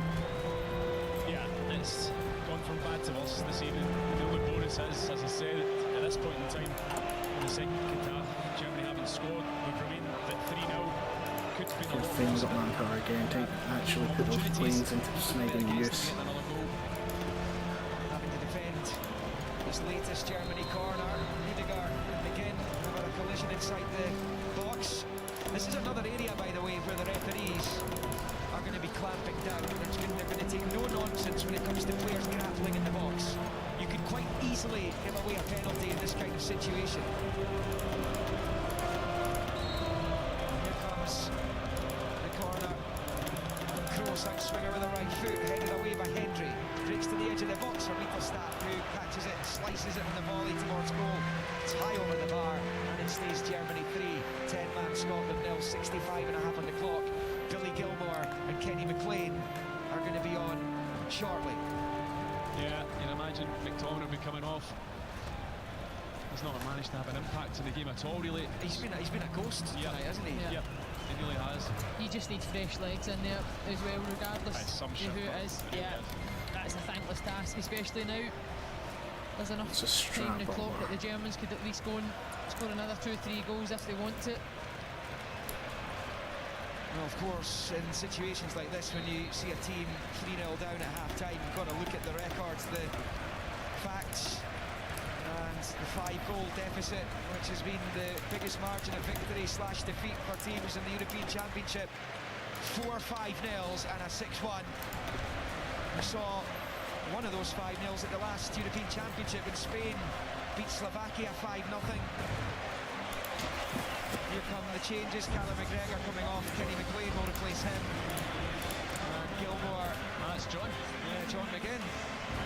It's going to be replaced by Billy Gilmore. Those other ones, Sweden 5, Bulgaria 0, in Lisbon in 2004. I think that's at least getting me some superiority now. 6-1. And Denmark beat the Yugoslavs 5-0 in 84, as did France against the Belgians in that tournament. 3-0 is a decent result for Steve Clarke at this point. Free kick which McTominay will take over on the far side. Right footed, bends it high into the box. Hendry tries to ghost in at the back post. Rudiger's there. And it's gone out of play for a throw into Germany down with the corner flag on this near side. The post, 3-0 up. I actually don't think it looked like the worst delivery. I thought Hendry could have done slightly better just in the way that he went to attack the ball. I don't know if he thought he wasn't favourite to get there, but it was decent from McTominay.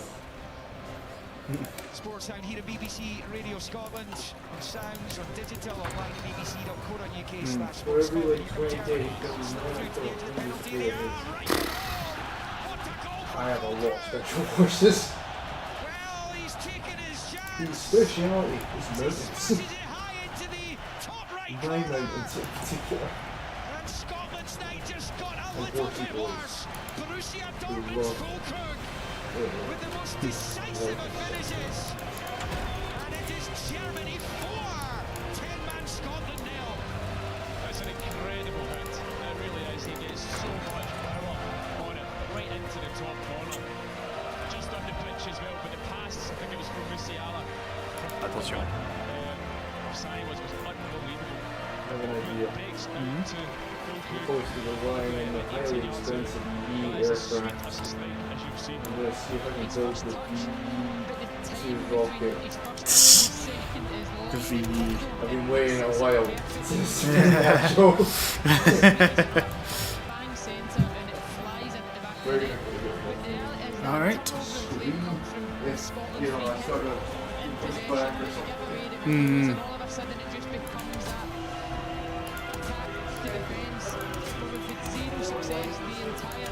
Level 10 forts Yeah. from here to the That shot incident Hmm. was clocked at 111 kilometres per hour. Really? That's what they just said. So there you go. Fulkrug. He lashed that one home. His international goal scoring record is frightening. He's got 12 and 17 caps. It's not bad going. That was his 12. It just shows you the options and the strength and depth in the Germany squad, the players that they're able to bring on so far in this game. And now Scotland are on the cusp of being potential record breakers for all the wrong reasons. And those defeats are listed, which have gone down in the annals of most humiliating losses in this tournament's history. Scotland are not too far off that now. Another 2 Germany goals, and that's the record, I'm afraid. And here they come again with Leroy Sané down the right-hand side. Up against Robertson. And to the left. Goes it to Kimmich. And to Sané. Sané looking for Gundogan. And he was behind for a goal kick. Tierney sees it behind. Germany 4. 10 men nil. The final 20 upon us. And from a Scotland point of view, this match cannot end quickly enough. 100%, yeah. I mean, it's gone from bad to worse as the night's gone on, and so before the game, speaking to the Scotland supporters out in the street, there was so much hope and optimism coming in, but we have been taught a lesson tonight here. We have, but you know, I always think, you know, in these games, you're on a knife edge where you can have that optimism, and you know, if Scotland performing, every player's a 9 out of 10 on the right, and the Germans don't turn up, they don't perform at the levels that they're capable of, that's when you can get that result that we felt tonight we possibly could have got. But also, you know, if Scotland don't show up, which virtually every player for me tonight has not performed anywhere near the level that they're capable of, and Germany coming at it, and the strength and depth that they've got in the squad and the team Thank you. is frightening. And every Spigen player needed has listening to the Spigen thing. How is this match going to? How likely is this match to cause a soccer riot somewhere? Actually, not that much, because Scotland don't like. Rangers and Celtic cause football riots, right? The Tartan Army generally doesn't. The Tartan Army is actually pretty well behaved when going abroad. It's yeah, it really is. Unfortunately, Scotland has like And it's something that we didn't have. effectively 1 win in 10 now is the people, pretty disappointing. vast majority. You can't shape it up any That's other right. way. But then we just have some absolute mad Ross cuts Thomas Muller's coming on. that, not in a fun way, Best forwards in we've like seen a, European football over the I'm last pretty sure they were dropped as a child and their mother drank heavily and their father beat them and their uncle molested them. They're just weird and wrong, and like their brain functions, they're like an animal. stands up to him. And they should be on a leash. And then to Tierney. Maybe some amount Or a of camp, Scotland I mean. in that Switzerland game on Wednesday. You make the journey to Cologne. Yeah, They're going to but I will say, because dust themselves this is actually technically the expected result, it's probably not going to cause that much outrage. It's just going to depress us. Yeah, plus it's Germany. Their team is really good. Yeah. It's like, if it, you know, it would be foolish to expect more. It's just that we are very optimistic when it comes to going in these tournaments, because we tend to cause upsets. Today we definitely did not cause an upset. If anything, we have been upset.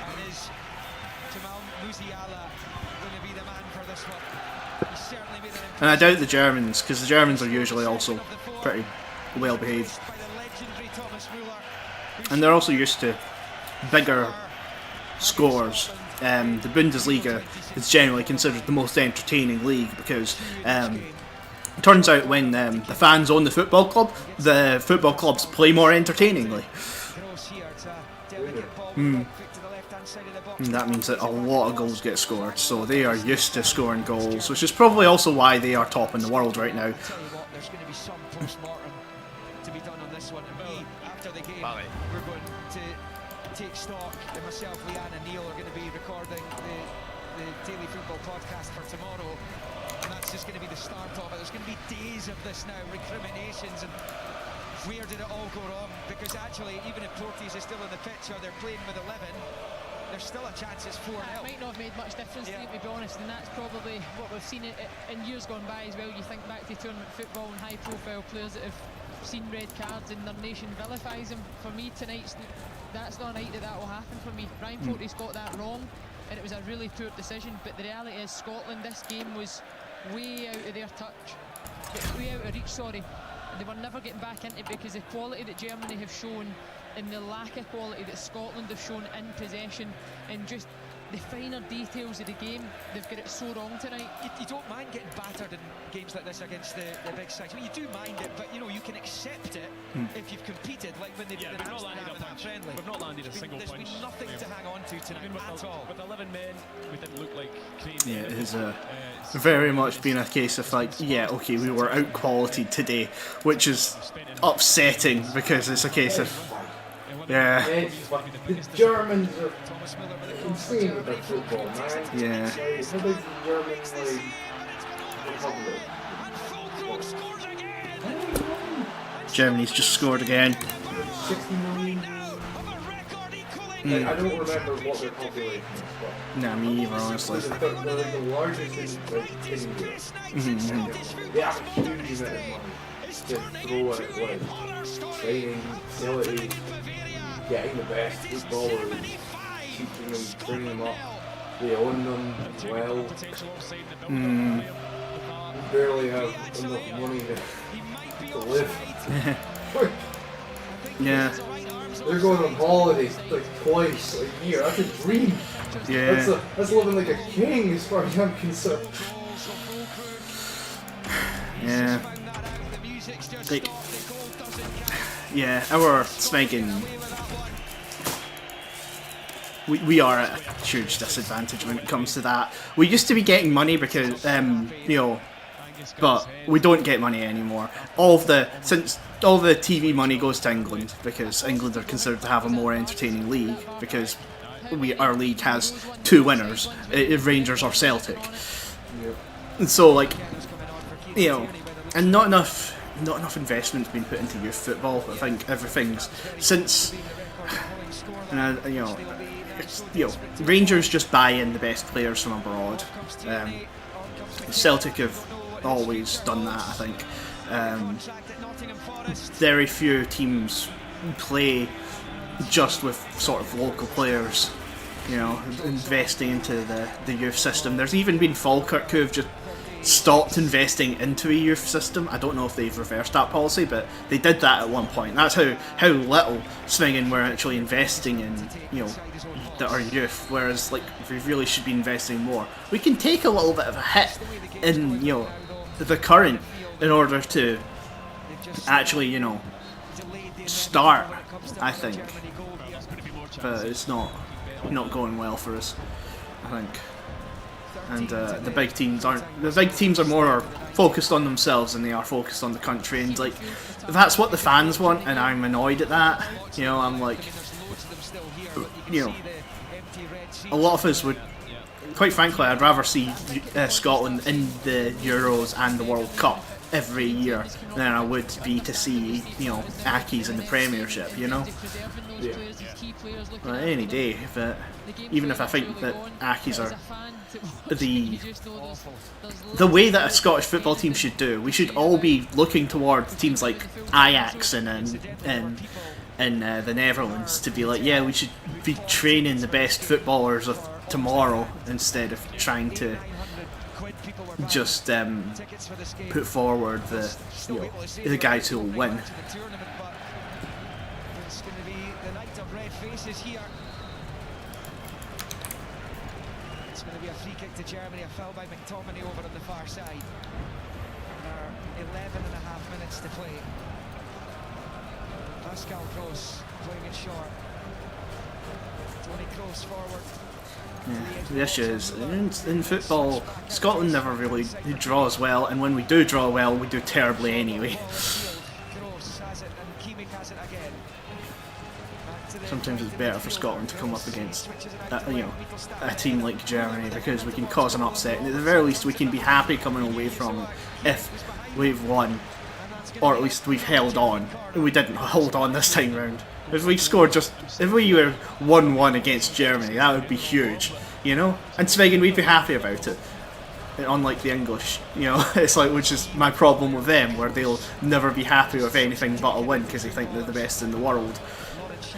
And I think that Germany getting 1-1 with a huge team, it's part of the fun of being, a Scotland supporter. We might not win, it's coming away with a good result. And with the teams in Scotland, to be fair, Scottish football just doesn't have the money. We overcharge for our seats, and we're not exactly a rich country in the first place, Mm-hmm. This is something more. Yeah. Like, it's like a 40 million figure includes citizens, like civilians at birth. And it's something like, what? 3 times as many civilian deaths or some kind of war. This is just military casualties. Yeah. We've lost 55 million. So that means, like, if we're going by that logic, 200, almost a quarter of a billion people died. Jesus. We've not even Sneggin invented nukes yet. No. But in the final 10 of the 90, Germany 4, Scotland 0, and now Lawrence Shankland will replace Ryan Christie. And these samples of the air are really not that good. No, they suck. Yeah. So my samples. They are okay. Here comes Shankland. This game was 2-0 going on 3 before the red card. So it had already gotten away from Scotland by that point. Shankland comes on and just remove the samples. Like, I'll use your aircraft. Your aircraft are at least somewhat decent. 9 minutes plus stoppages. Don't think so, but Here for Angus Gunn to take. The only real positive Scotland can take right now is that Germany have only scored once since the restart.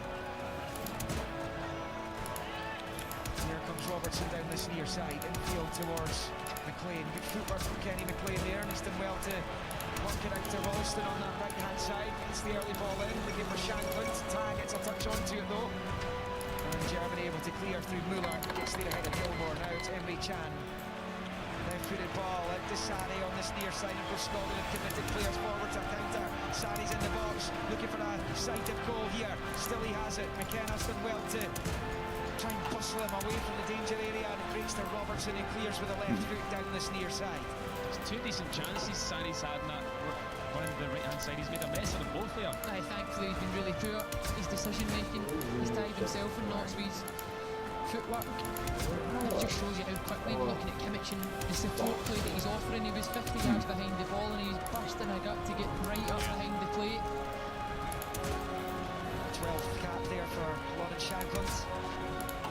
I'm not sure he's going to see much of the ball though. What? Sane back to Kimmich on this near side. Sane looks up, shoots it, goal. It's right down the throat of Gunn this time. As he holds on and Steve Clark turns away from an attacking moment.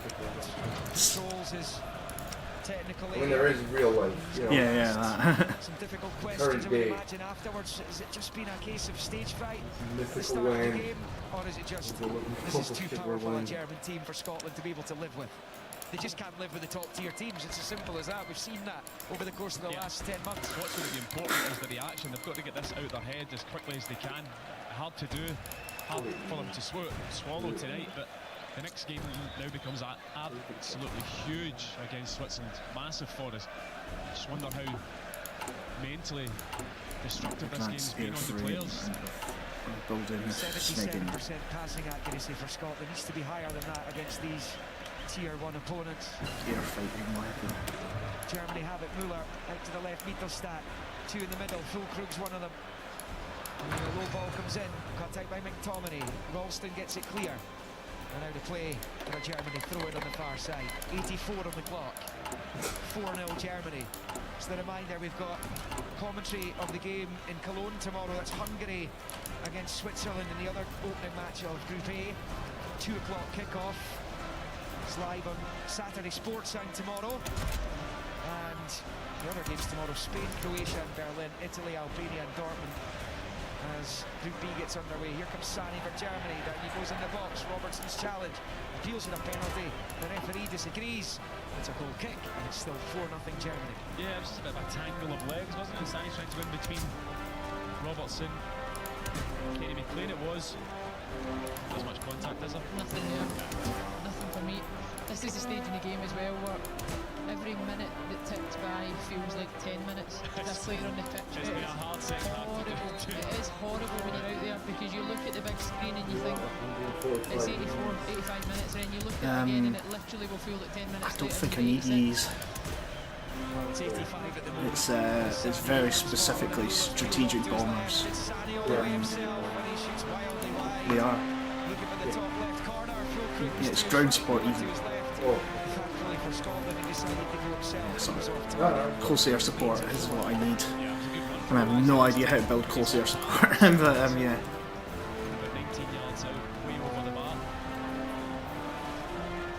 We will be back with you on Wednesday evening for the Switzerland game for Cologne. All Scotland's matches are kicking off 8 o'clock UK time. So it's Scotland against Switzerland. It's live here at BBC Radio Scotland with Sports Sound. It's also live on BBC One Scotland, which is the same for the Hungary match as well. Scotland's now crucial to group matches, both live on BBC television. Scotland have a free kick here, level with the edge of the circle inside the Germany half on this left-hand side. We're seeing close-ups of the Tartan Army up there. Not too many smiling now. No. It's, I can only hope that the bars in Munich City Centre have replenished their beer stock. I would imagine they would have, but not much fun tonight. No, as much they'll fun need- as they'll- last night. Well, yeah, well, the optimism's gone, hasn't it? Here comes the free kick from Robertson into the penalty area. Oh, that's in! Scotland have scored! Yes! McKenna with a Scored. header! Yep, Scotland scored. Nice. Over Neuer! Probably a fluke, but still They nice. have something to cheer! And who knows how crucial that goal might be in the shake-up when it comes to goal difference. It's Germany 4, Scotland 1. And it'll be a Rudiger own goal, I think. Yeah, probably The way that was. side's going, they will take it, whatever it is. Yeah. Just looking at it, don't think there's any issues Germans getting in coffee, terms of so offside really lost. or entry as the ball comes in. Yeah. Definitely an own goal. But you're right, it brings the deficit down to 3, and who knows how important it could be as the second and the third game goes. The Tartan Army, they've got something to sing about. I genuinely thought there would be nothing checking for a potential offside, but we've looked at it in the pictures that have come in, Tom. I think it looks okay. I thought he looked okay, yep. I do. It's a lucky goal, but we'll take it. Aye, Rudiger knows nothing about Yeah, it. lucky goal, but we'll take it. Loops over Neuer. just wait for a VAR check we've had tonight here. Something for the fans to take away from the game. Well, not yet, not yet. Just checking. Clement Turpin, just head bowed, listening. Antonio Rudiger's watching the replay on the big screen, but the goal is given. Yeah. Scotland have something back. It's not much, but it's something. With 88 on the clock, it's 4-1. That is 4-1, and Germany's waiting for a clean sheet in the last 3 major tournaments. They've not had one single clean sheet. And the night that it's been for them, so comfortable, they've dominated. You've mentioned the possession stats. That's where, as a German manager, you'll be so frustrated, and as the German players, the type of night that it's been for them, to concede a goal is so infuriating. It's brought their fans back into voice. It has. The atmosphere's built up again. And look, this German side is capable of battering Switzerland and Hungary as well, so that goal could actually be crucial. I think any more than 3, and you can forget going through with 3 points. I still think it's going to be a tall order for Scotland to qualify in 3 points with a 3-goal beating here, unless they can make it up somewhere else. Here's Kimmich though for Germany down the right-hand side.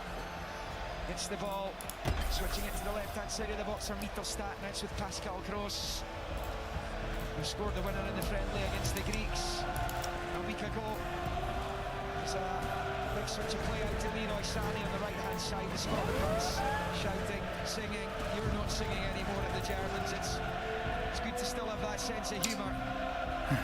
It's rolled back the way by Kimmich to Rudiger. Now Chan. In the attacking third, everyone apart from Manuel Neuer's in that defensive Scottish third right now. Out on the left with Müller. Gets it back to Gross. To Mittelstadt, low ball in. Krokub tries to turn it towards goal. Comes off a Scotland defender, flags up anyway. We're in the 90th minute, well through that now. And hopefully there won't be too much in the way of stoppage time. It's Germany 4, Scotland 1. Yeah, you never thought you'd say this before the game. I can't wait for the final whistle.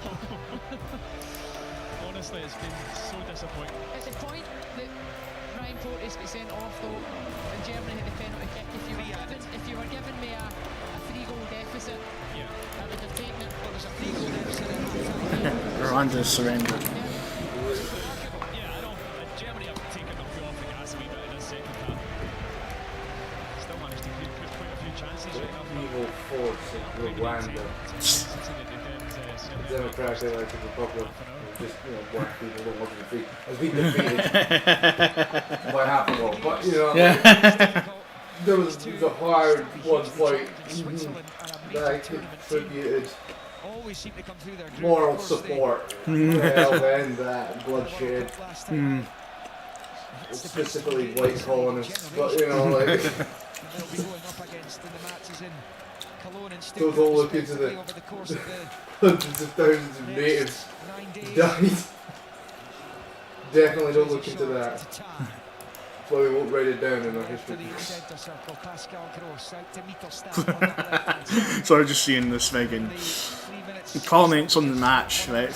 After Scotland scored, 3,000 pints of beer went flying.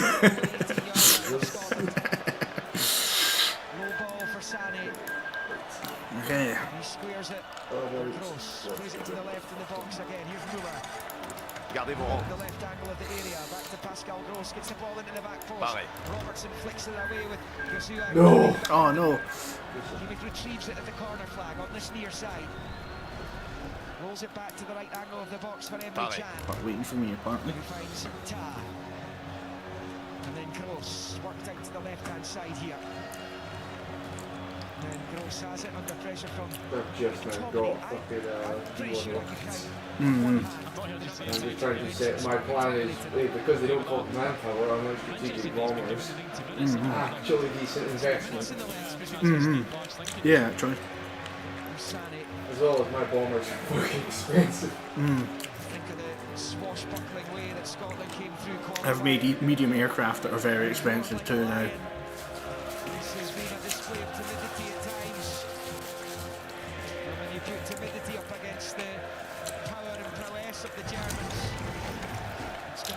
Yep, just heavily armoured.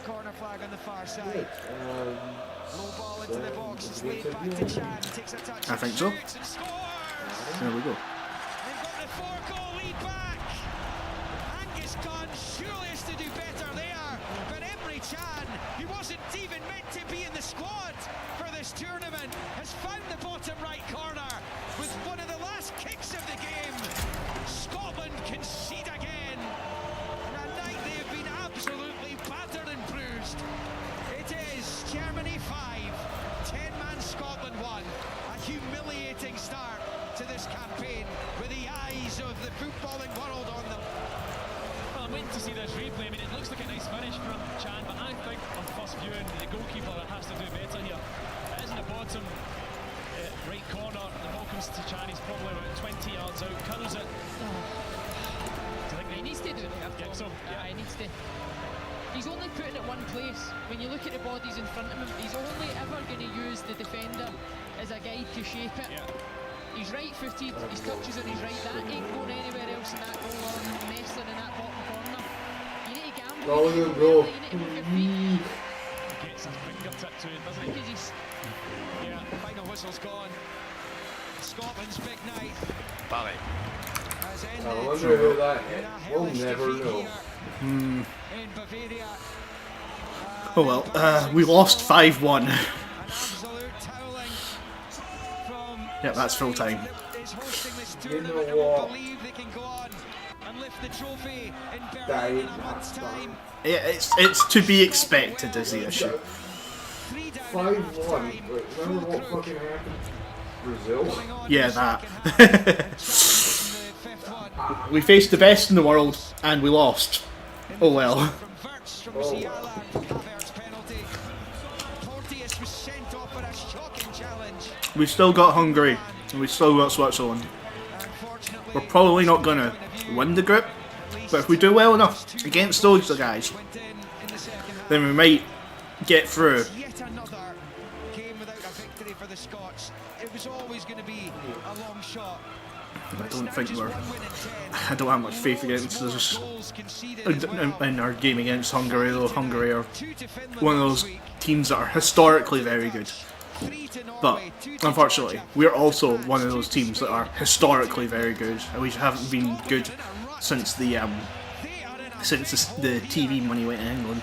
And it's going to take some bounce back for them if they are to Yeah, when we were very young, basically. Switzerland and Cologne next Wednesday. A really bad night. Scott McKenna Because with a header, which was- we've lived most of our life with Scotland being not a very good team. gave them a brief Yeah. moment to cheer. Chan's goal increased the gap What's our to team? 4. Oh yeah. It's the worst Nah, it might be start to shit. their Group A campaign for Dominantly. Steve Clark's men. You They know. need to recover quickly though, because whilst this has been a damaging and depressing defeat, they've still got it in their hands to come through a group for the first time of asking when they go to take on Switzerland and Hungary. We shall see. For tonight it finished in the Allianz Arena, one of the biggest nights of all. Germany 5, 10-man Scotland 1. UEFA. Alright, that's the end of radio broadcast.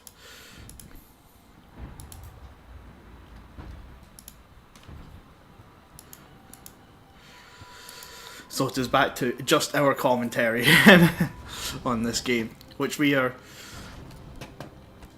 Winning. yeah, winning. Admittedly, there is a small question mark, but we are winning.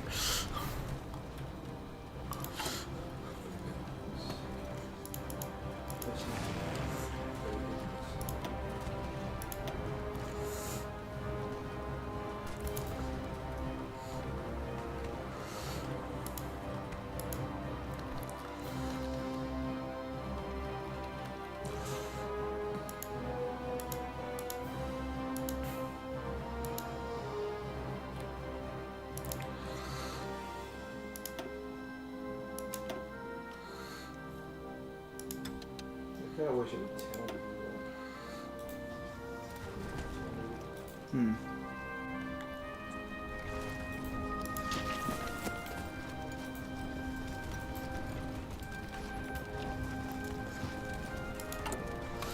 according to this, I am advancing.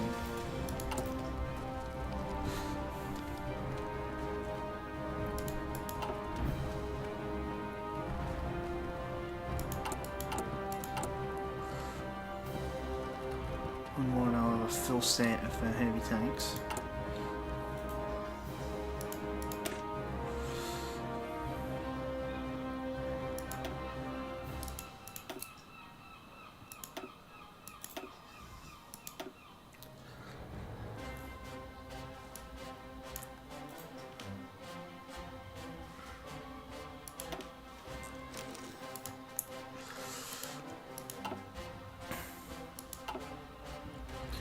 This might go well, or it might go really badly. Attention.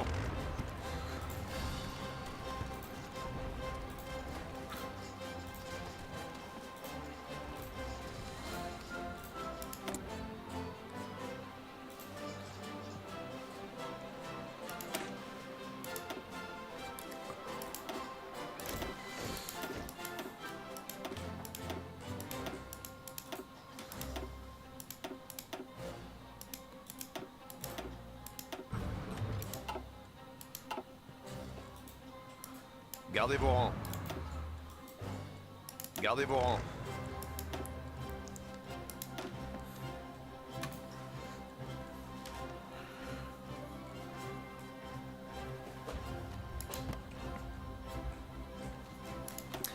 rangs. Are in a weakened state, I think, and we can start advancing. We'll start. The front line should, their front line should collapse somewhat soon because I'm starting to move in full proper divisions of heavy tanks. Literally 5 more, and I've got a full set of heavy tanks that should just carve a path.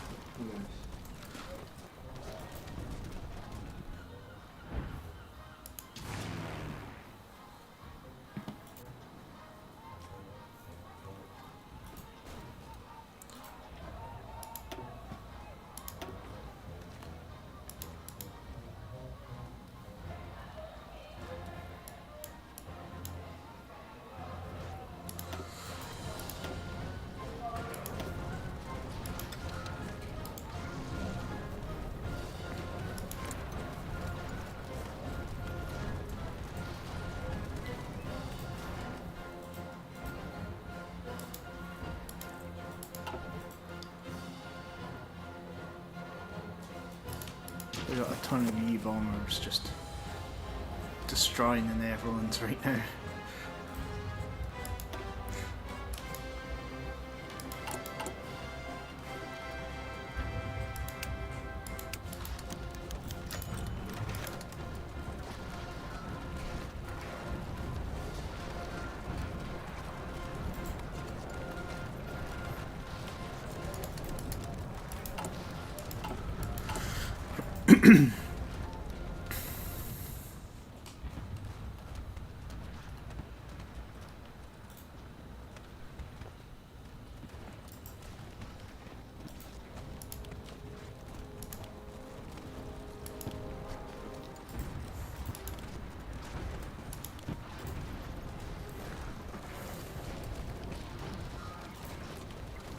Okay, 15 factories building really heavy aircraft. And that should hopefully turn the tide of the war.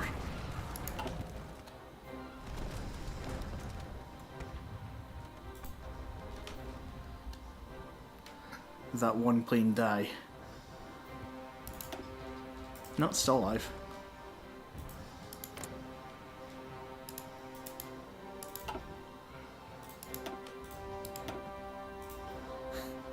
I forgot to attach it to the thing. Oh well.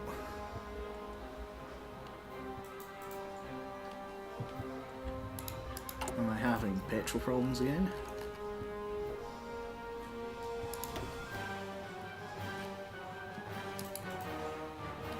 I did just build up the entire of Africa.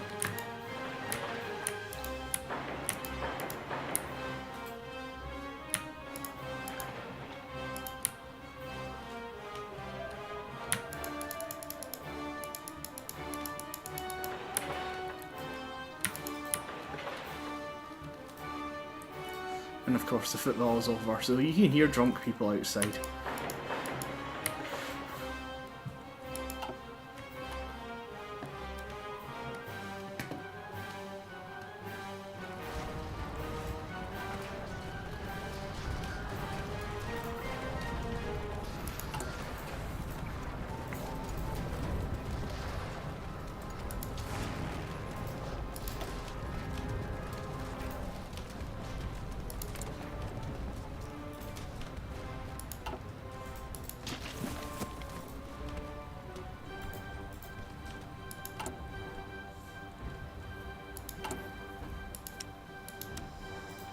No, hey, Venezuela, give oil. Please.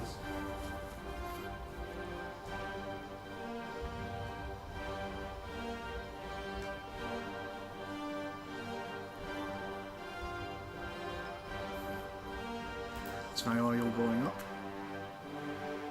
No, it seems to be going down. Oh well. Well, that's probably just because none of my army is exactly energy efficient. I don't think it can be to break this smeg stalemate.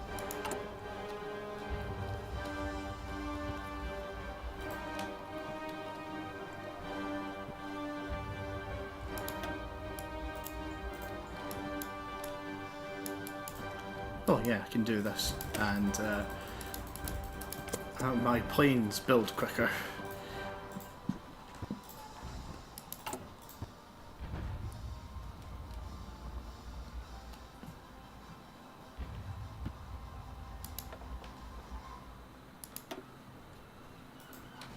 Please, military fears to help me research doctrine.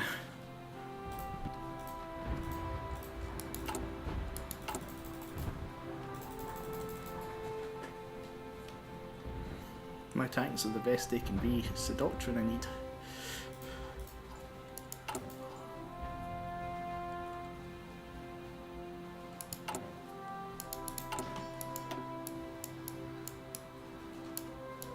Ah, I can remove the thing that completely wrecks my political power.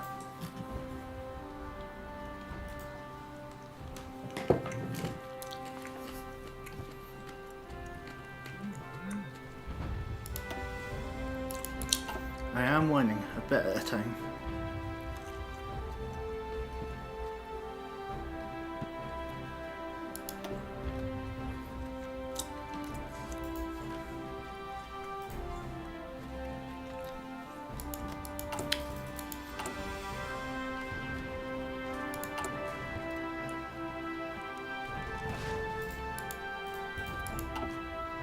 Continuez d'avancer.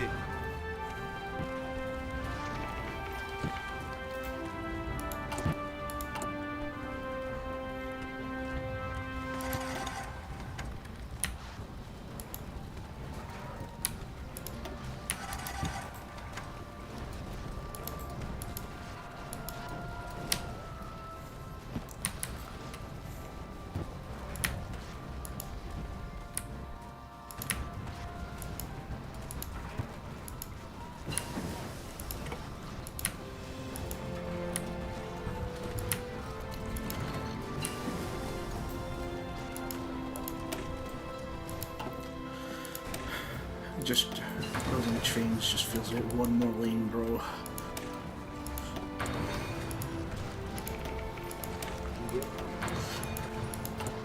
One more lane and all our supply problems will be fixed.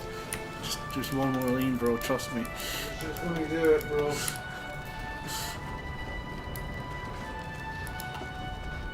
Attention.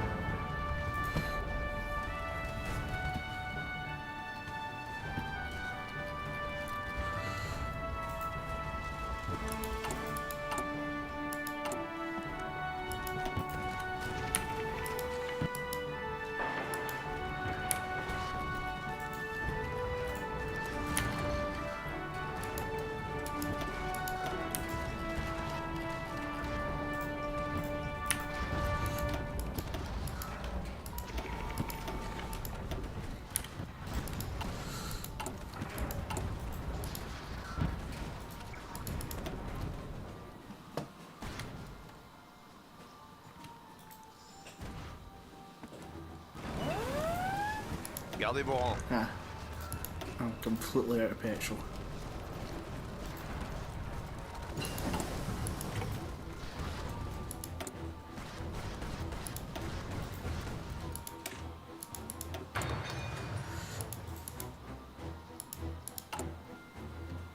Paré.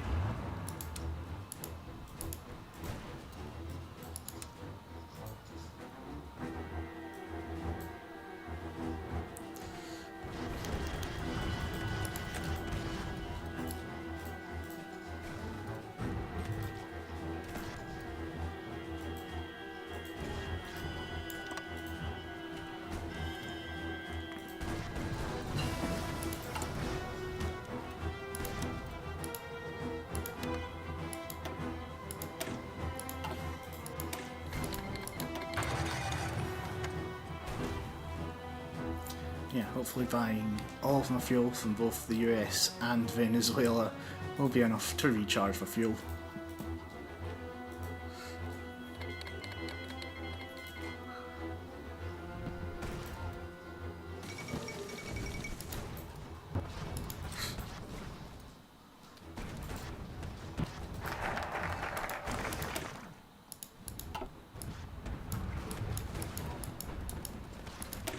Now, air production.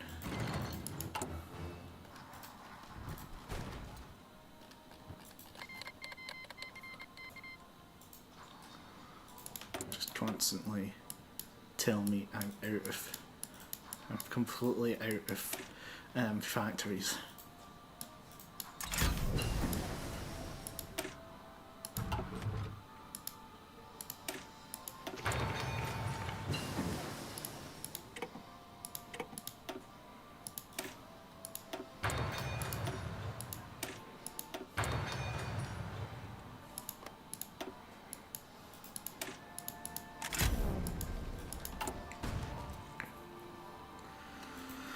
A bigger, heavier plane.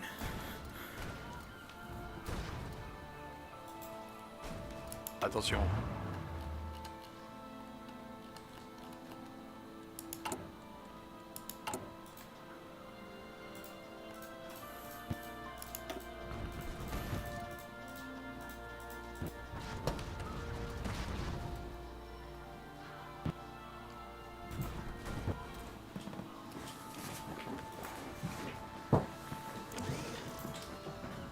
But that port doesn't have enough supply.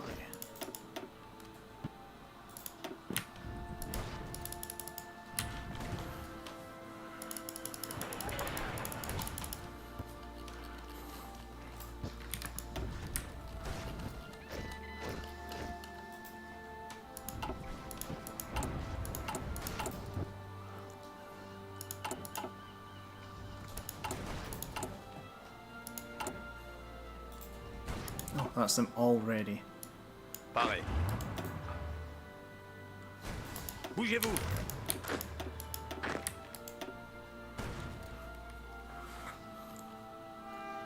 Gardez vos rangs.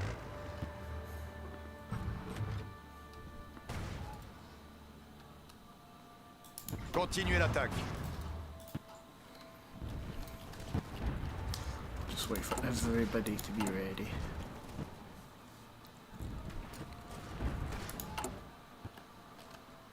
Then I'll launch a massive attack.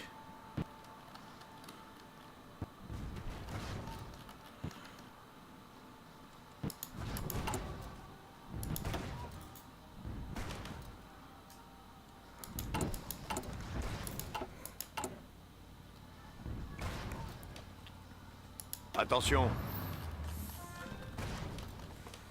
Problem is, my guys can take a long time to plan an attack.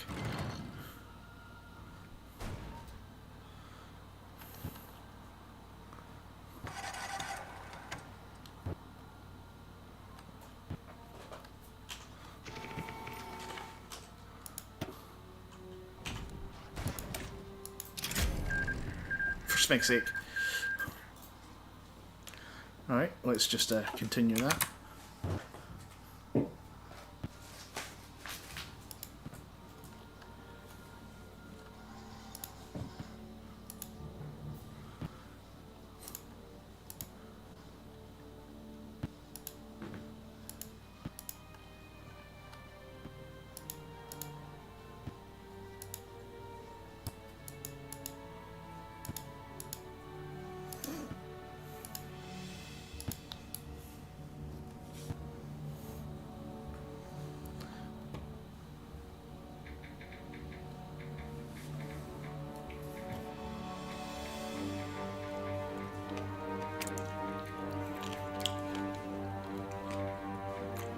think that's me back. Yep. Gardez vos rangs.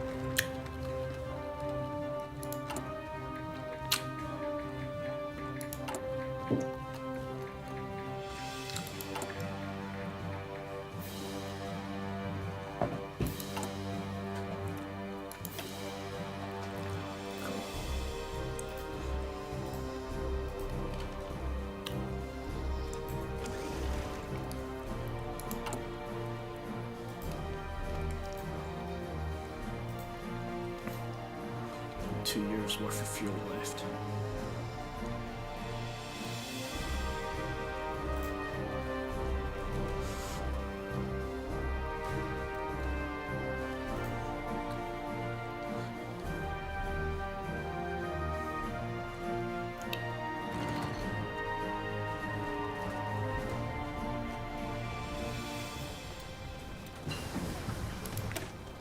An approvable anti-tank.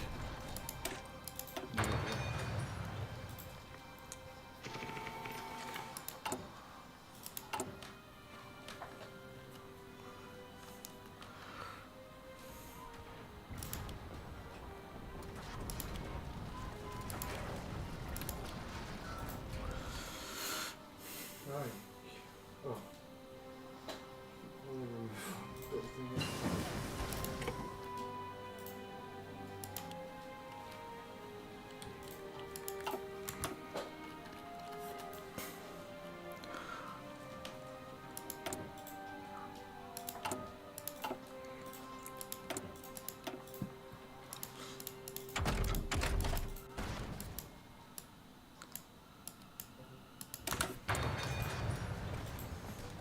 Attention.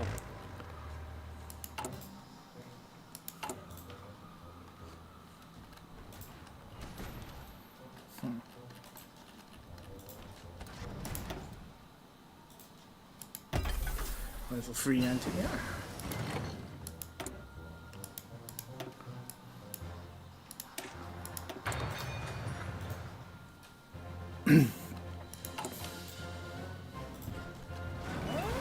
Gardez vos rangs.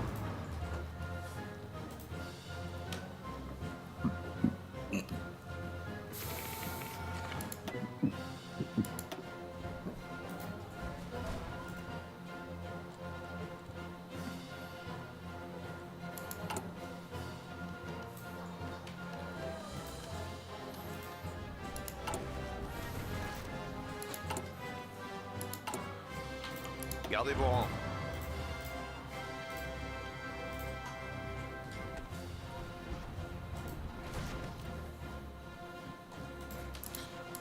I'm using all my production to build.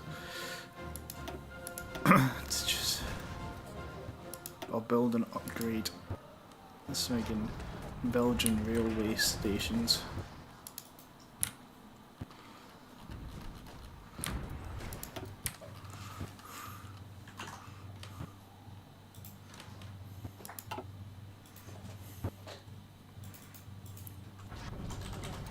Parez.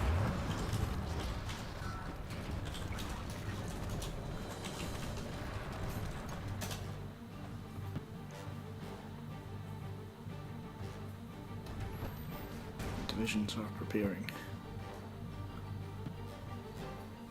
There we go.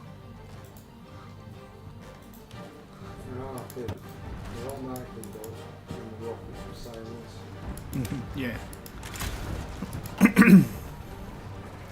You give them the task and they'll replenish themselves.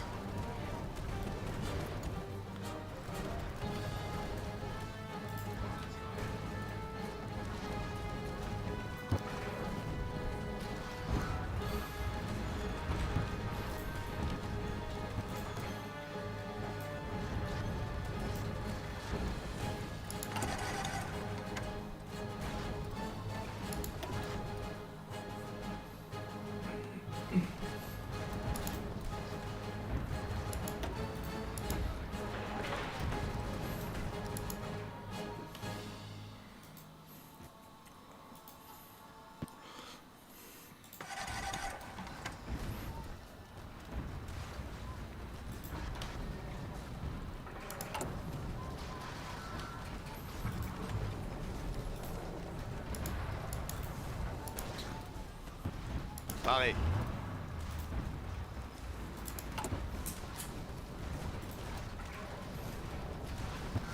So much guys dropping supplies.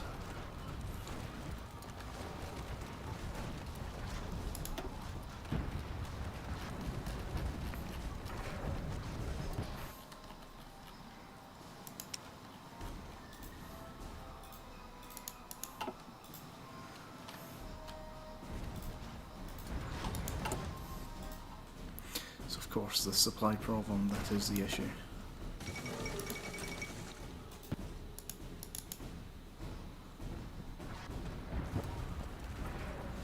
It's a fully leveled port.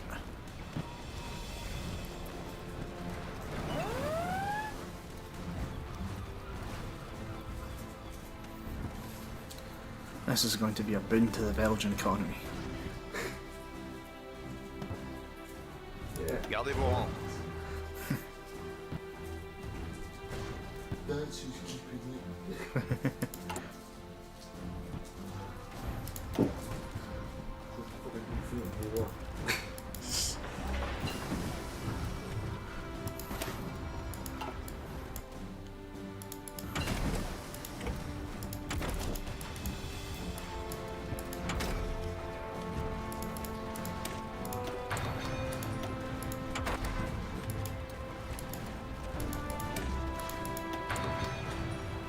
Gardez vos rangs.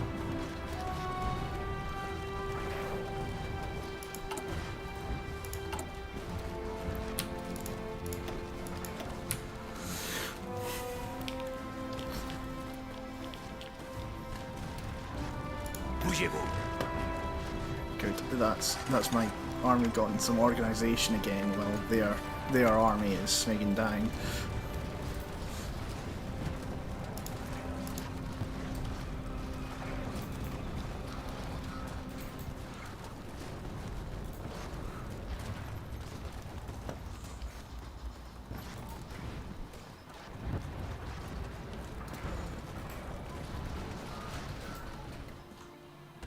I just need to take the Hague.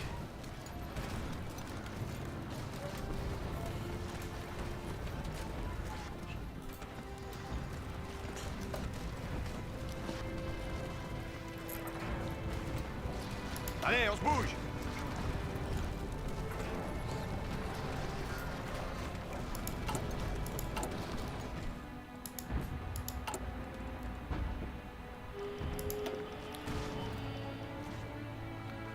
Complete reliability.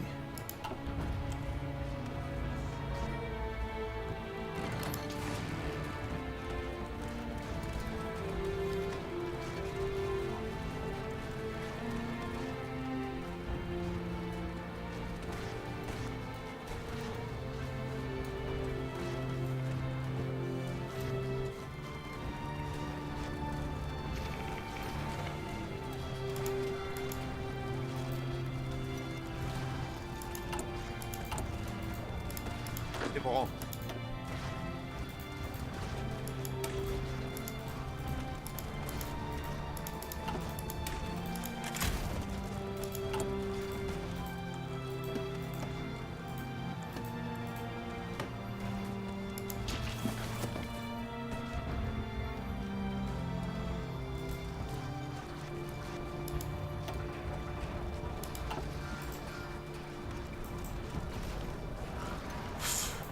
Just the sheer amount of guys they've got trying to defend are smigging. And the trying to defend the Netherlands with. I'm facing 10 divisions at a time. Jesus, you're right.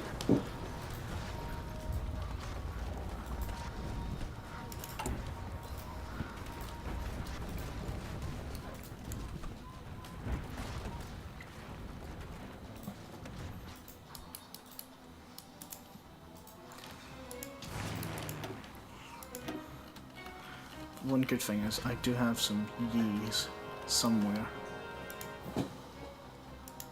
It's mostly lols I have.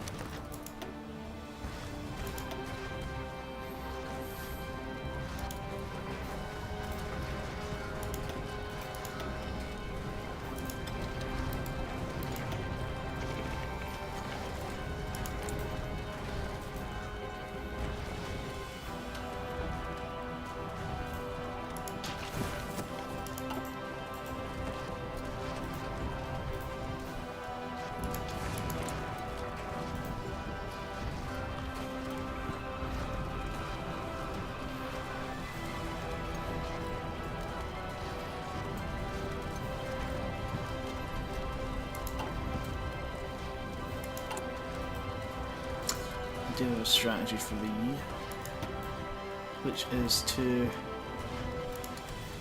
well, strategic bombers are a small part of well, they can drop more than just normal bombs. They can drop nuclear bombs. I'm going down that route. I've started going down that route. Awesome. Yeah. If anything's going to get rid of 10 divisions, it's going to be a nuclear bomb. This really is a 40k fucking world. Really this swinging is it. as if World War II was worse. Yeah, like, it was already horrible. Yeah. This is like horrifically bad. Yeah. And here's the For snake's sake. Son of a bitch. Resync.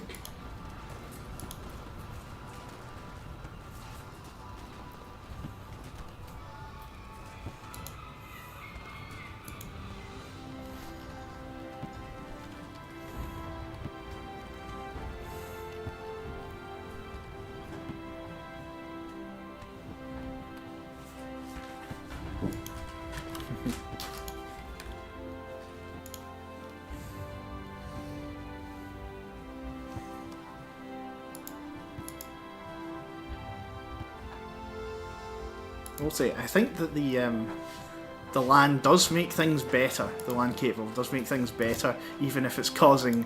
Yes. Yeah. Yeah, it's like picture poison, slow down out the ass to the point where it's not really a game but a slideshow. Or desync every once in a while. They take 5 minutes to rectify. I'd rather have that. Yeah, that. At least this can be fixed relatively expediently. Yeah, that.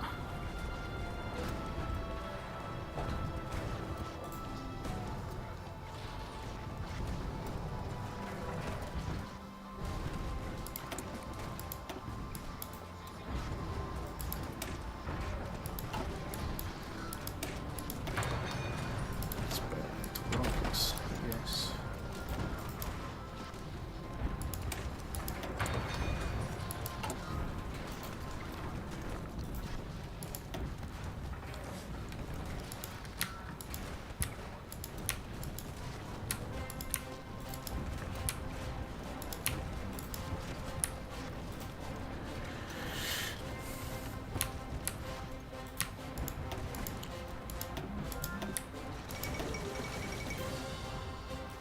Huh.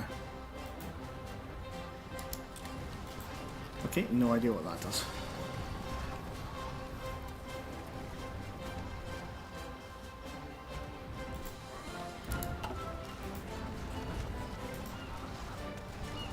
Gardez vos rangs.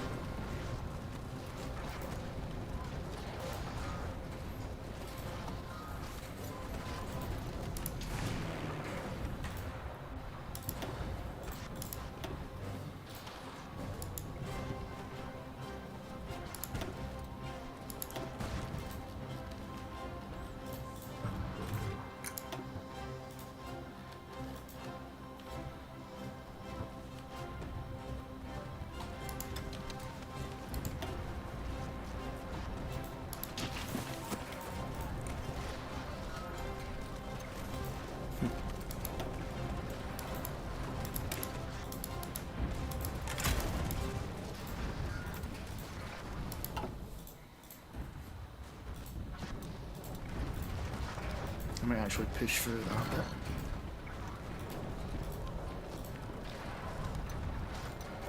They're constantly remanning it though.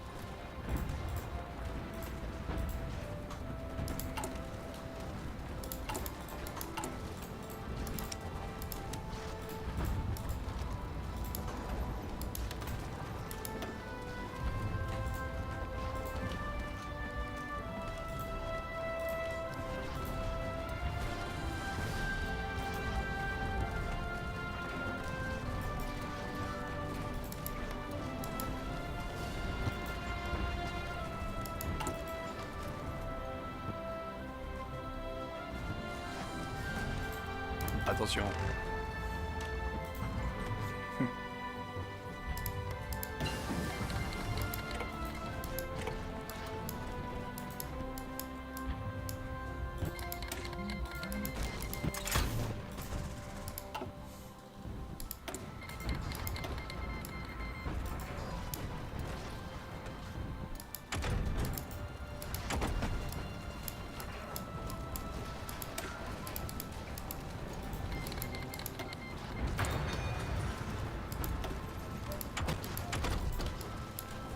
We are going to war against the Soviet Union.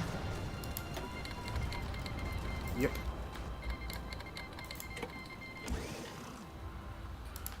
Soviet Union, wow.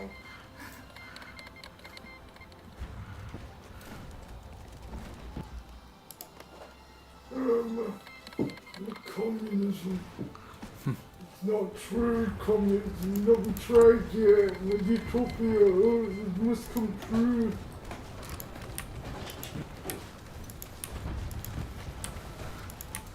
Well, that's right, we all love that shit war.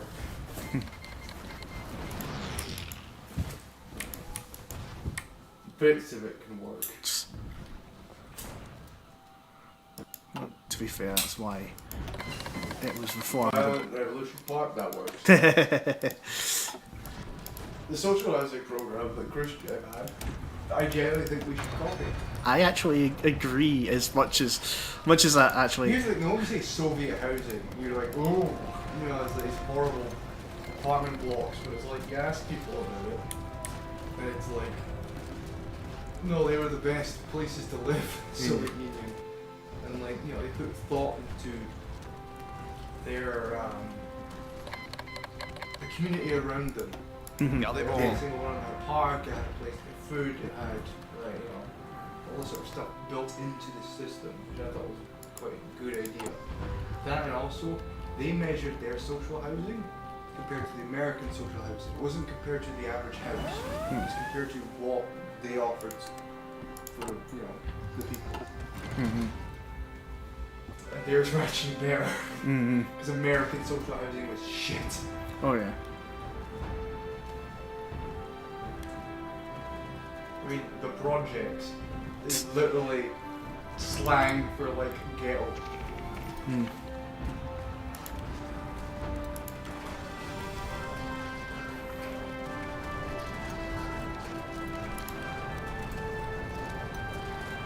I'm assuming I've destroyed the industry. That should be. Yeah, you will be. Making any headway? No, but they are moving troops around in a way that they are losing quite a lot of them. Okay, that's good.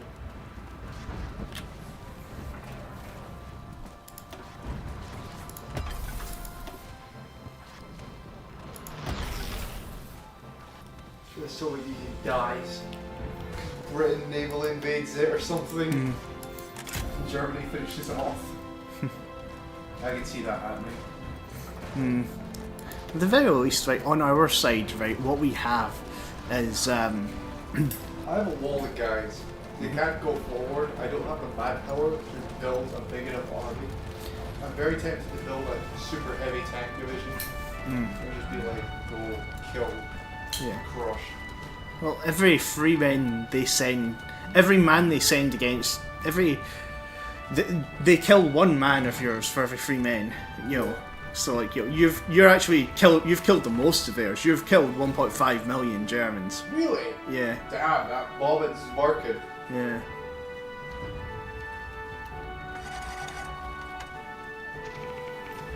So again, I've killed almost 1 million, but once again, if you look at our KDs, it's a case of like, yeah, we are bleeding them dry at least.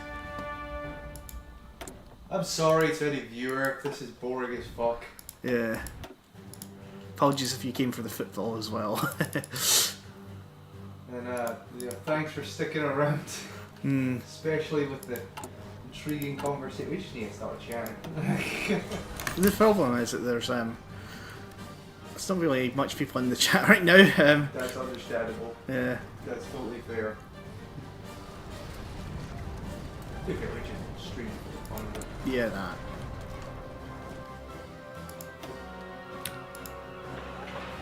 We'll have a game of EU4 tomorrow, and I promise you it will be better. Well, it's going well, but it's not exciting, you know, encircling divisions and shit. Yeah. There's guys on fucking, like, experts in HOI4 who would just be screaming at us right now. Why did you do this? You should come compare, you should... Yeah. That was our door. Okay, good.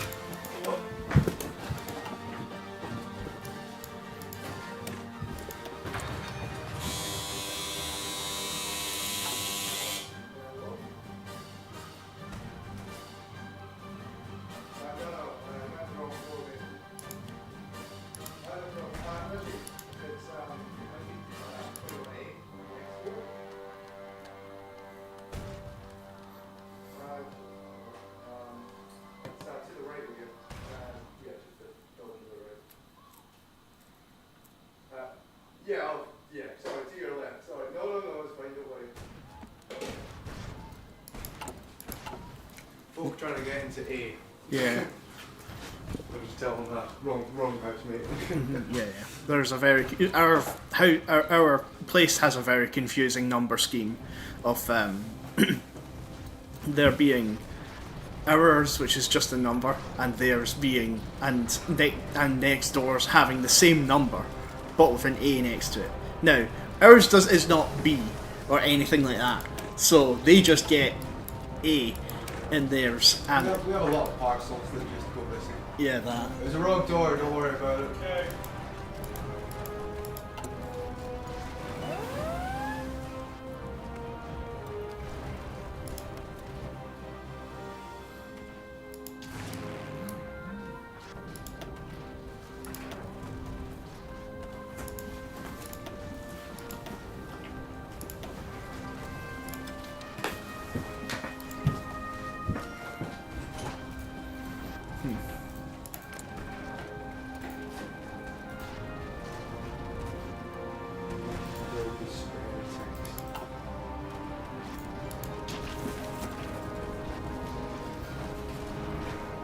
Ah, crap, that should push me out of Rotterdam.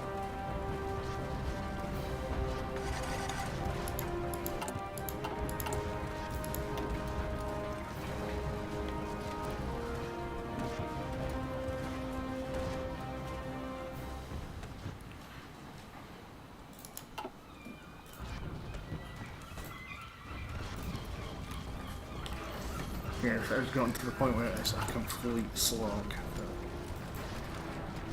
Once again, when I get nukes, it will no longer be a complete slog. Being said, we got about 1 million left, and they're on all adult serve. Yep. Exactly. We are bleeding them dry. We really are.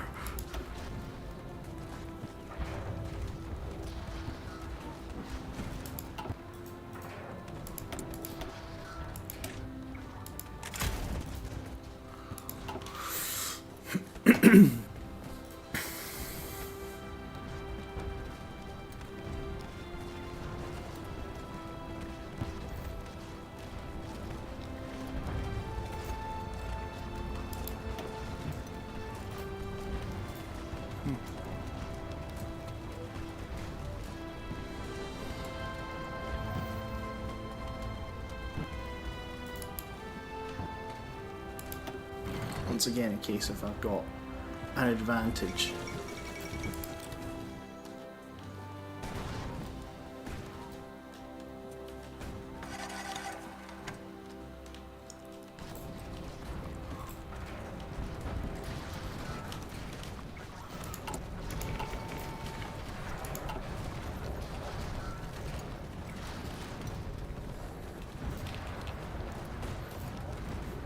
My forces are slowly upgrading as well.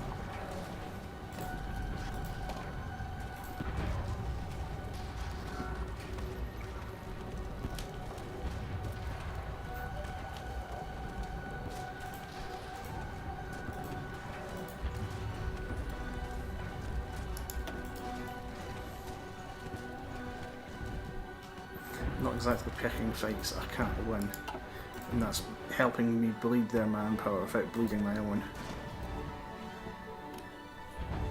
I'm upgrading all of the infrastructure and shit in Belgium.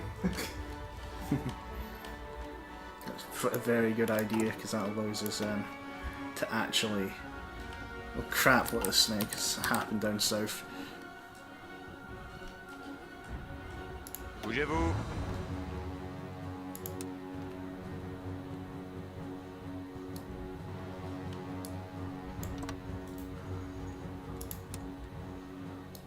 I'm just not letting myself get Dunkirk here.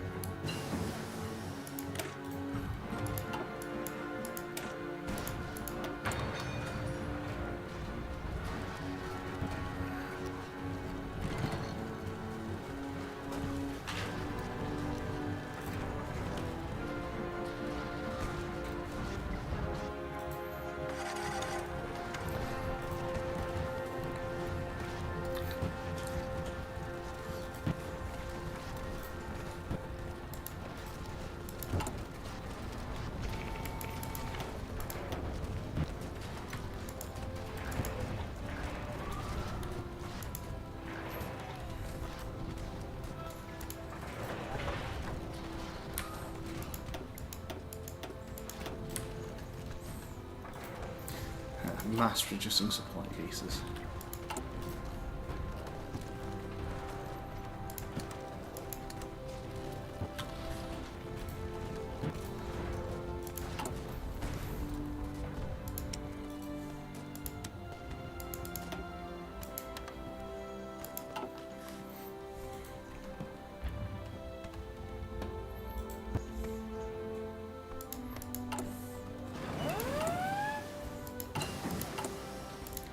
We got nuclear reactors. Now researching the bomb.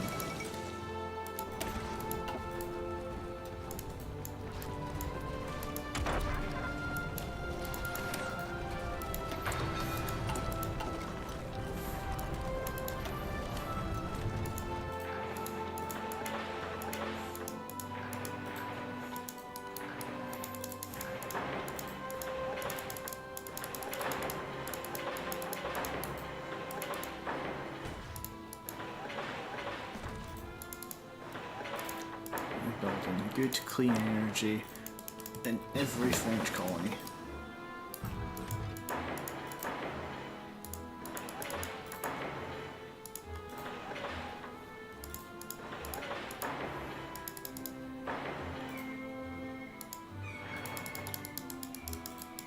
Everywhere the French Empire touches gets good clean energy.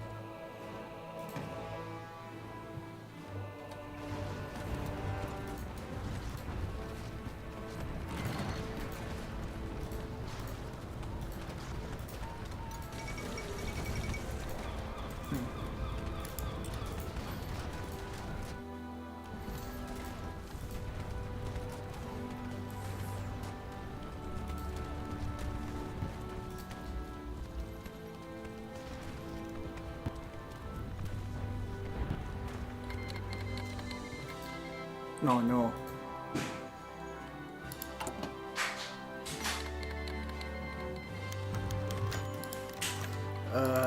Crap. Spain's joined the war.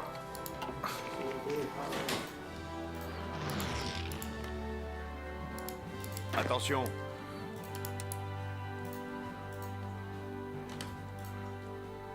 Let me pause.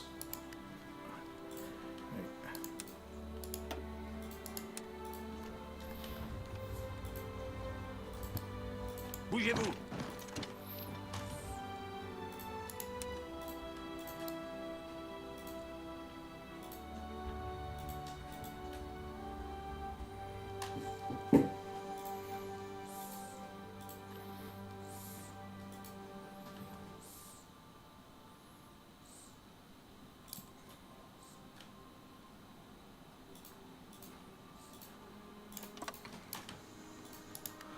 Okay, hopefully that'll be enough.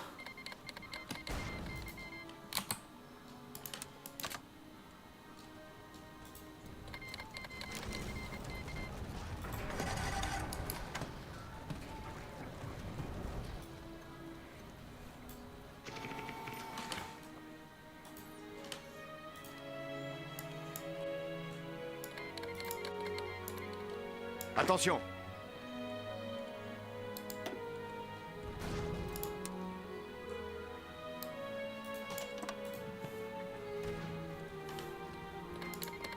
Bougez-vous.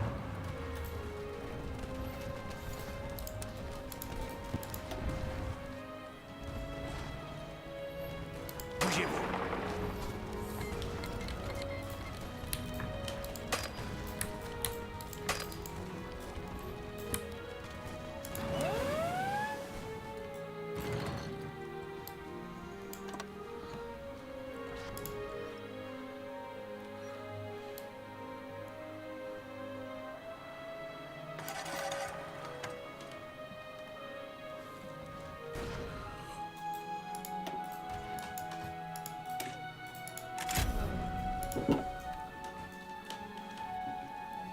Pareil.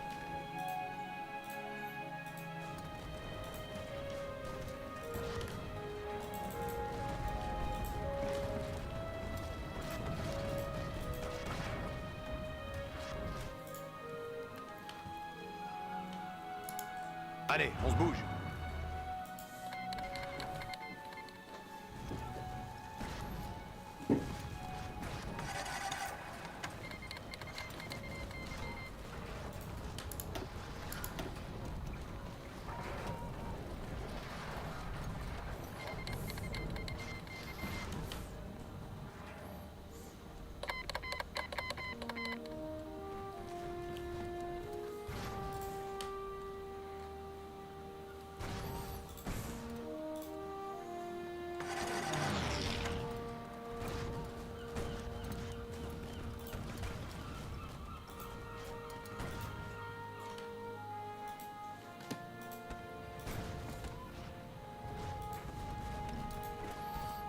Right, okay, with Spain joining the war, what my plan is to get my guys to the front line.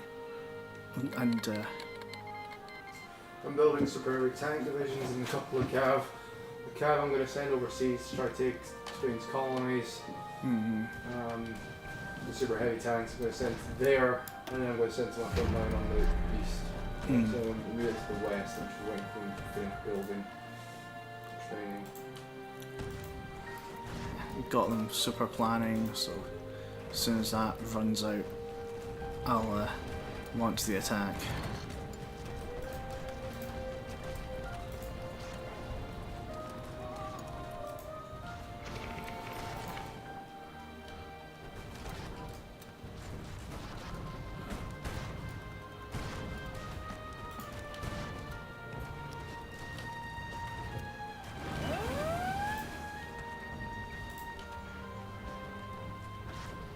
Lost 2 divisions in that retreat.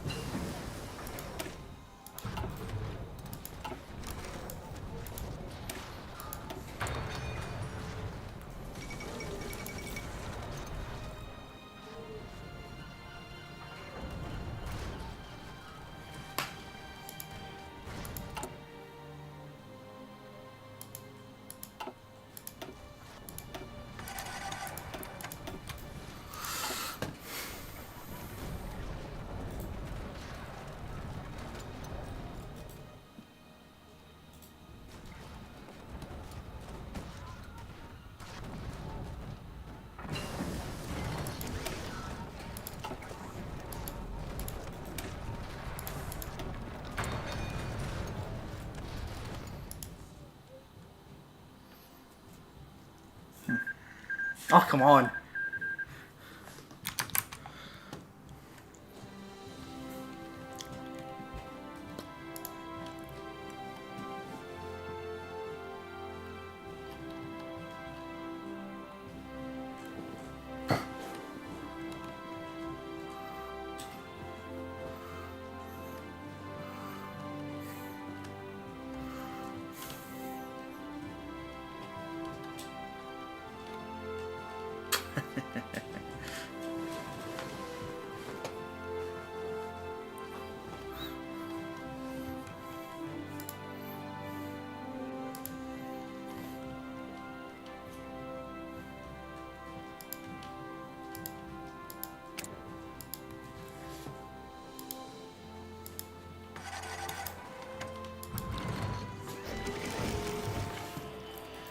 Right, okay. Hopefully it won't desync then next time. Right.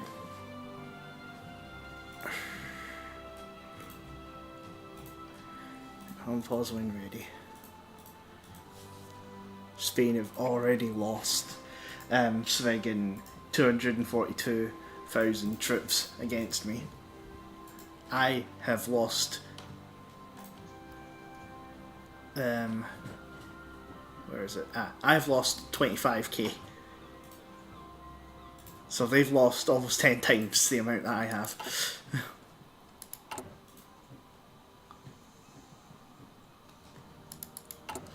Yeah, unpause when you're ready.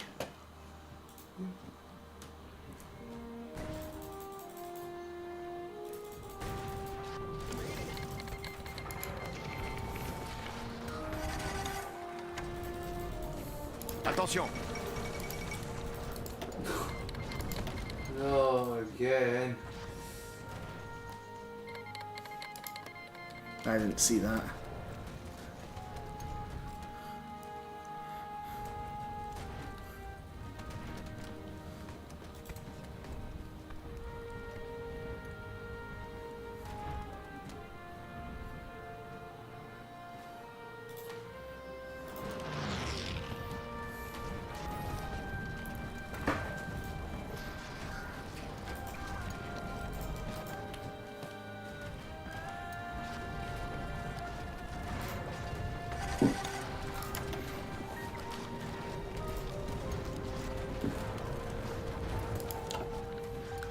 Paré.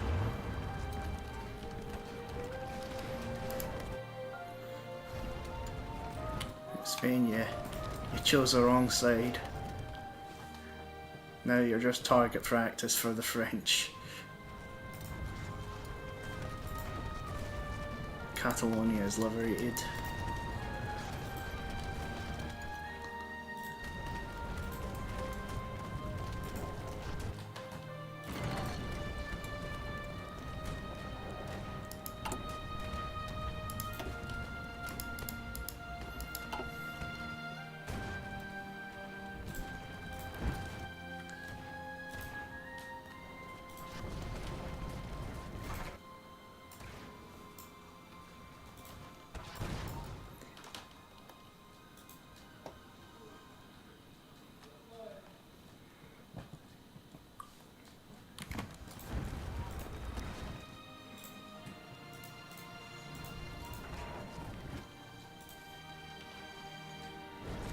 Gardez vos rangs.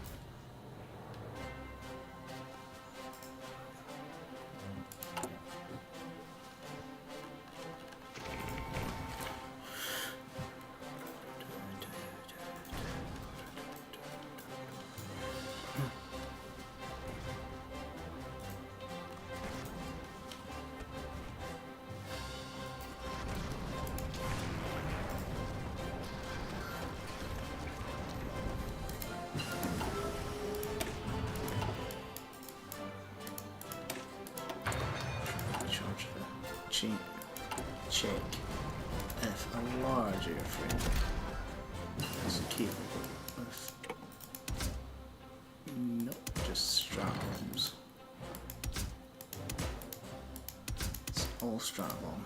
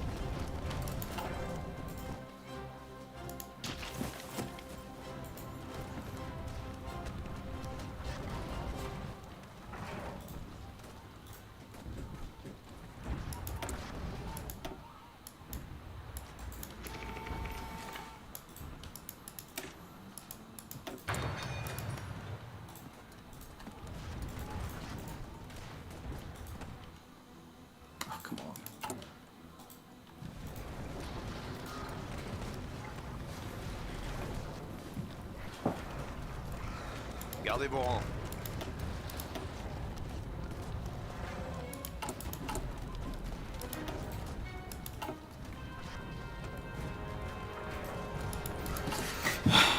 Supply problems. Again.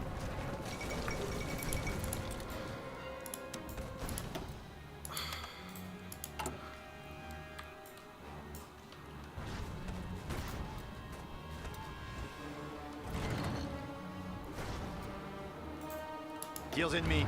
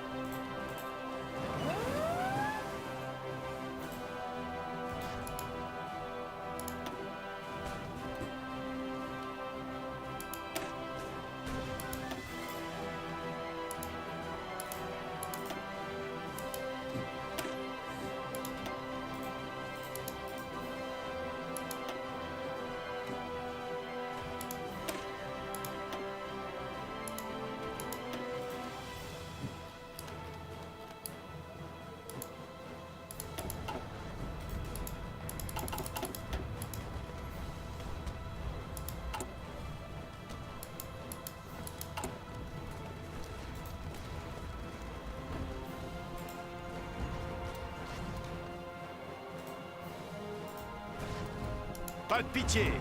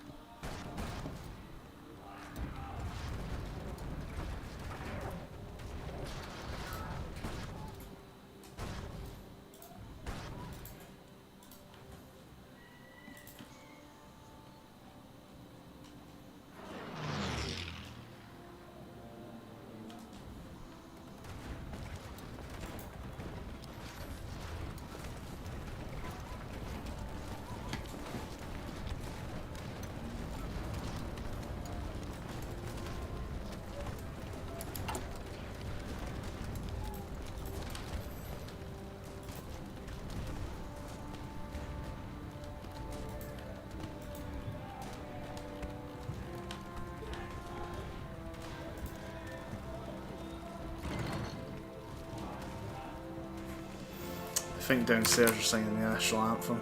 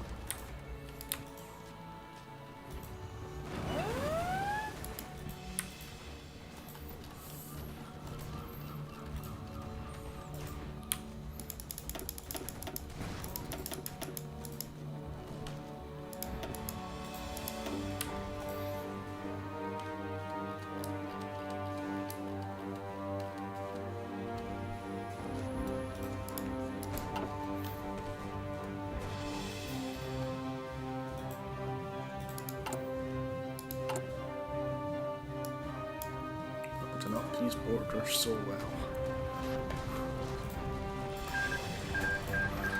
So well it crashes the snagging game again.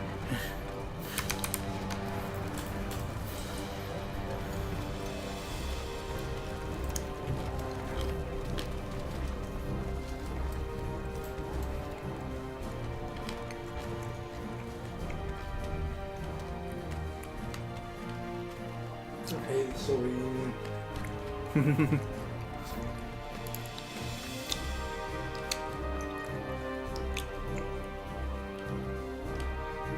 Yeah.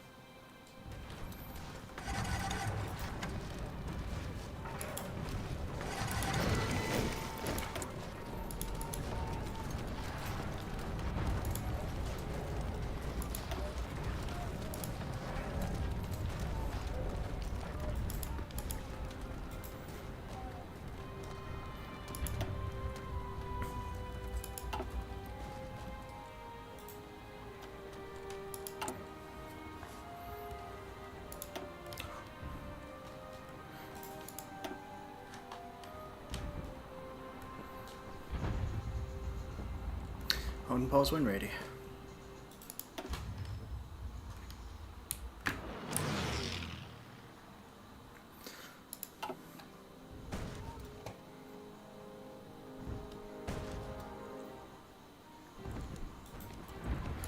Gardez vos rangs. Attention.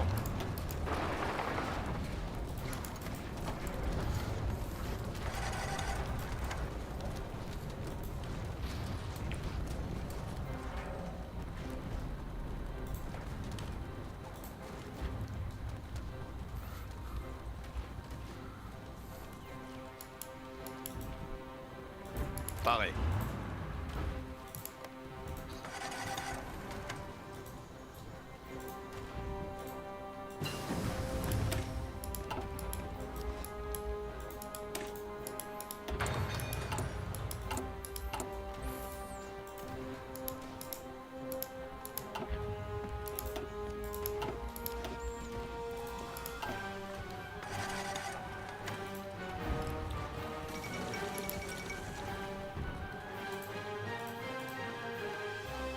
Gardez vos rangs.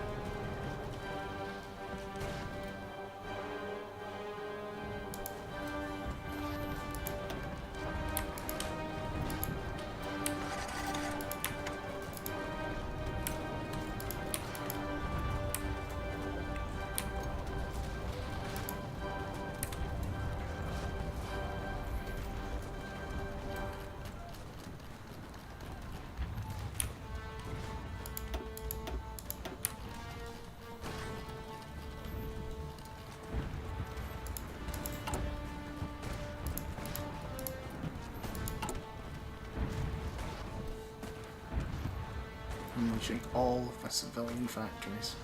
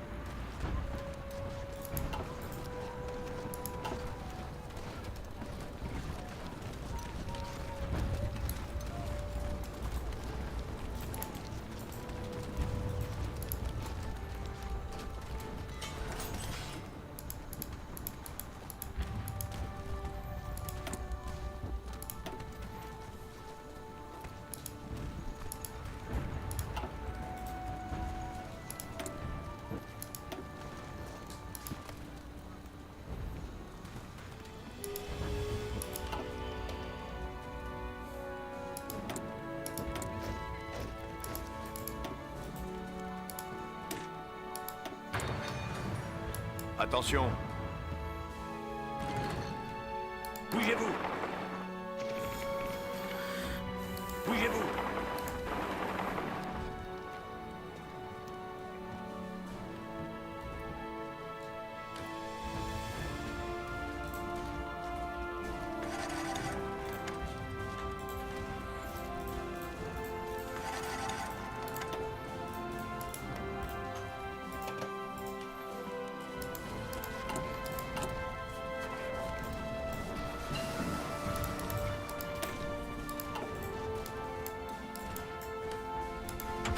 Really isn't much left to research. No.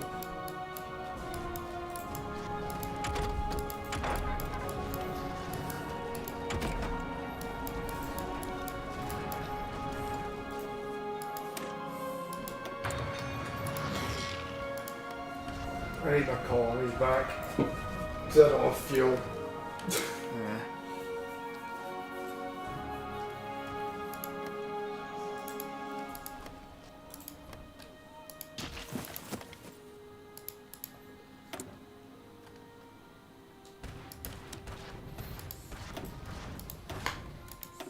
Jesus Christ.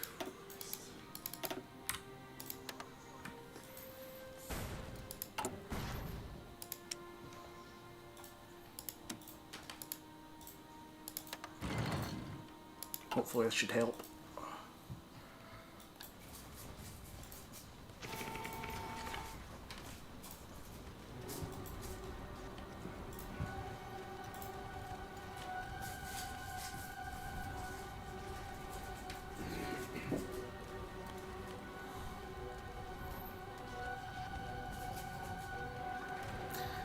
I think I've sent you a lend-lease off fuel. There we go.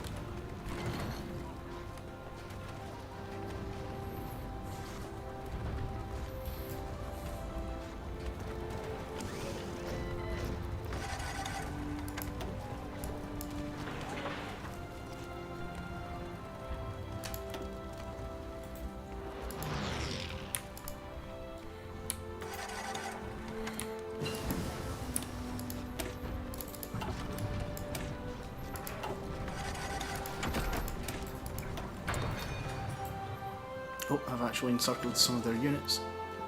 Not much, but some. Oh. Mostly because you were helping me.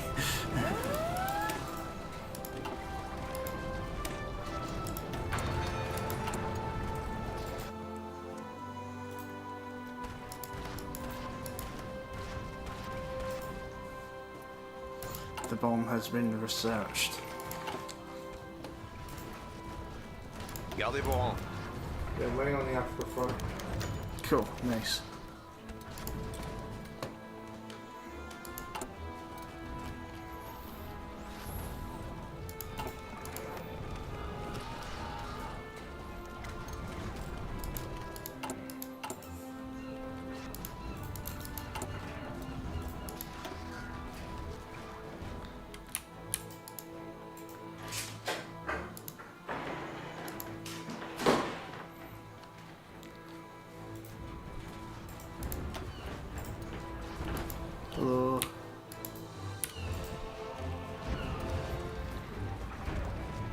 penguin.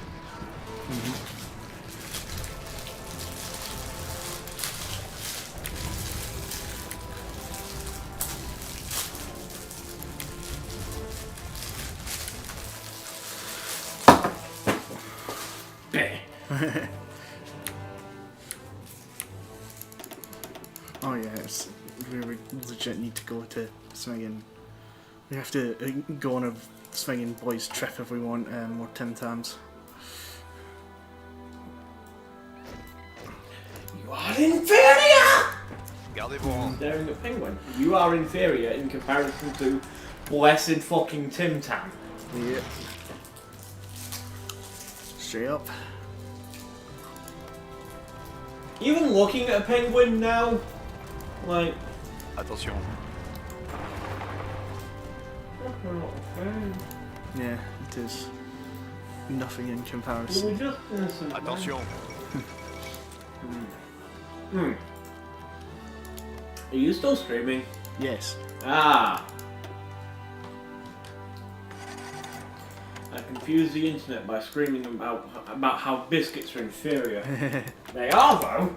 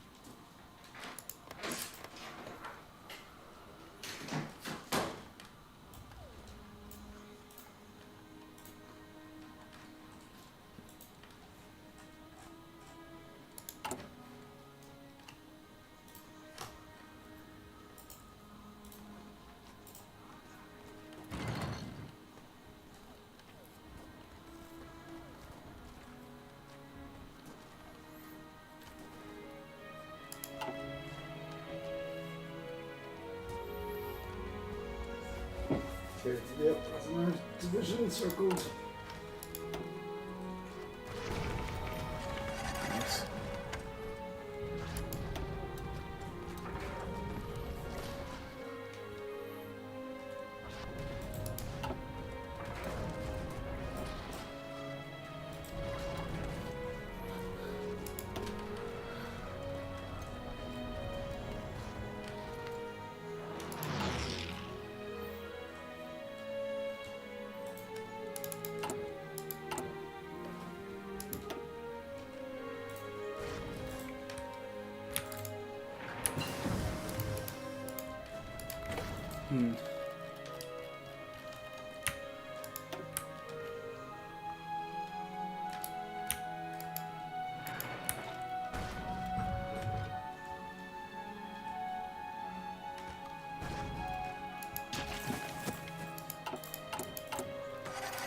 So I need better coverage over the entire area. Pareil.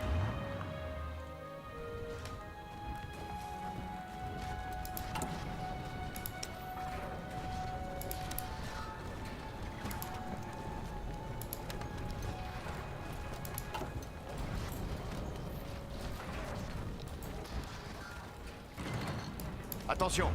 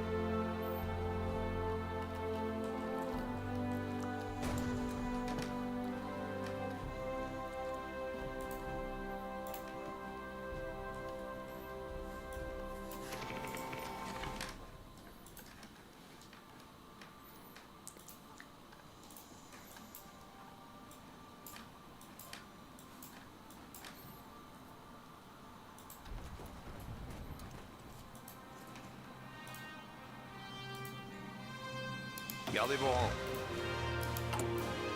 Oh, just waiting for my things to train up.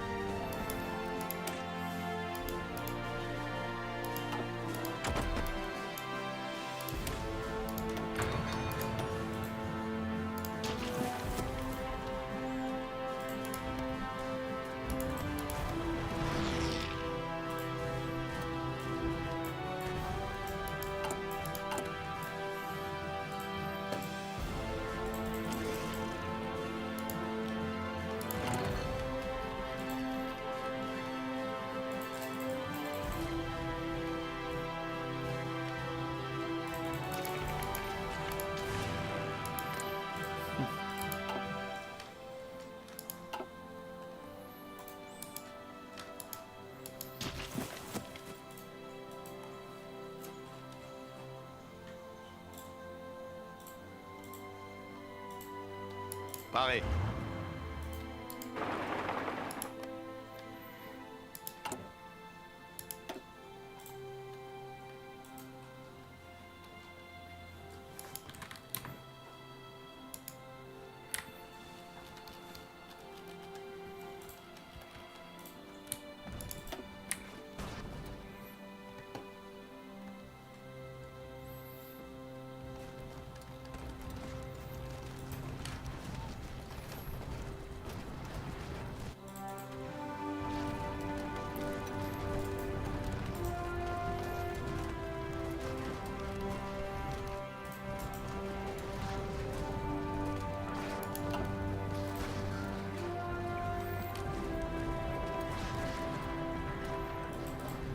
Paré.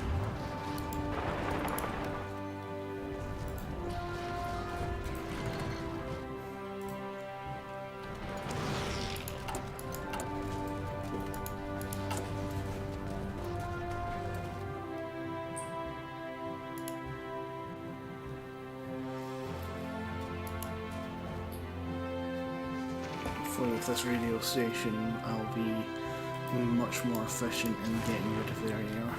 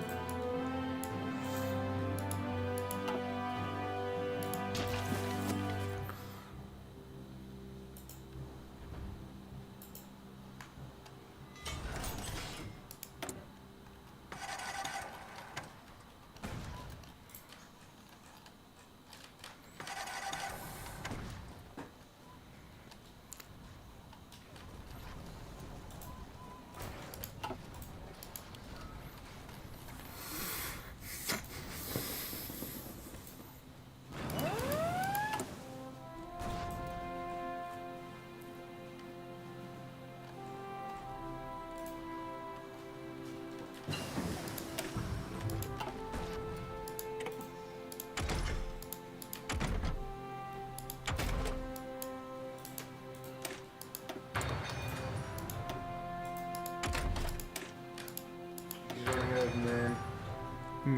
Spain. Yeah, I'd hope so with my 3-to-1 KD.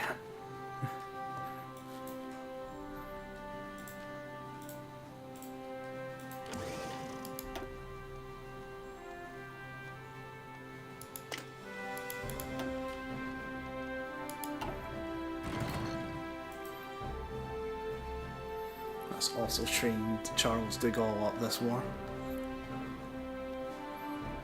It'll be very good when I have to turn around and fight Germany. Attention.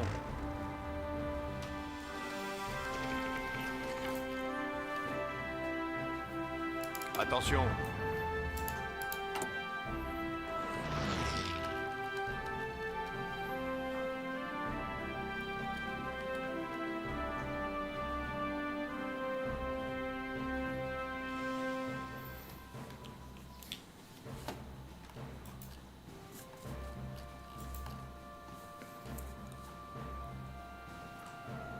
Attention.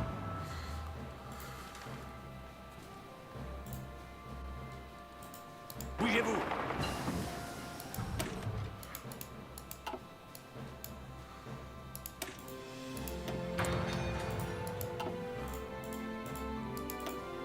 Attention.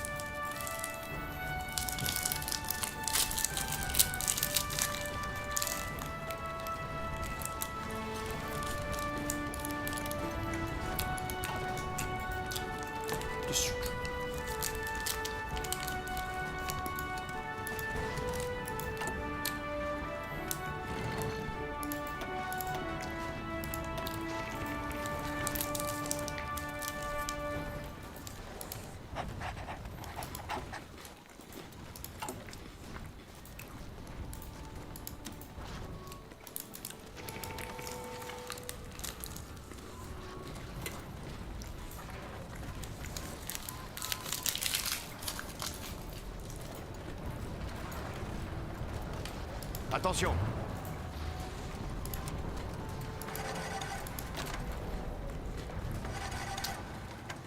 Bougez-vous.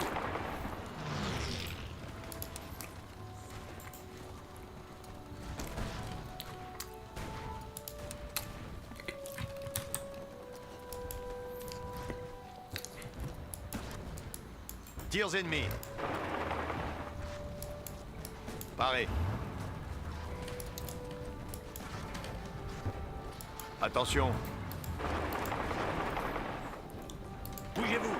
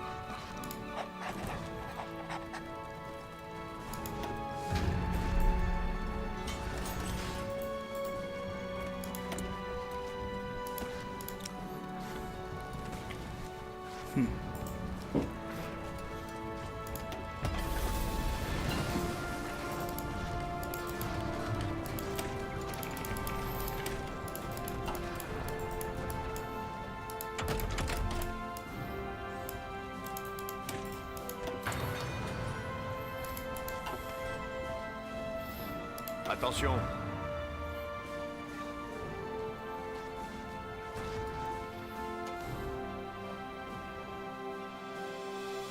Oh, nice encirclement.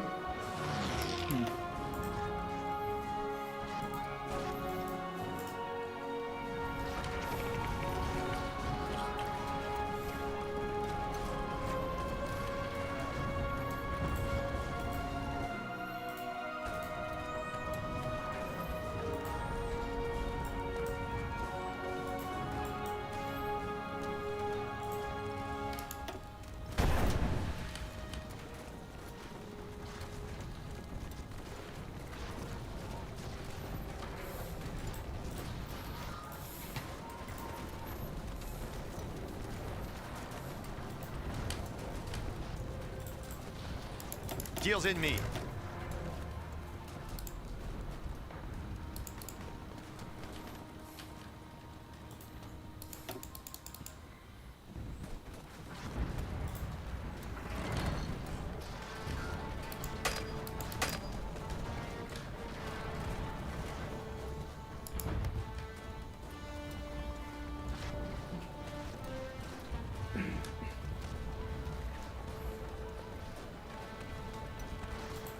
Tirs ennemis.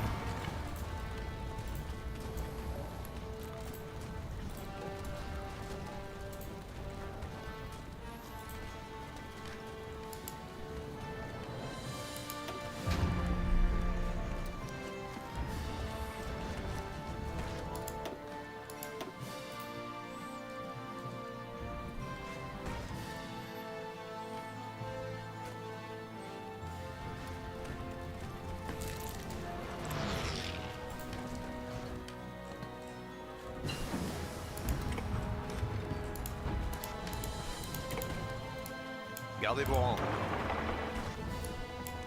Bougez-vous.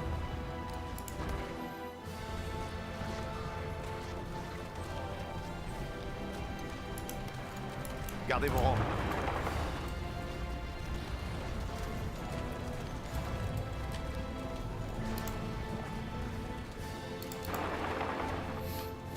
Bougez-vous.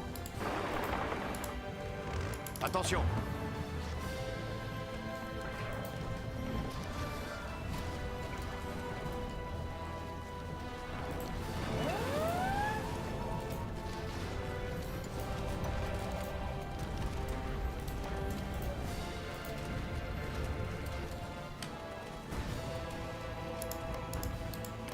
Attention. Allez, allez, allez! Attention.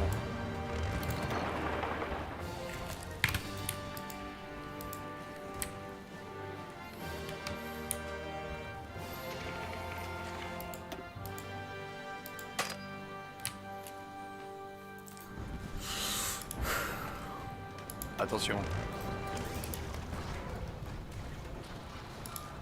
Allez.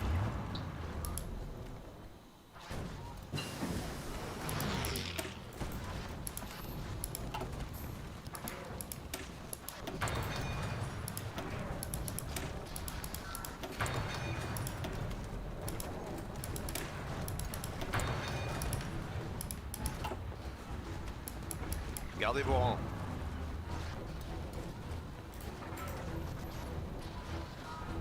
Bougez-vous.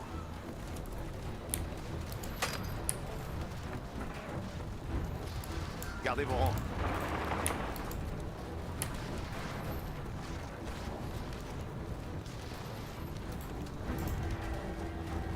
Attention.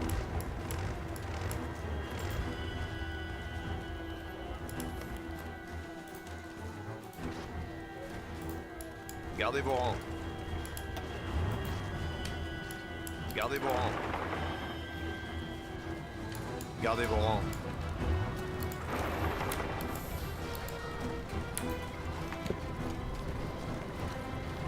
Attention.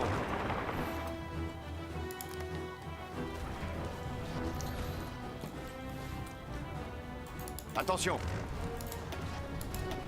Attention. Pareil. Bougez-vous. There we go. Gardez vos rangs. Bougez-vous.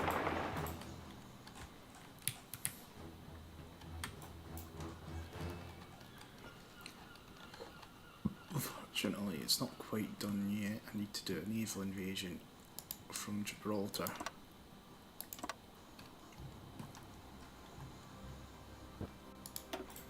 Gardez vos rangs. Bougez-vous.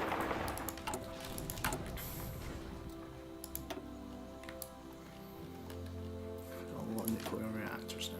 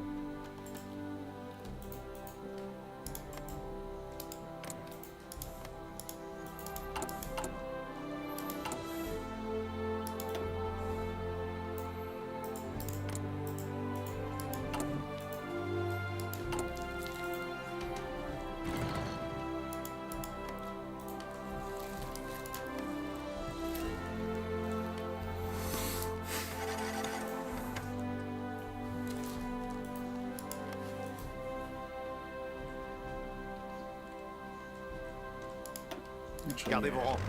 don't need to do a naval invasion. I can just just land in thingy instead. Gardez vos rangs.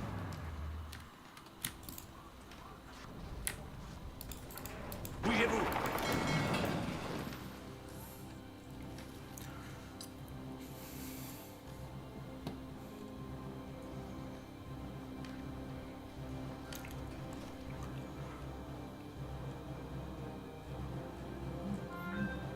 Gardez vos rangs.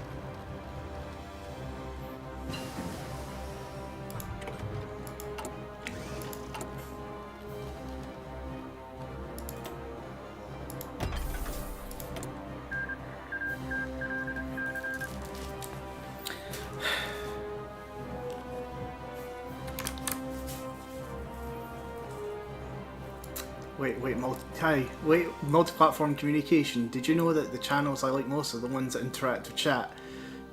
Yeah, I also like the ones that interact with chat. Sorry, I wasn't looking because, yeah, I've forgotten my phone in the other room, so I can't check it immediately. How's the United States fucking out of the war? I don't think so. I think that's why we've been, you know, in such a swinging rut for most of this game. Because I'm still buying stuff off them, but they've said nothing to protect the things that they're buying from. Pareil.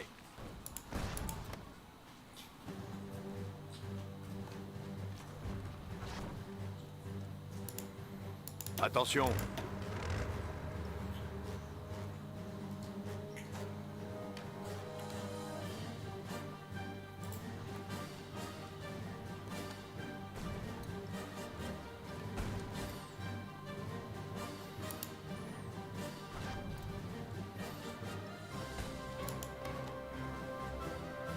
Attention.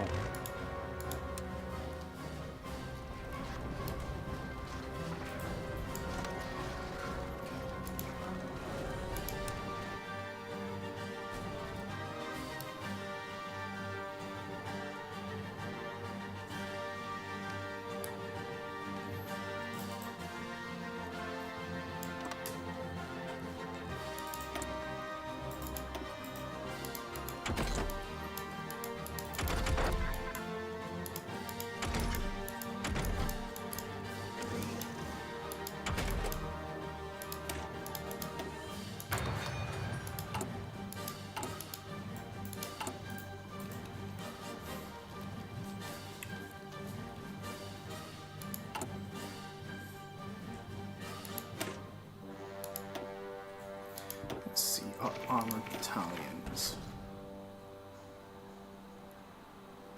Nah. Not quite yet.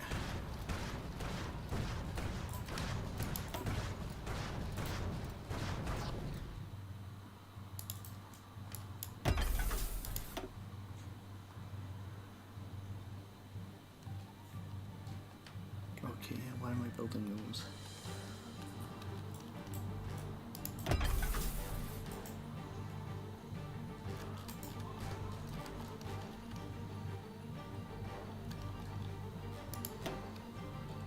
Yeah, these are meant to be trains.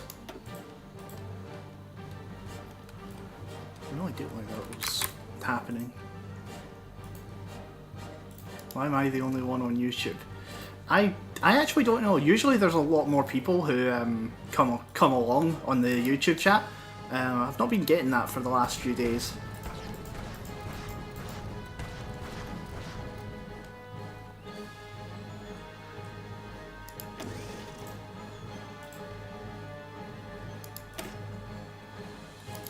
Even the Twitch guys were only really here for a little. They were only chatting for a little bit. Usually YouTube is the main bit where I get any kind of chat going, but it hasn't really been the case today.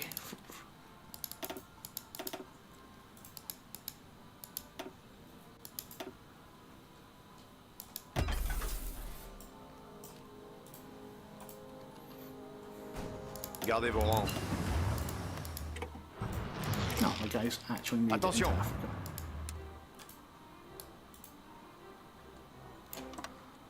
Well, I guess it's time to retake Africa.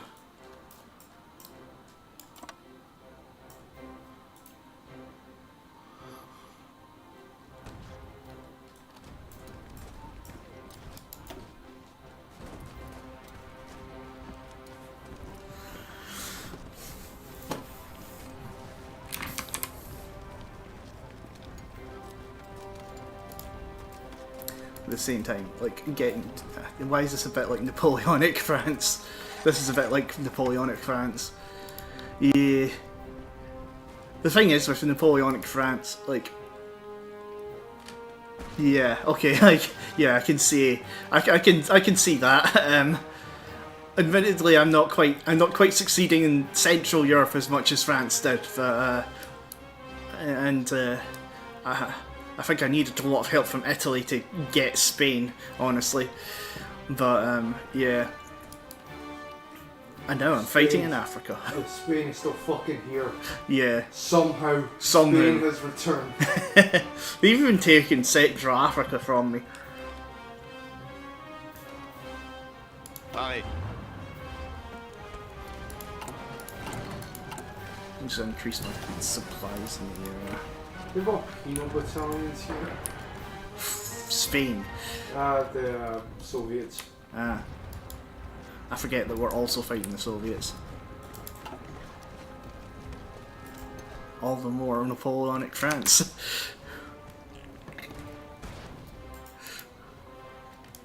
The only ones I'm not fighting are Britain. Britain are actually on our side.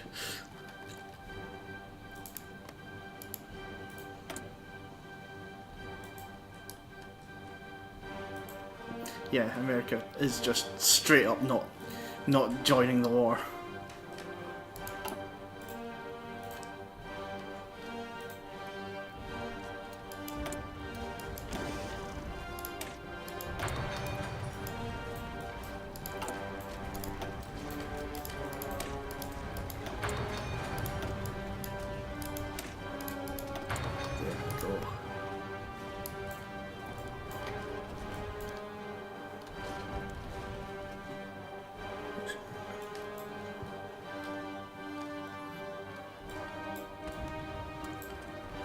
You guys have the attack power, they do not have the supply.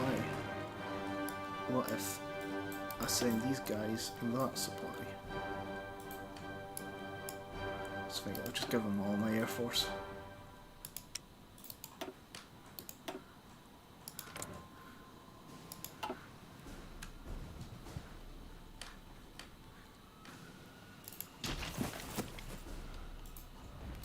Hopefully that'll supply them a bit. It really isn't, but getting supply in Africa is making impossible. Here.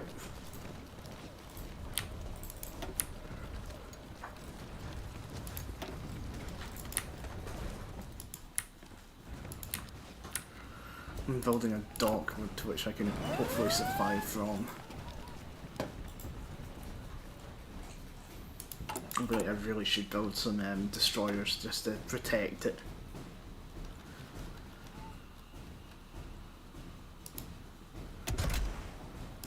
Early destroyer.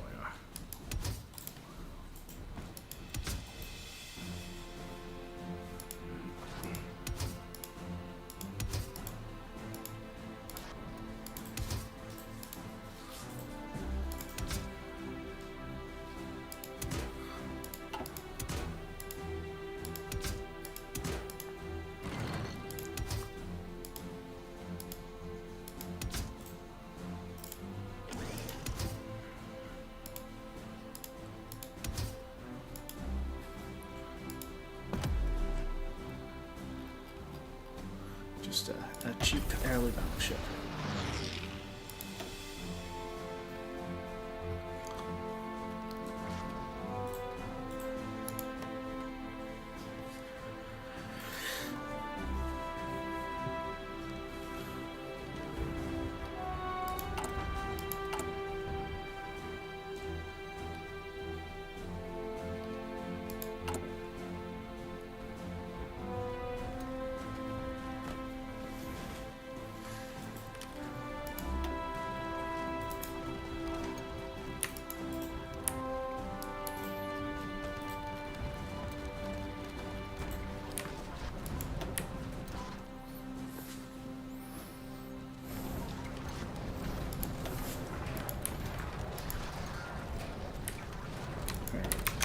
supplying increase.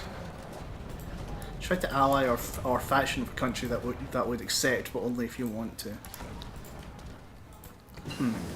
The thing is, that half of me is in a lot of these games. I always find the AI to be terrible allies, but somehow also really bad enemies.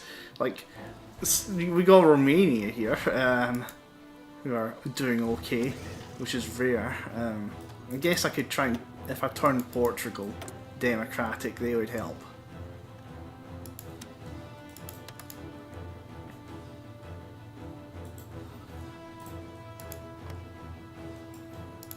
I'll also promote democracy in Turkey, because I think eventually they're going to be declared war on by the Soviet Union, and that's going to be a part where we'll need.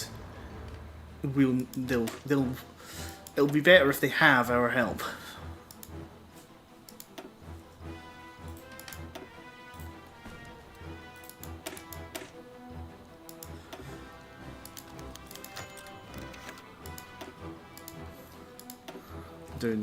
Using all of the medals just to be like, hey, you can use less fuel now.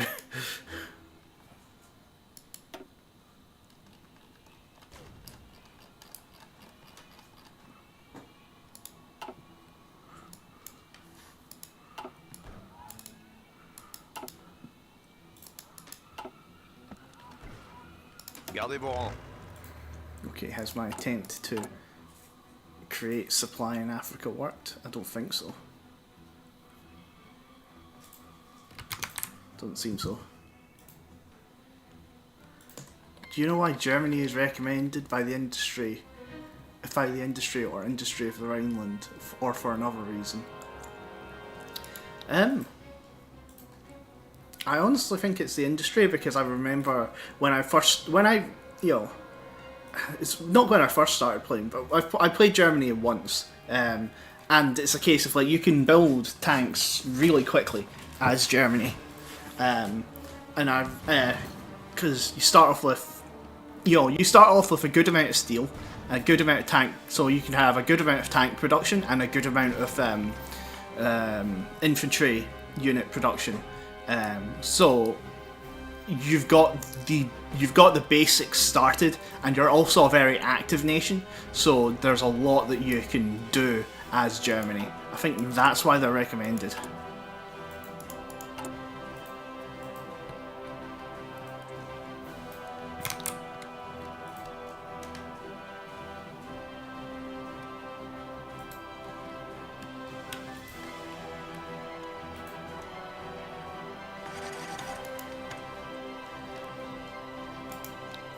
I think that's what you're asking, Elise.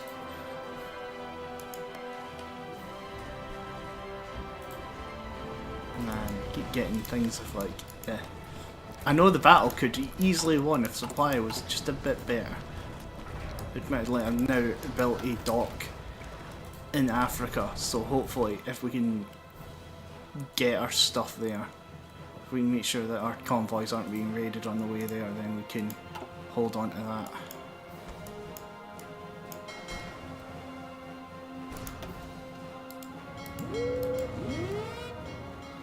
Nice got envoys.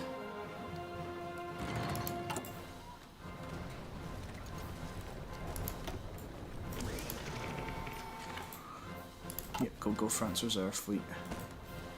Is it dead already? Don't know.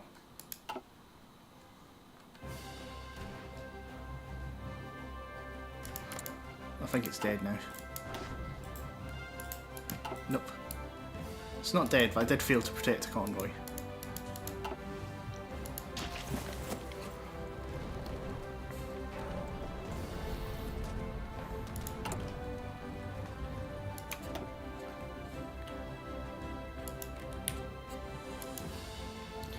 Right, okay, I can use that to upgrade the supply network up here.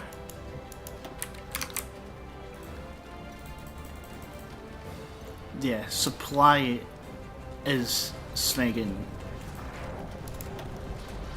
who you win this game, I think.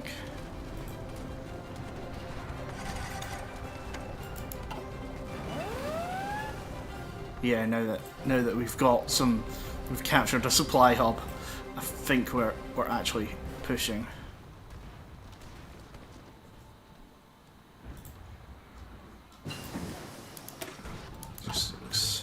I don't know why I'm researching these. I'm not actually going to use them, even if it would be useful to have a logistics division.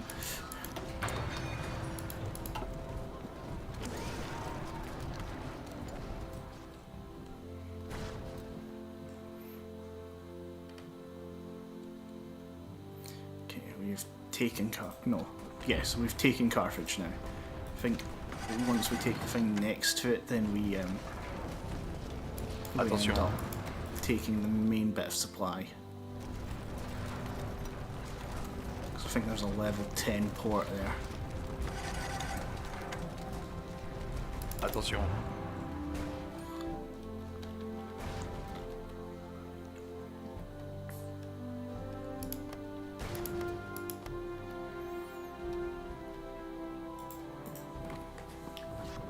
Now I'll leave it running. I'll drop them when the time is right.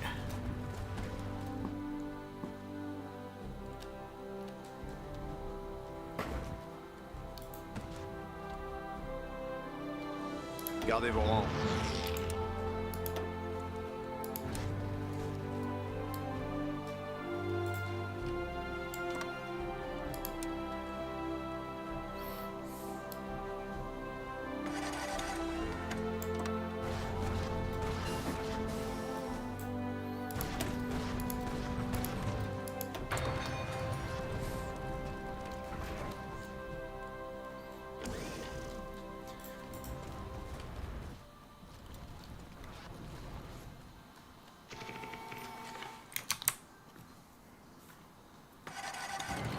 How to Chile and HOI4.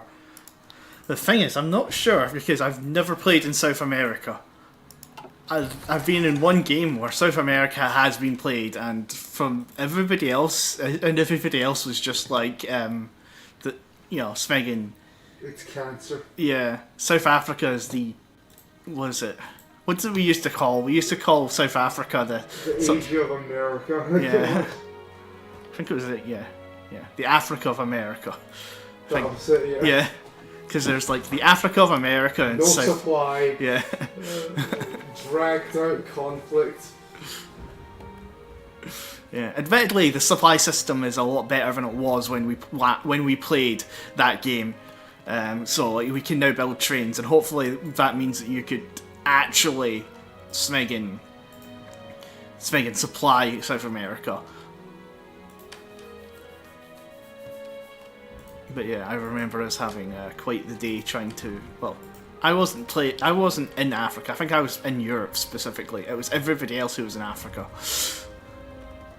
Not Africa, America.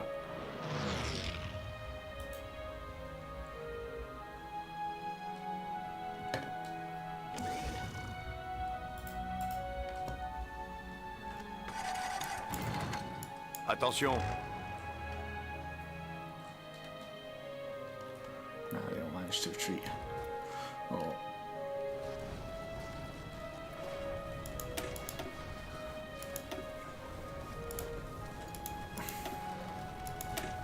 And you use less fuel.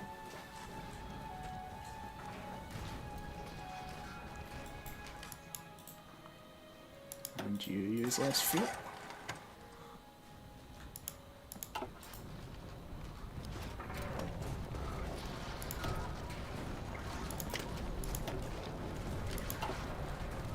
Probably should have given them pure tank. Oh well.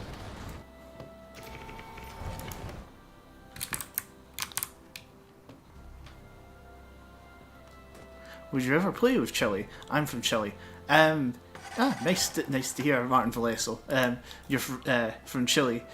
Svegan, I might actually. Like, the thing is, when I think of playing as Chile, I think of playing it in Victoria 2 rather than Hearts of Iron 4. Victoria 2 is a very good game to play Chile as. When it's Hearts of Iron 4, I need to actually see. I would actually need to see their tech tree and figure out exactly what I would need to do in order to, because that's the default tech tree, so I would legit have to go down either having to unite all of South Africa and some South America. I keep calling it Africa because Megan said it would play and it wouldn't. Yeah.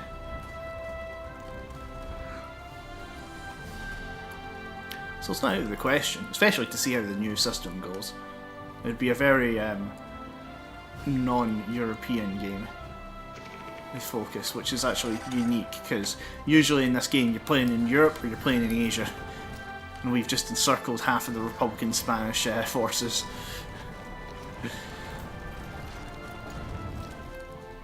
Why I like Cav.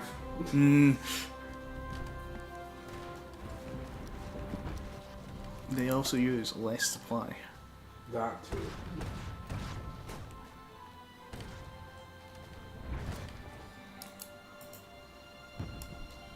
Pareil. Attention. Continue l'attaque. Allez, allez, allez. Wow. There we go. On to the rest of them. I didn't even lose 1 million men to Spain and they've lost 1 million to me.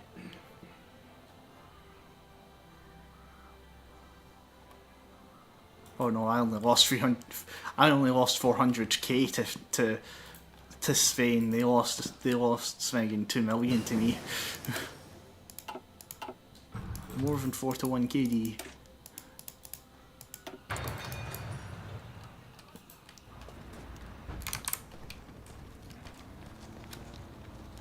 I'm Chilean, have autism, and use an English translator to write.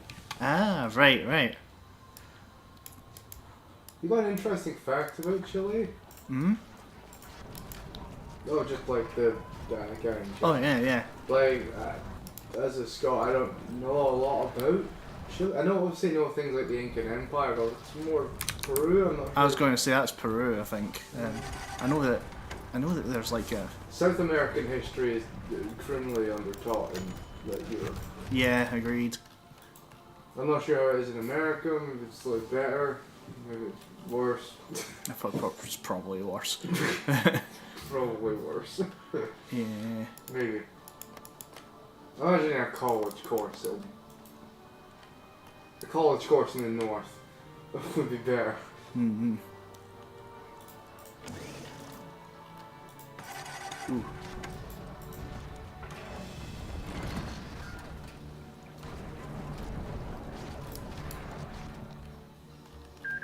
Oh, come on. Yeah, apologies, that keeps happening. If you had to choose between Panzer and Brigade Colonial, which would you choose? I usually choose Panzer because I like to specifically have defensive units and offensive units completely separately. Like I've got like a lot of cav right now that are specifically built to hold the line, where it's just 4 cavalry. I should really upgrade them to trucks, but I don't know if I have enough trucks. They just have defences and artillery.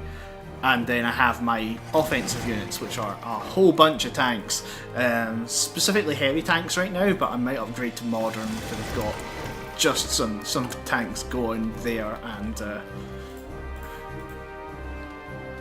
yeah, that is going. Here's my logistics for heavy tanks actually. And there is a deficit there, so let's increase to modern tanks.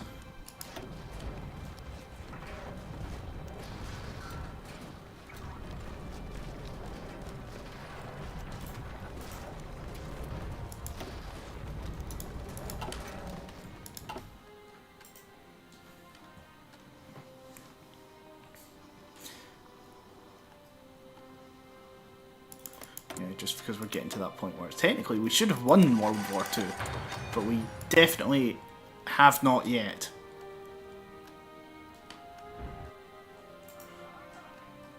Attention. That being said, I do have nuclear bombs in the waiting. I know where you could drop one. Dalmatia. Dalmatia. Right.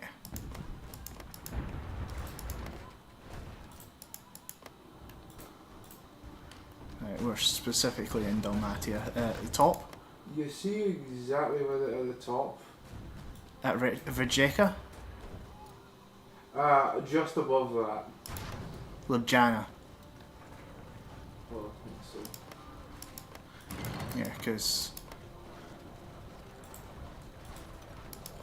either way, are you pushing into that area right now? I'm pushing into Hill Province and Dalmatia.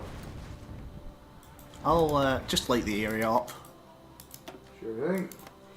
Unless I just want to see if I can.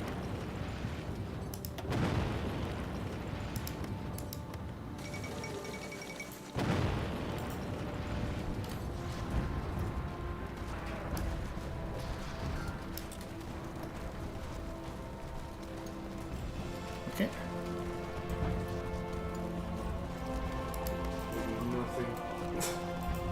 Did I hate nothing. nukes. They're actually shit. Like, as far as I'm concerned, they should take out the entire infrastructure of the thing. And kill a portion of the troops there. The fact they don't. Oh, just to fit the organization. I'm like, Jesus Christ. Paradox, come on. It's a fucking nuke.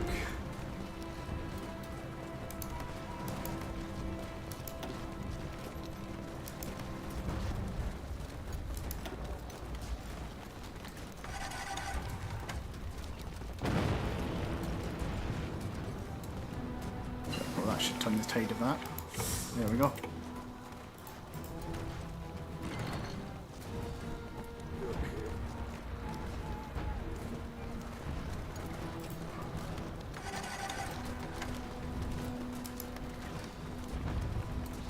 Actually, I have quite a lot of nuclear reactors, so that'll work.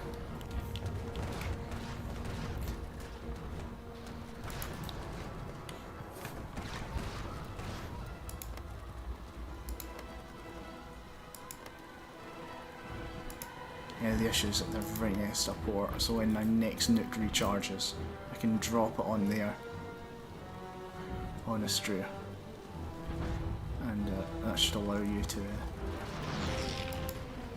the thing. Unfortunately, I've got no idea when the next nuke recharges because the the button thingy for timing is in the way.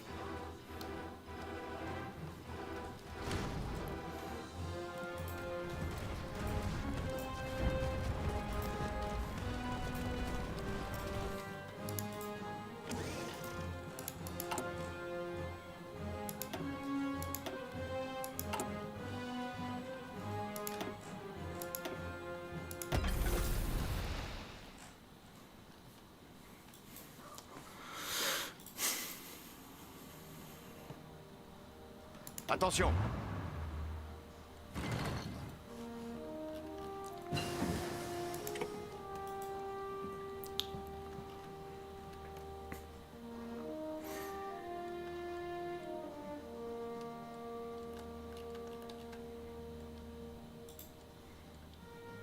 At the very least, North Africa is ours now. Shit, lost that. Fucking hell, that's 7 war sport. At 12%.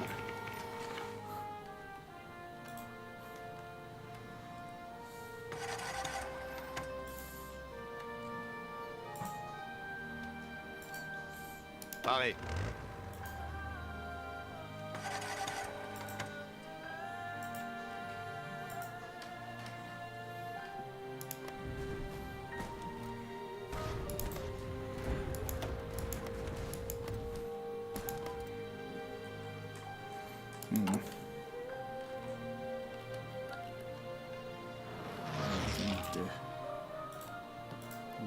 I think.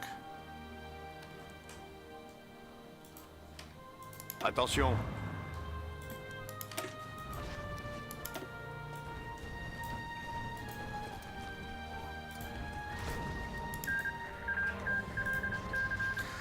You know what? Think that's me. Okay, that is fair. Well, I hope you guys have enjoyed this game of Hearts of Iron 4. We're sorry it went tits. Yeah, probably wasn't the most entertaining stream, unfortunately, because So tomorrow we will be playing as either the Aztecs or the Australasians. yeah. Oh, yeah. Martin Veloso, I have autism. Do you know I have autism is positive bad? Is it good or bad to have autism? Sorry, it's neutral. yeah, it's neutral. As someone who's sort of like kind of on the spectrum, there's dyspraxia. It's not quite autistic, but you know you're a bit weird. Like it's just who you are, you know. Yeah. It's folk use the term neurodivergent, and by that it's very much a case that you just think differently. Yeah, that. Like that's it. You know. it's one of those things of like, you know, It's not a superpower. It's not like a massive problem. It's just you act differently. Things matter differently for you. You're not a big fan of social situationship because let's be honest, we all sort of see through that bullshit for what it is. Bullshit. Yeah, that. Yeah, it really is just one, how it affects you, and two, how you react to it. If you are able, sometimes it can have a pretty severe effect on you. Sometimes it's something that if you work around, actually, it actually can benefit you in certain ways. It legit just depends on how severe it is and how you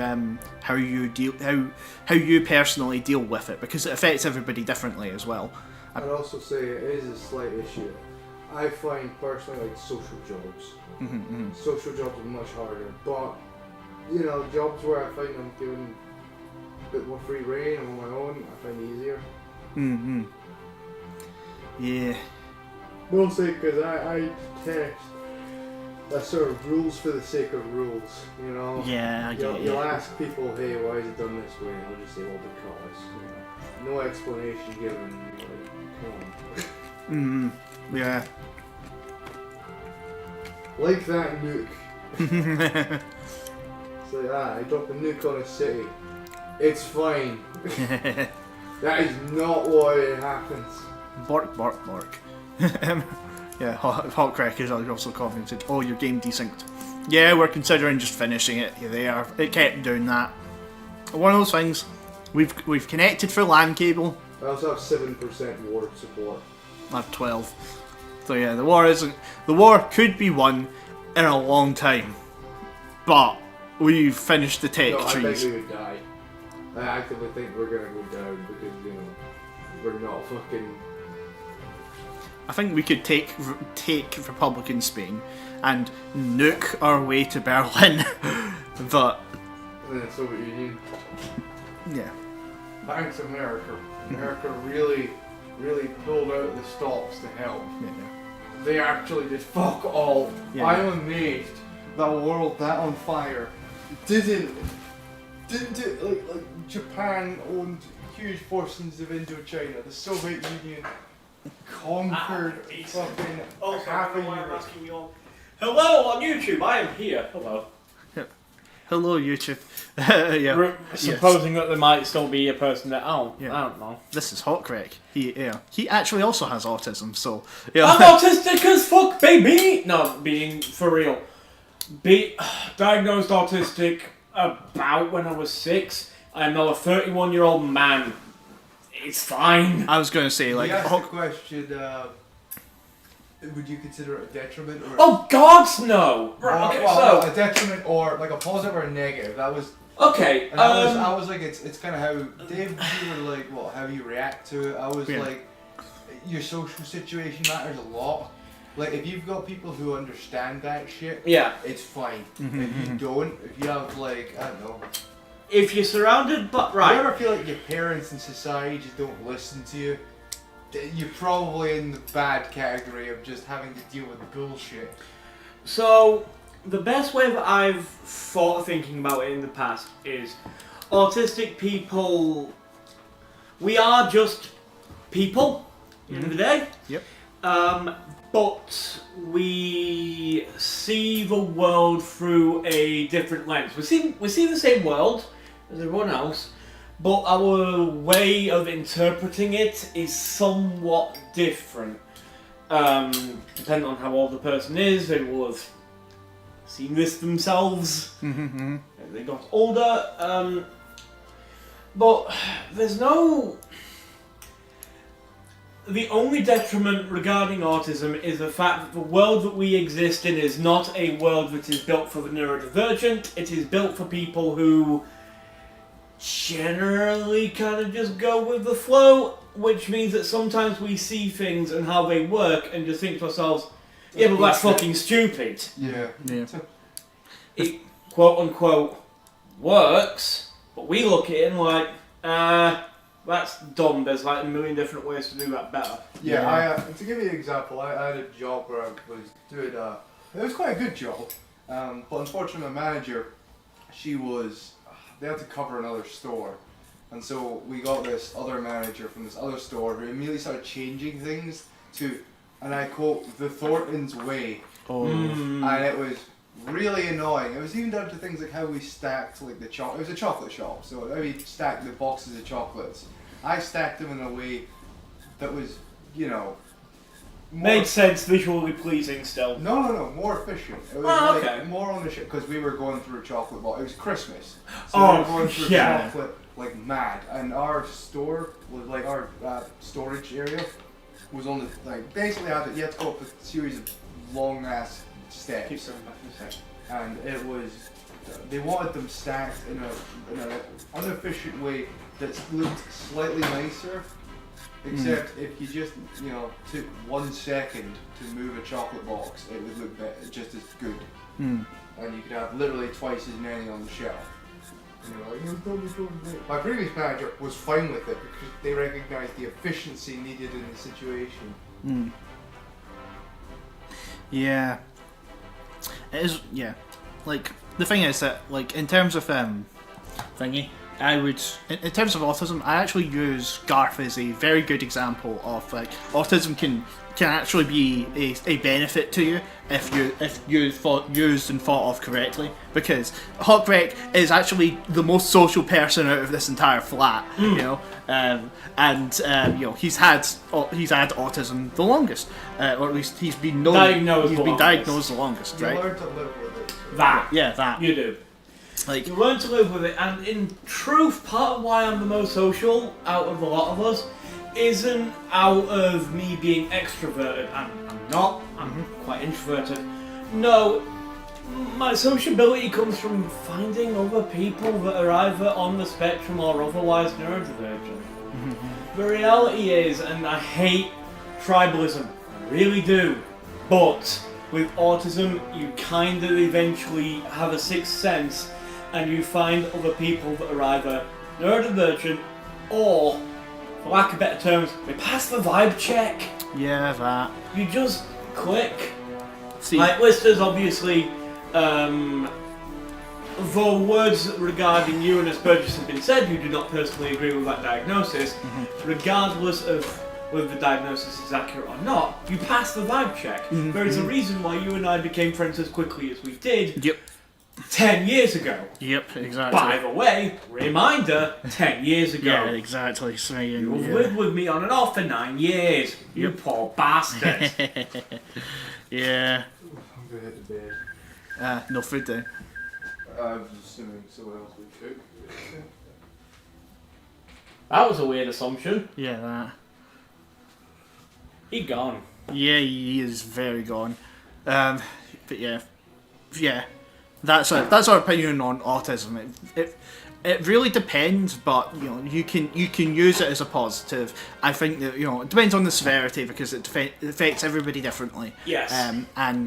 So it's legit. Just once you find, I would often say this also applies to people who aren't autistic, right? Once you find your tribe, everything will start to make sense. That. Especially if you've got autism, because it's a case of your tribe will understand that. Yeah, more than anything. I remember growing up in Swigan school, and there was you know, without that, then I came to university, and yeah, no, I found the tribe, you know, and that really helped. It helped all of us, honestly. Yeah, like, I'm autistic and dealing with long term, and I mean, again, half my life at this point, I've been dealing with depression. But it's very much a case of, so are most of my friends. We very much a case of you find the people that understand you and what you're going through, and you just develop a very strong bond of camaraderie. Because I can talk to literally any of my friends, either the ones in England or the ones that I've got up here, and they'll just be like, yeah man, I get it, shit sucks, I want to talk about it. 10 minutes later, we're laughing. Because we have our own coping mechanisms. Our coping mechanisms sometimes can seem weird. I mean, obviously, for me, for example, I live by the idiom of laugh at the darkness lest it consume you.